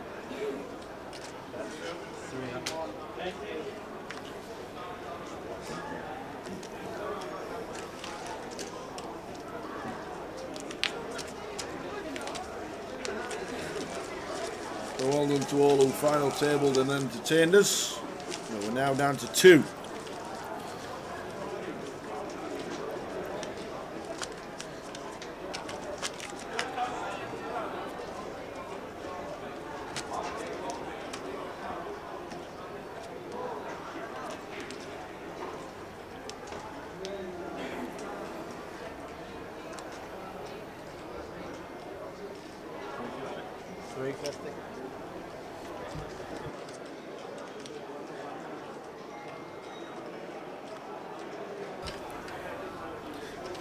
Ace 10 suited for Chris makes it 350. You should be in the bin.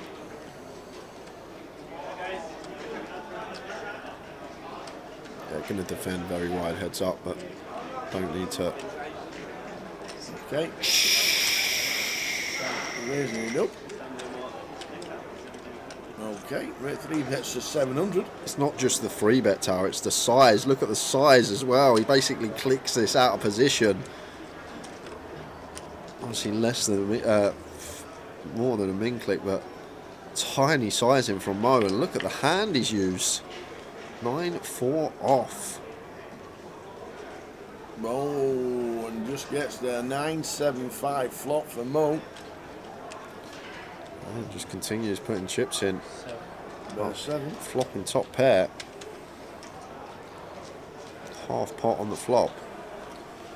Difficult one for Chris to continue without any real backdoors other than the 8-6, 8-jack. Does get him out of there.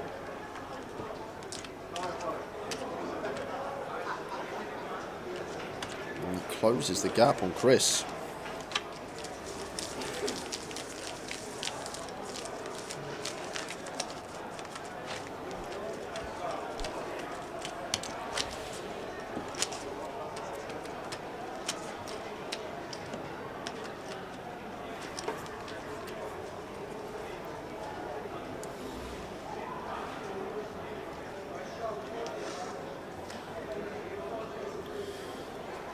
Well, if he's playing 9-4 and choosing to 3-bet it, folds the 10-4. Let the 10-4 go. All about timing.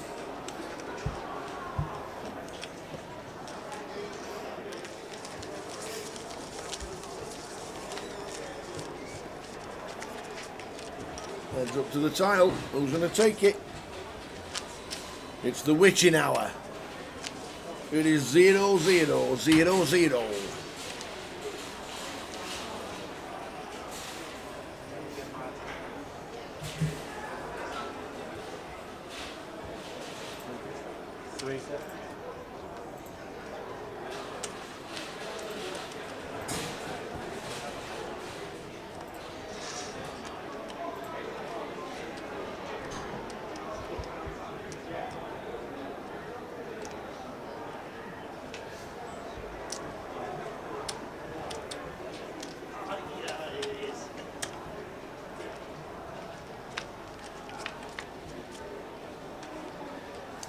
Jack 4-4 is the flop. Chris initially raising. Mo calling with a 9-6.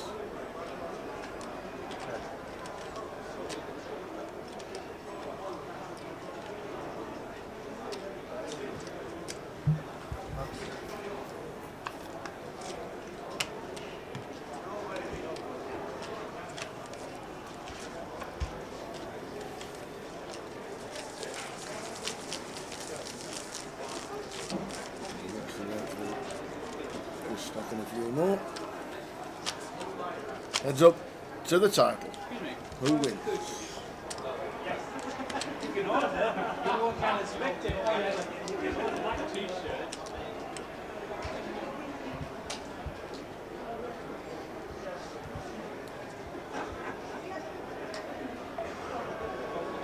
Can the customer with the white BMW registration SO17RZR please remove your car? It's blocking the exit.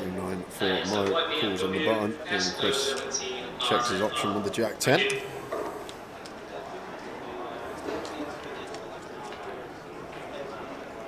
Queen 7-6, 2 diamonds. Top pair for Mo. Catching some nice flops. Top pair, huge hand in a heads-up coup. 175.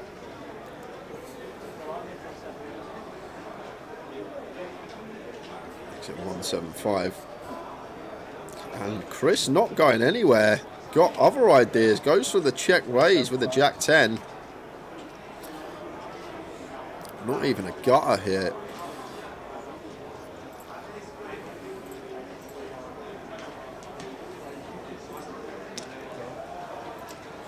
Obviously not going anywhere. Top pair heads up, makes the call.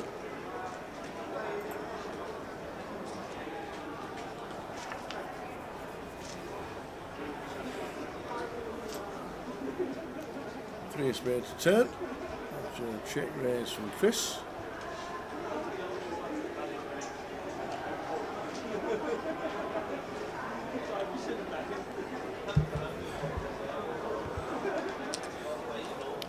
Fires again. On the three of spades turn, and Mo's going to have to strap in here. 750 now from Chris, and Mo going to have to call once more. We got top pair, heads up coup. Can't be folding just yet. Really hope he puts the chips in.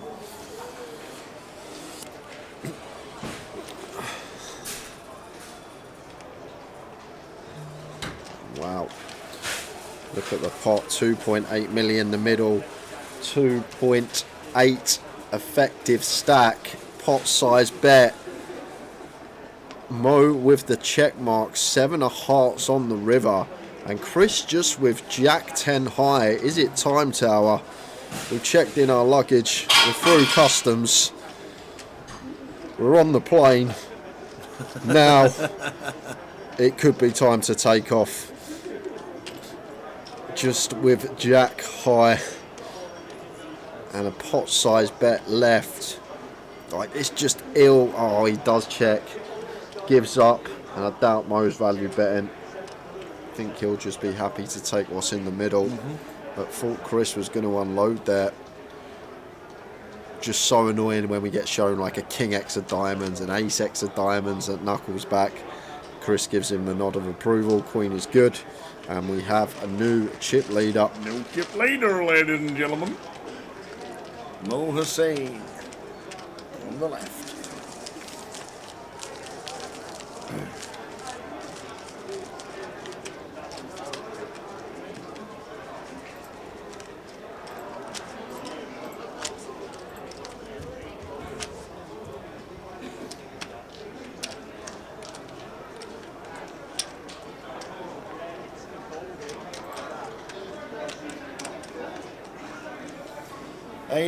Poker TV on Twitch, Facebook Grosvenor Poker, YouTube Grosvenor Poker Live.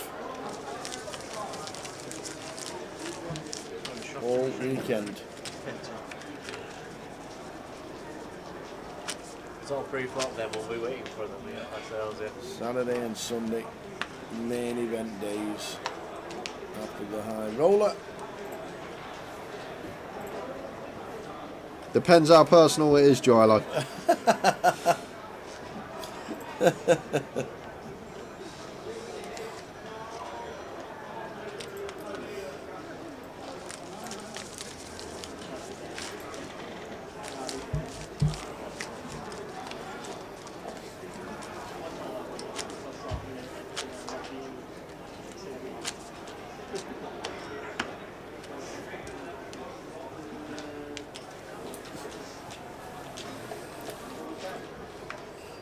I used to Gilo. I actually I quit in Blackpool's thanks to Mark. That was the night my hat got nicked, actually, Tal. I know I go on about it a lot, but Blackpool, not last year's leg, the year before, so 2022. Was out on town, went Mark Kelly's one night in Blackpool. Obviously, as you do when you're drinking, anyone that's smoked or has smoked knows you go through cigarettes like that. They're going out of fashion. You're just always going out for a cigarette. I woke up the next morning, I just had a cough, like could feel all the smoke in my throat, and thought, you know what, I'm going to try stop smoking, see how I get on, and just said I'm going to stop today. Got on the vapes, and still to that day I've not smoked a cigarette, and that's simple as that. There we go. Yeah, and now I can't get off the vape, Gilo. It's as simple as that. Just replaced it with something else. There's Mo with the double gut shot here. Chris with Jack 10. I like the bet here from Chris with Jack 10, Jack of Hearts, 10 of Spades. I think decent candidate to have a stab with.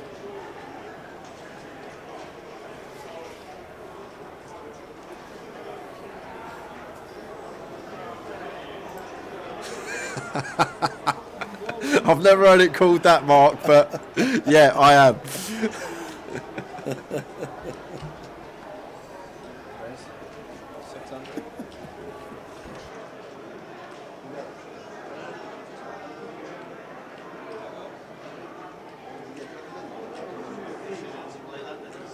Who comes up with these? I don't know. That's actually quite funny, that Mark Andrews. I honestly do not know. Not playing in the division, not playing in the game on Saturday. Mark Andrews is out for the Baltimore Ravens.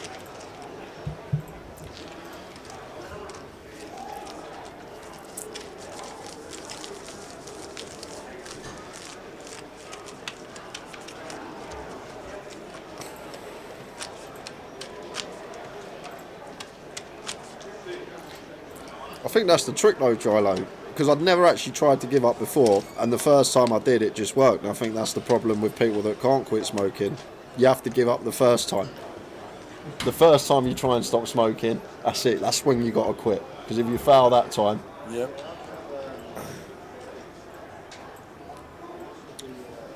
But saying that, I feel exactly the same, Gilo. I'm sure inside there's some benefits regarding health, but don't feel any different, I'll be honest with you. I feel exactly the same as I did a year and a half ago.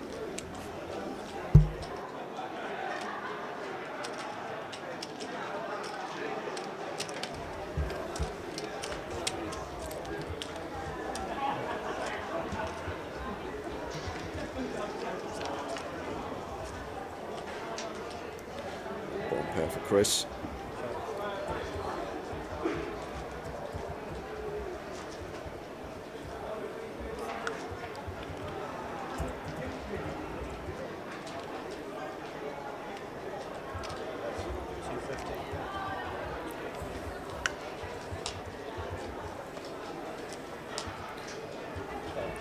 Bet and the call. Cheers, Ian Eagleman. Off the bed, chaps. Looking forward to the Towers treble. No, you're not. Don't tell lies. To make back what I lost on Sunderland tonight. All the best. Who looks forward to the Towers treble? Yes, he Who's is. thinking on a Friday night, oh, I can't wait, it's Towers treble tomorrow? You're ill. You're absolutely ill. He's not.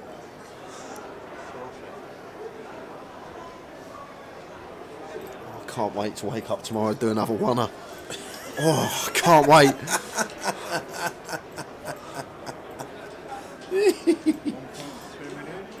Yeah, what a turn for Chris. Turns trip fives and goes for the check raise.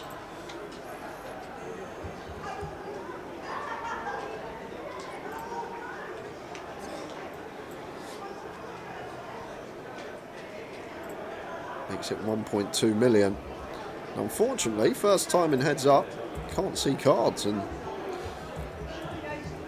doesn't matter because Mo straight out of that.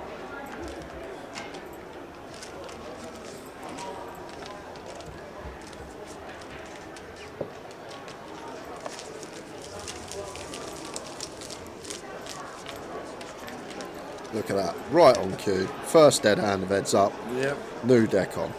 Very few changes today. It's been excellent.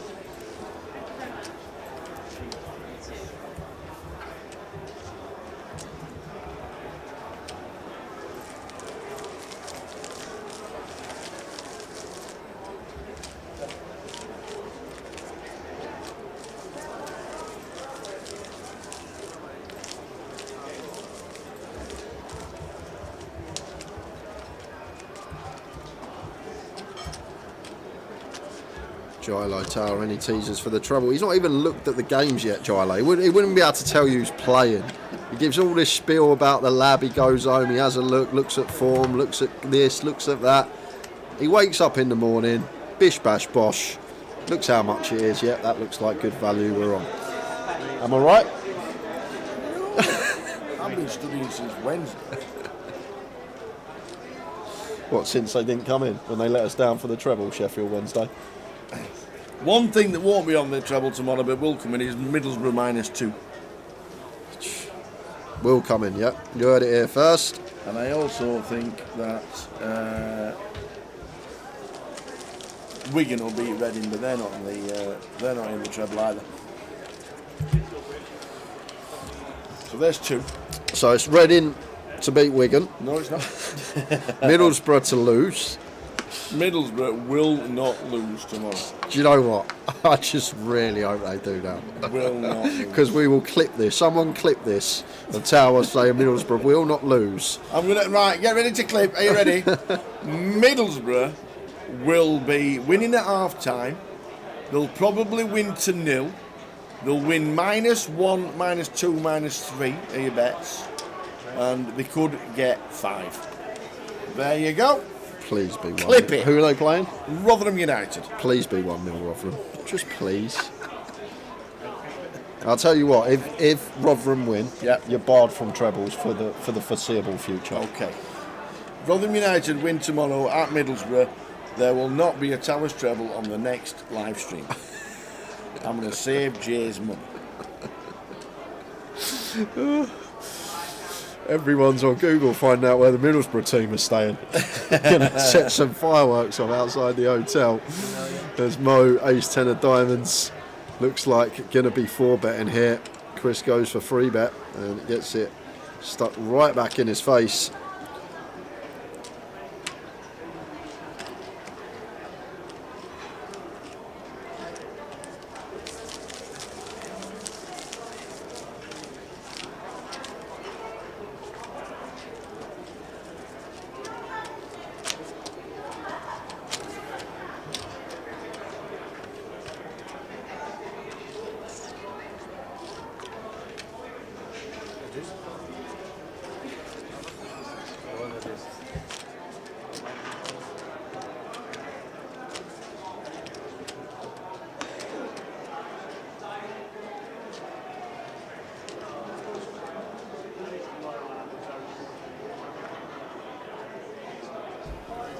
So Macapac on the right hand side, Mo on the left. Macapac going to be raising it up. Oh, just calls. Apologies. It was Mo. Well, he has raised it to 160. He hasn't just called. Well, he has his limped. Apologies. Apologies, he has limped. Jack 9-4.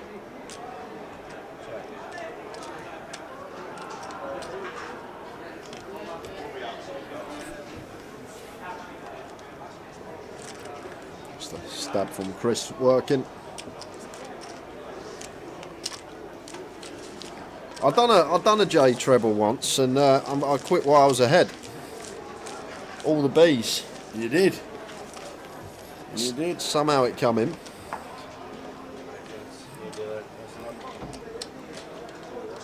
Dry roasted peanuts with a beer. That's what dreams are made of.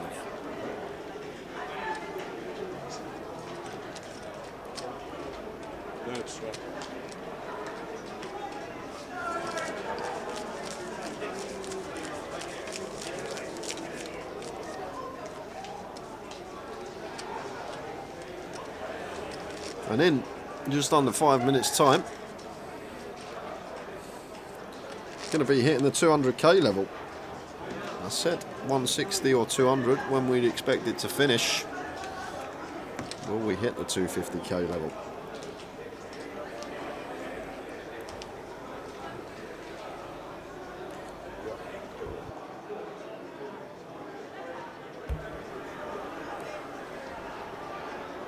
What's your fav beers?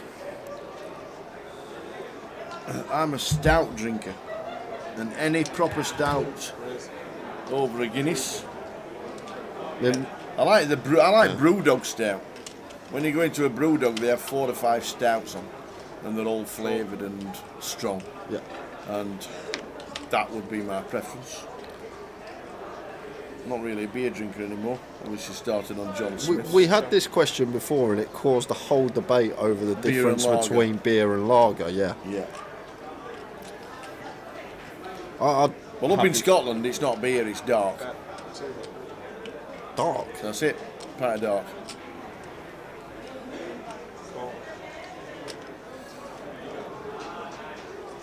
But yeah, stouts will be my favourite drink. In fact, at Goliath, we got some stout brought in, and one of them was 13.7%.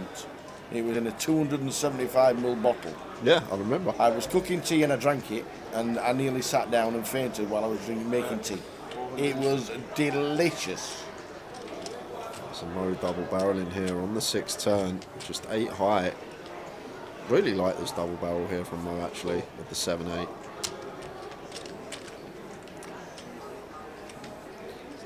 Is he going to follow through on rivers? That's the question. Doesn't really need to now. However, as the opener here, we have all the overpairs.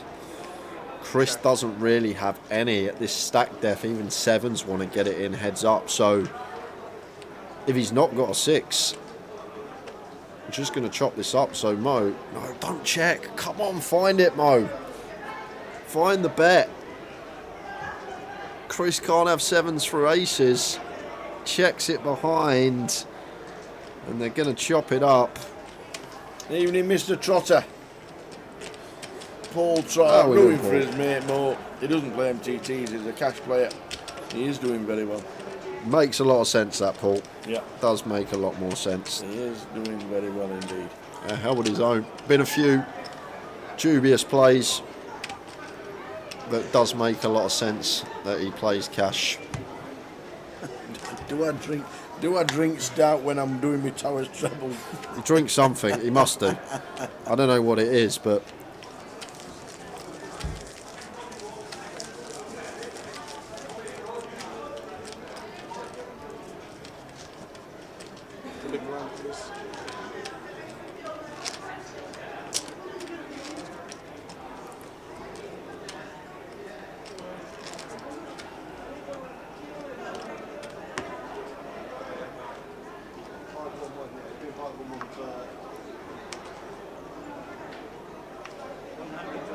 That is Frankie.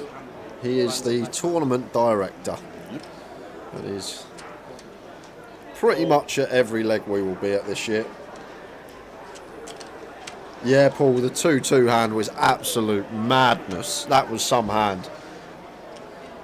And it's something you're probably not going to see again, not just on this live stream, but any live stream. The maximum amount of outs you can have on the turn to make the best hand on the river.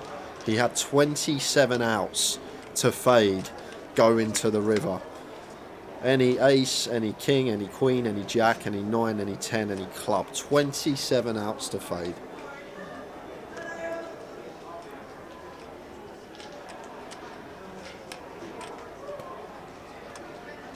Check.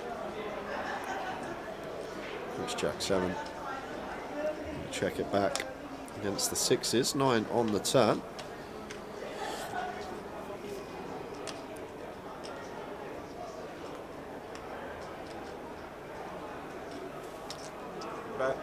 We're going to try and get some value from the 6s here.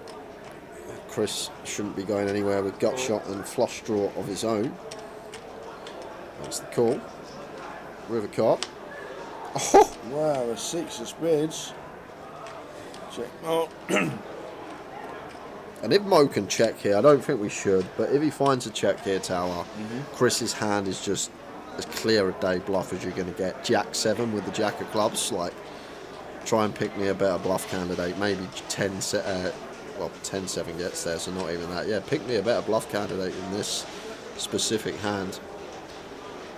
5 seconds. Maybe ace-7 with the ace of clubs. But either or, I'm not going to get the opportunity to blast off as Chris, because Mo with the 6s just fires for pot. Unless Macca Pack's got other ideas, because it is a tasty combo, as noted. But I think facing pot size would just give it up now. Facing check would go after it. 5 seconds. And well-timed fold from Chris. May have had some ideas about getting fruity.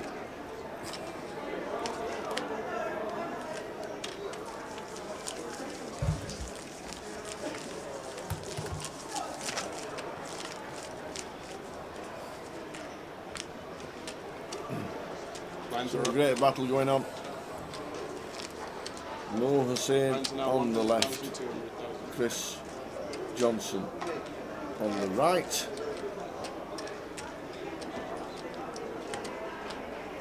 Who's munching on sweets? Not us. We ain't got anything. We've had nothing.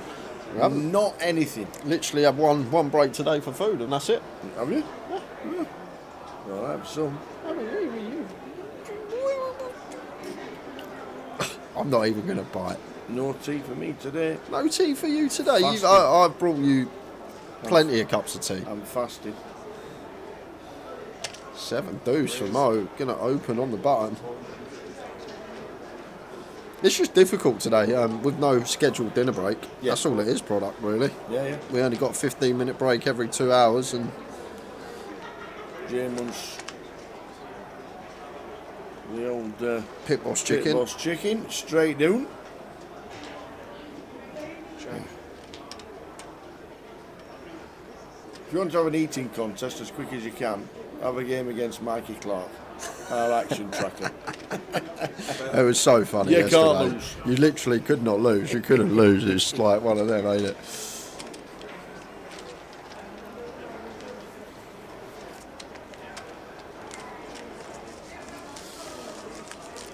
Literally yesterday, we ordered food when we finished. It came at the same time. He'd started his because I had to wait for my condiments, and then I was Mayonnaise. so hungry. Yeah, mayonnaise. I was so hungry that I literally just scoffed it down. I didn't even look at him, and the next thing I know, I look up, and it's like he's not even touched the plate tower. It was literally like he hadn't even touched the plate, like he was just moving his food around the plate. Yeah.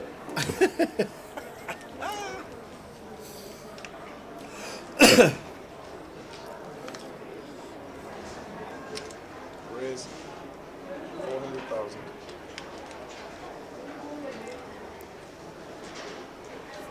Jack 8 for Chris raises to 400.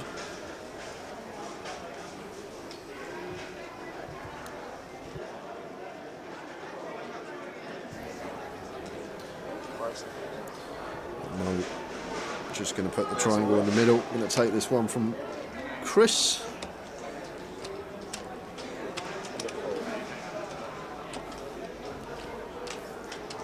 6.9 for Mo, 3.4 for Chris. Playing well, heads up is Mo Tower. The 9-4 off free bet was a bit optimistic, but Just short-handed, can you notice the cash player short-handed rather than full ring? This is the thing, like showing aggression is always going to be good heads up. Yeah. But the main factor is, and the main aspect, is when you're playing heads up, there's no ICM. You're playing to win, you're playing chip EV. In a cash game, you're playing chip EV. Yeah. So there's literally no ICM implications now. So Yeah. some of the open, some of the plays we saw Mo make over the final table, Yeah. like in terms of ICM may be incorrect, but now he's here heads up, just not even a worry about ICM, just playing chip EV, it's not a thing. Seems to be sort of finding his own and getting in his stride now, chipping away at Chris, has had some nice hands and caught some nice flops, but credit where it's due. I'll give it out as much as I'll dish out the criticism. Indeed.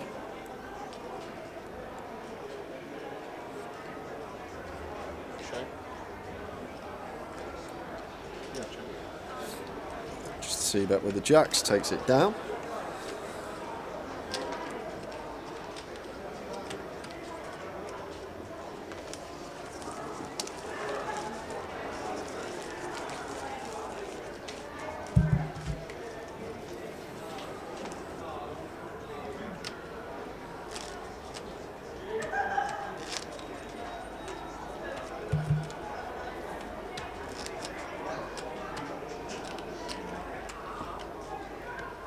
How did Tower's treble come about, Tower? I'm not giving the needle or doing what I usually do. I'm genuinely interested how it started.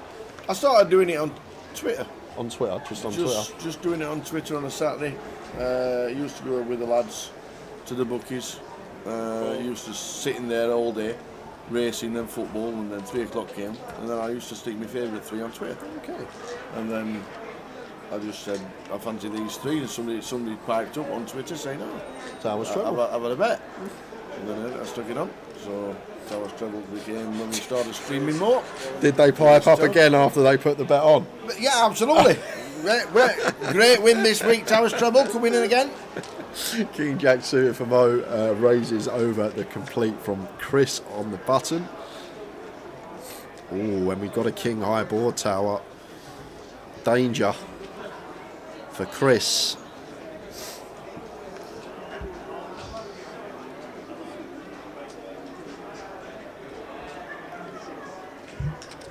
About 350,000.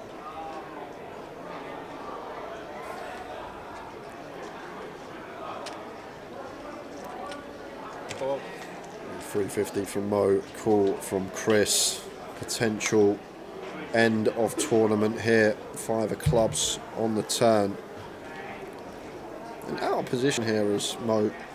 Awkward one. Flushes do complete, but still plenty to get value from in a heads up situation. Worst King X, Queen X, 10X with a club, Queen X with a club, some sort of Jack X with a club. Plenty to get value from still, but goes with check.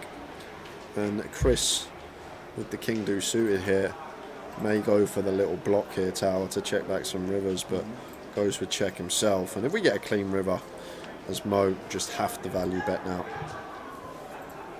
Have to go for value once Chris checks back on the turn. And I don't think Chris is going to be able to fold Tower. Once turn goes check, check, I think it's just going to be bet and call. Oh, wow, he's checked. And now if I'm Chris, I think I got the best hand. And I'm going to try and get called by a queen or a 10. And Chris thinks the same thing. And there is the bet from Chris. More enough. And Mo, with the King Jack, obviously not folding. I'm going to quickly count out the chips. And Chris thinks he's got the best hand here for sure. We're going to get bad news. And Mo with the King Jack surely paying this off, getting this price. And there is the call, and Chris is going to turn it over like he's got the best of it. Yep. And going to see the bad news. How you got King Jack here, sir? Check river. Yep, quick nod. Down at 1.9 mil with the blinds at 210 bigs for Chris. I know we talk about football a little bit. We talk about it a lot. And I know it's a poker thing, and I know football is not everybody's favourite subject. But can you please just Google Bolton Wanderers' new stadium name and try not to laugh? That's all I'm saying. That's all I'm saying. And then say it out loud. But try not to laugh.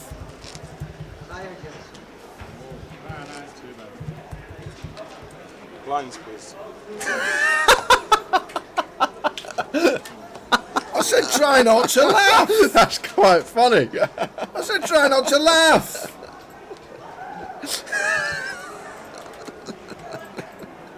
Oh, that's got to be a troll, that. Surely that can't be the real name. That is the new Someone's hacked Google for sure. It's not what products put. It's not what products put, so it's something totally different. But how on earth does somebody come up with the name and go, what a great name that is? How? Just Google it and try not to laugh. Say it out loud and then try not to laugh. I didn't even have to say it out loud, I just read it. Oh, man.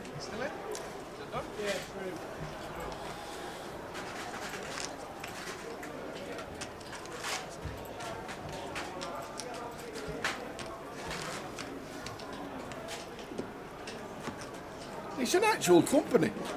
Is it really? Yeah, it's an actual company.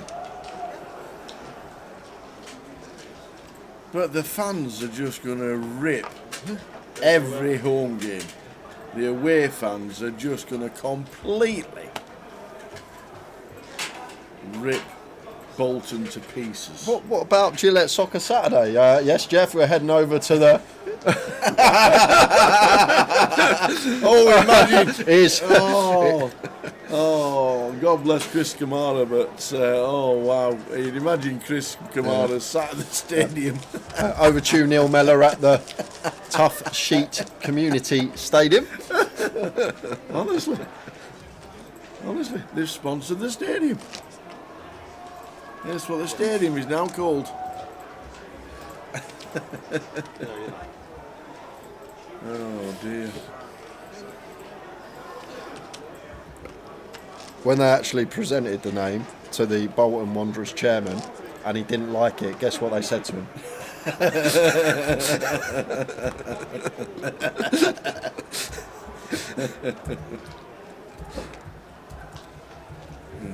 Reebok was much better. Yeah, the Reebok. It's been the Reebok since day one, so the Reebok was easy, wasn't it? 8-7 for Mo opens on button. Enjoyed today, Tower. Yeah, it's been some good play. It's been some great play. We've had some crackers play. Literally crackers. The deuce's hand from Mo was something else. That was something. We've had Mukhtar on there again. The aces versus ace-7. The illness.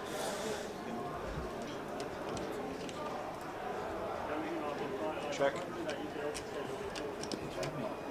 Oh yeah, of course. That was today. The Ravi. Yeah, that was definitely today. Mukhtar sending Ravi in the bin. We had to go find him, make sure he was all right. He ran in a bit. He was way out at sea. Ravi was after that call.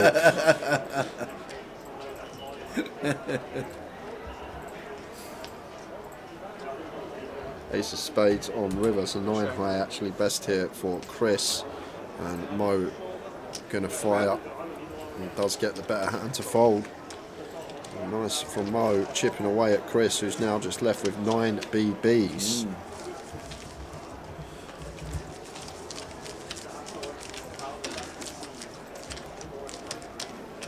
At the Reebok Stadium, Big Sam in charge and JJ Kocher. What about Campo coming to Bolton Wanderers? What was all that about when he came? He was awesome.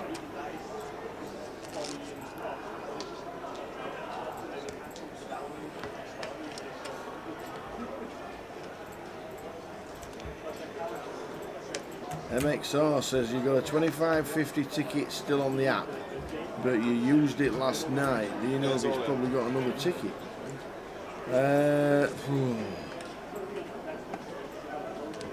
I'm not too sure how it works, MXR. You got a 25 ticket still on the app, but you used it last night, but it's still on the app.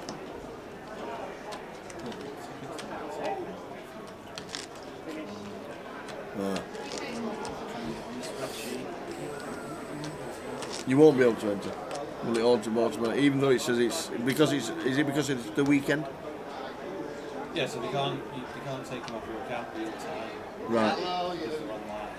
Oh yeah. So you have a spreadsheet. But when you try and buy in, you can't. It will. Yeah. Right. So MXR, it's not taken off because of the time, and obviously, yeah. It will be marked off on the spreadsheet when you if you try to use it again. We know people a few years ago found a flaw where the tokens never got took off and they used them on multiple occasions, which was obviously a no-no.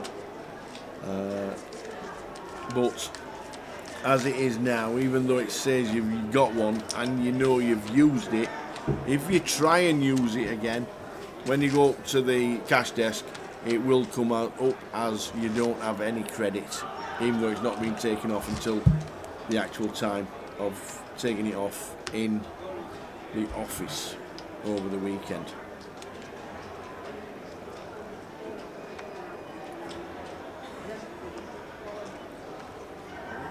So you won't be able to use it, it's just that the balance hasn't been updated, that's all.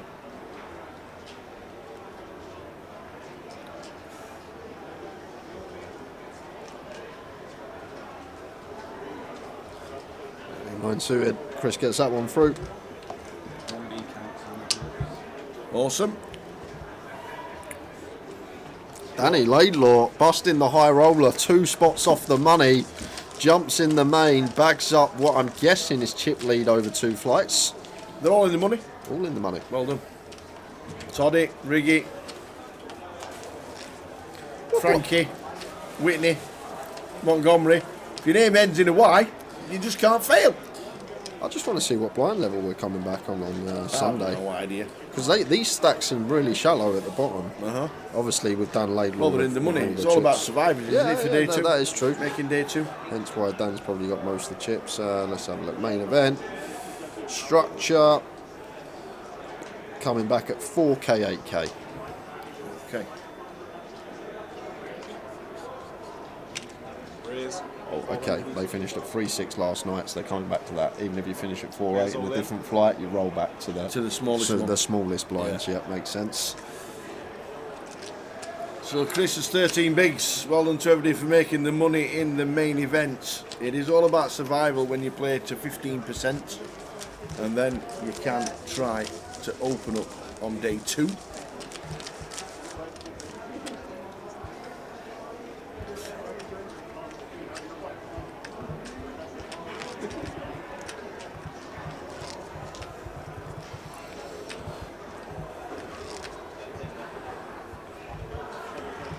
So, does Chris get back into it, or is the next all in the call a champion? Whenever that will be. But Chris, 13 bigs. Shot Queen? Yep, shove. In. 10-4, out. Over and out. 10-4, good buddy.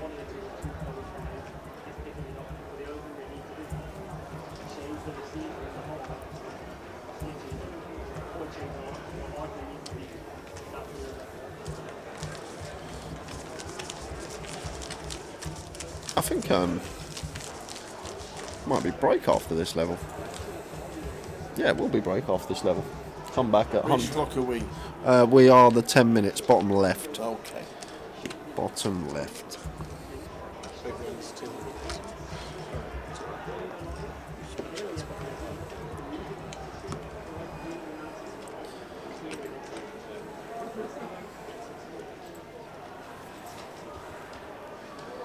King Queen. Is it a shove? I think Is shove's the fine. 13 Yeah, effective? yeah, I think shove's fine here from Mo. Like once we do start going higher up in terms of strong hands, can just go for the click, but yeah, shove going to be fine as well. 10-7 off here for Chris. Does he fancy the defend? Yes, he does.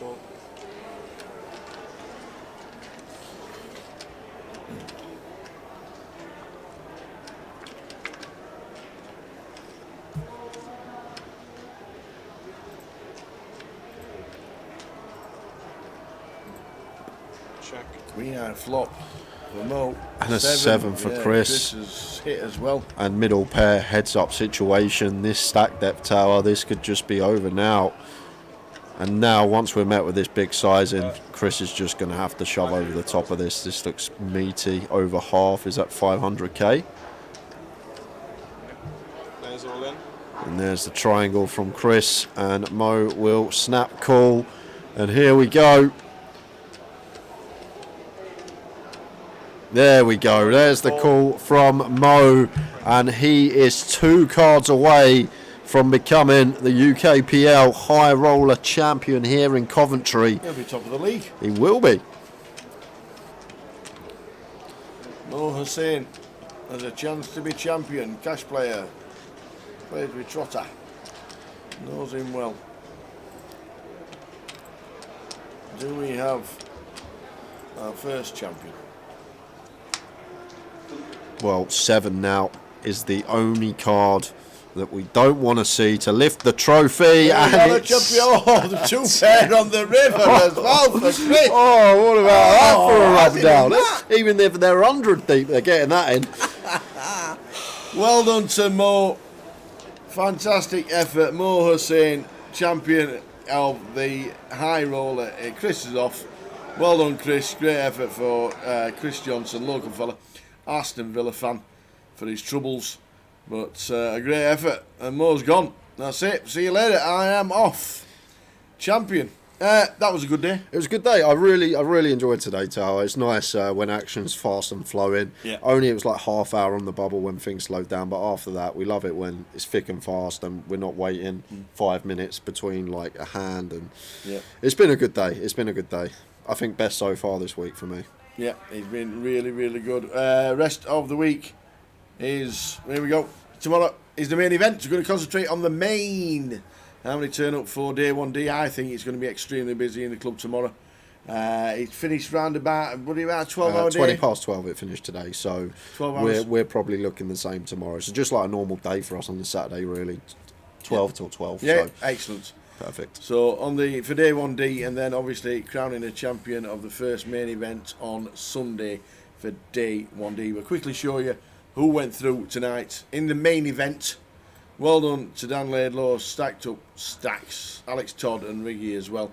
So well done one and all. We'll be back tomorrow, 12:20 for the main event of the week.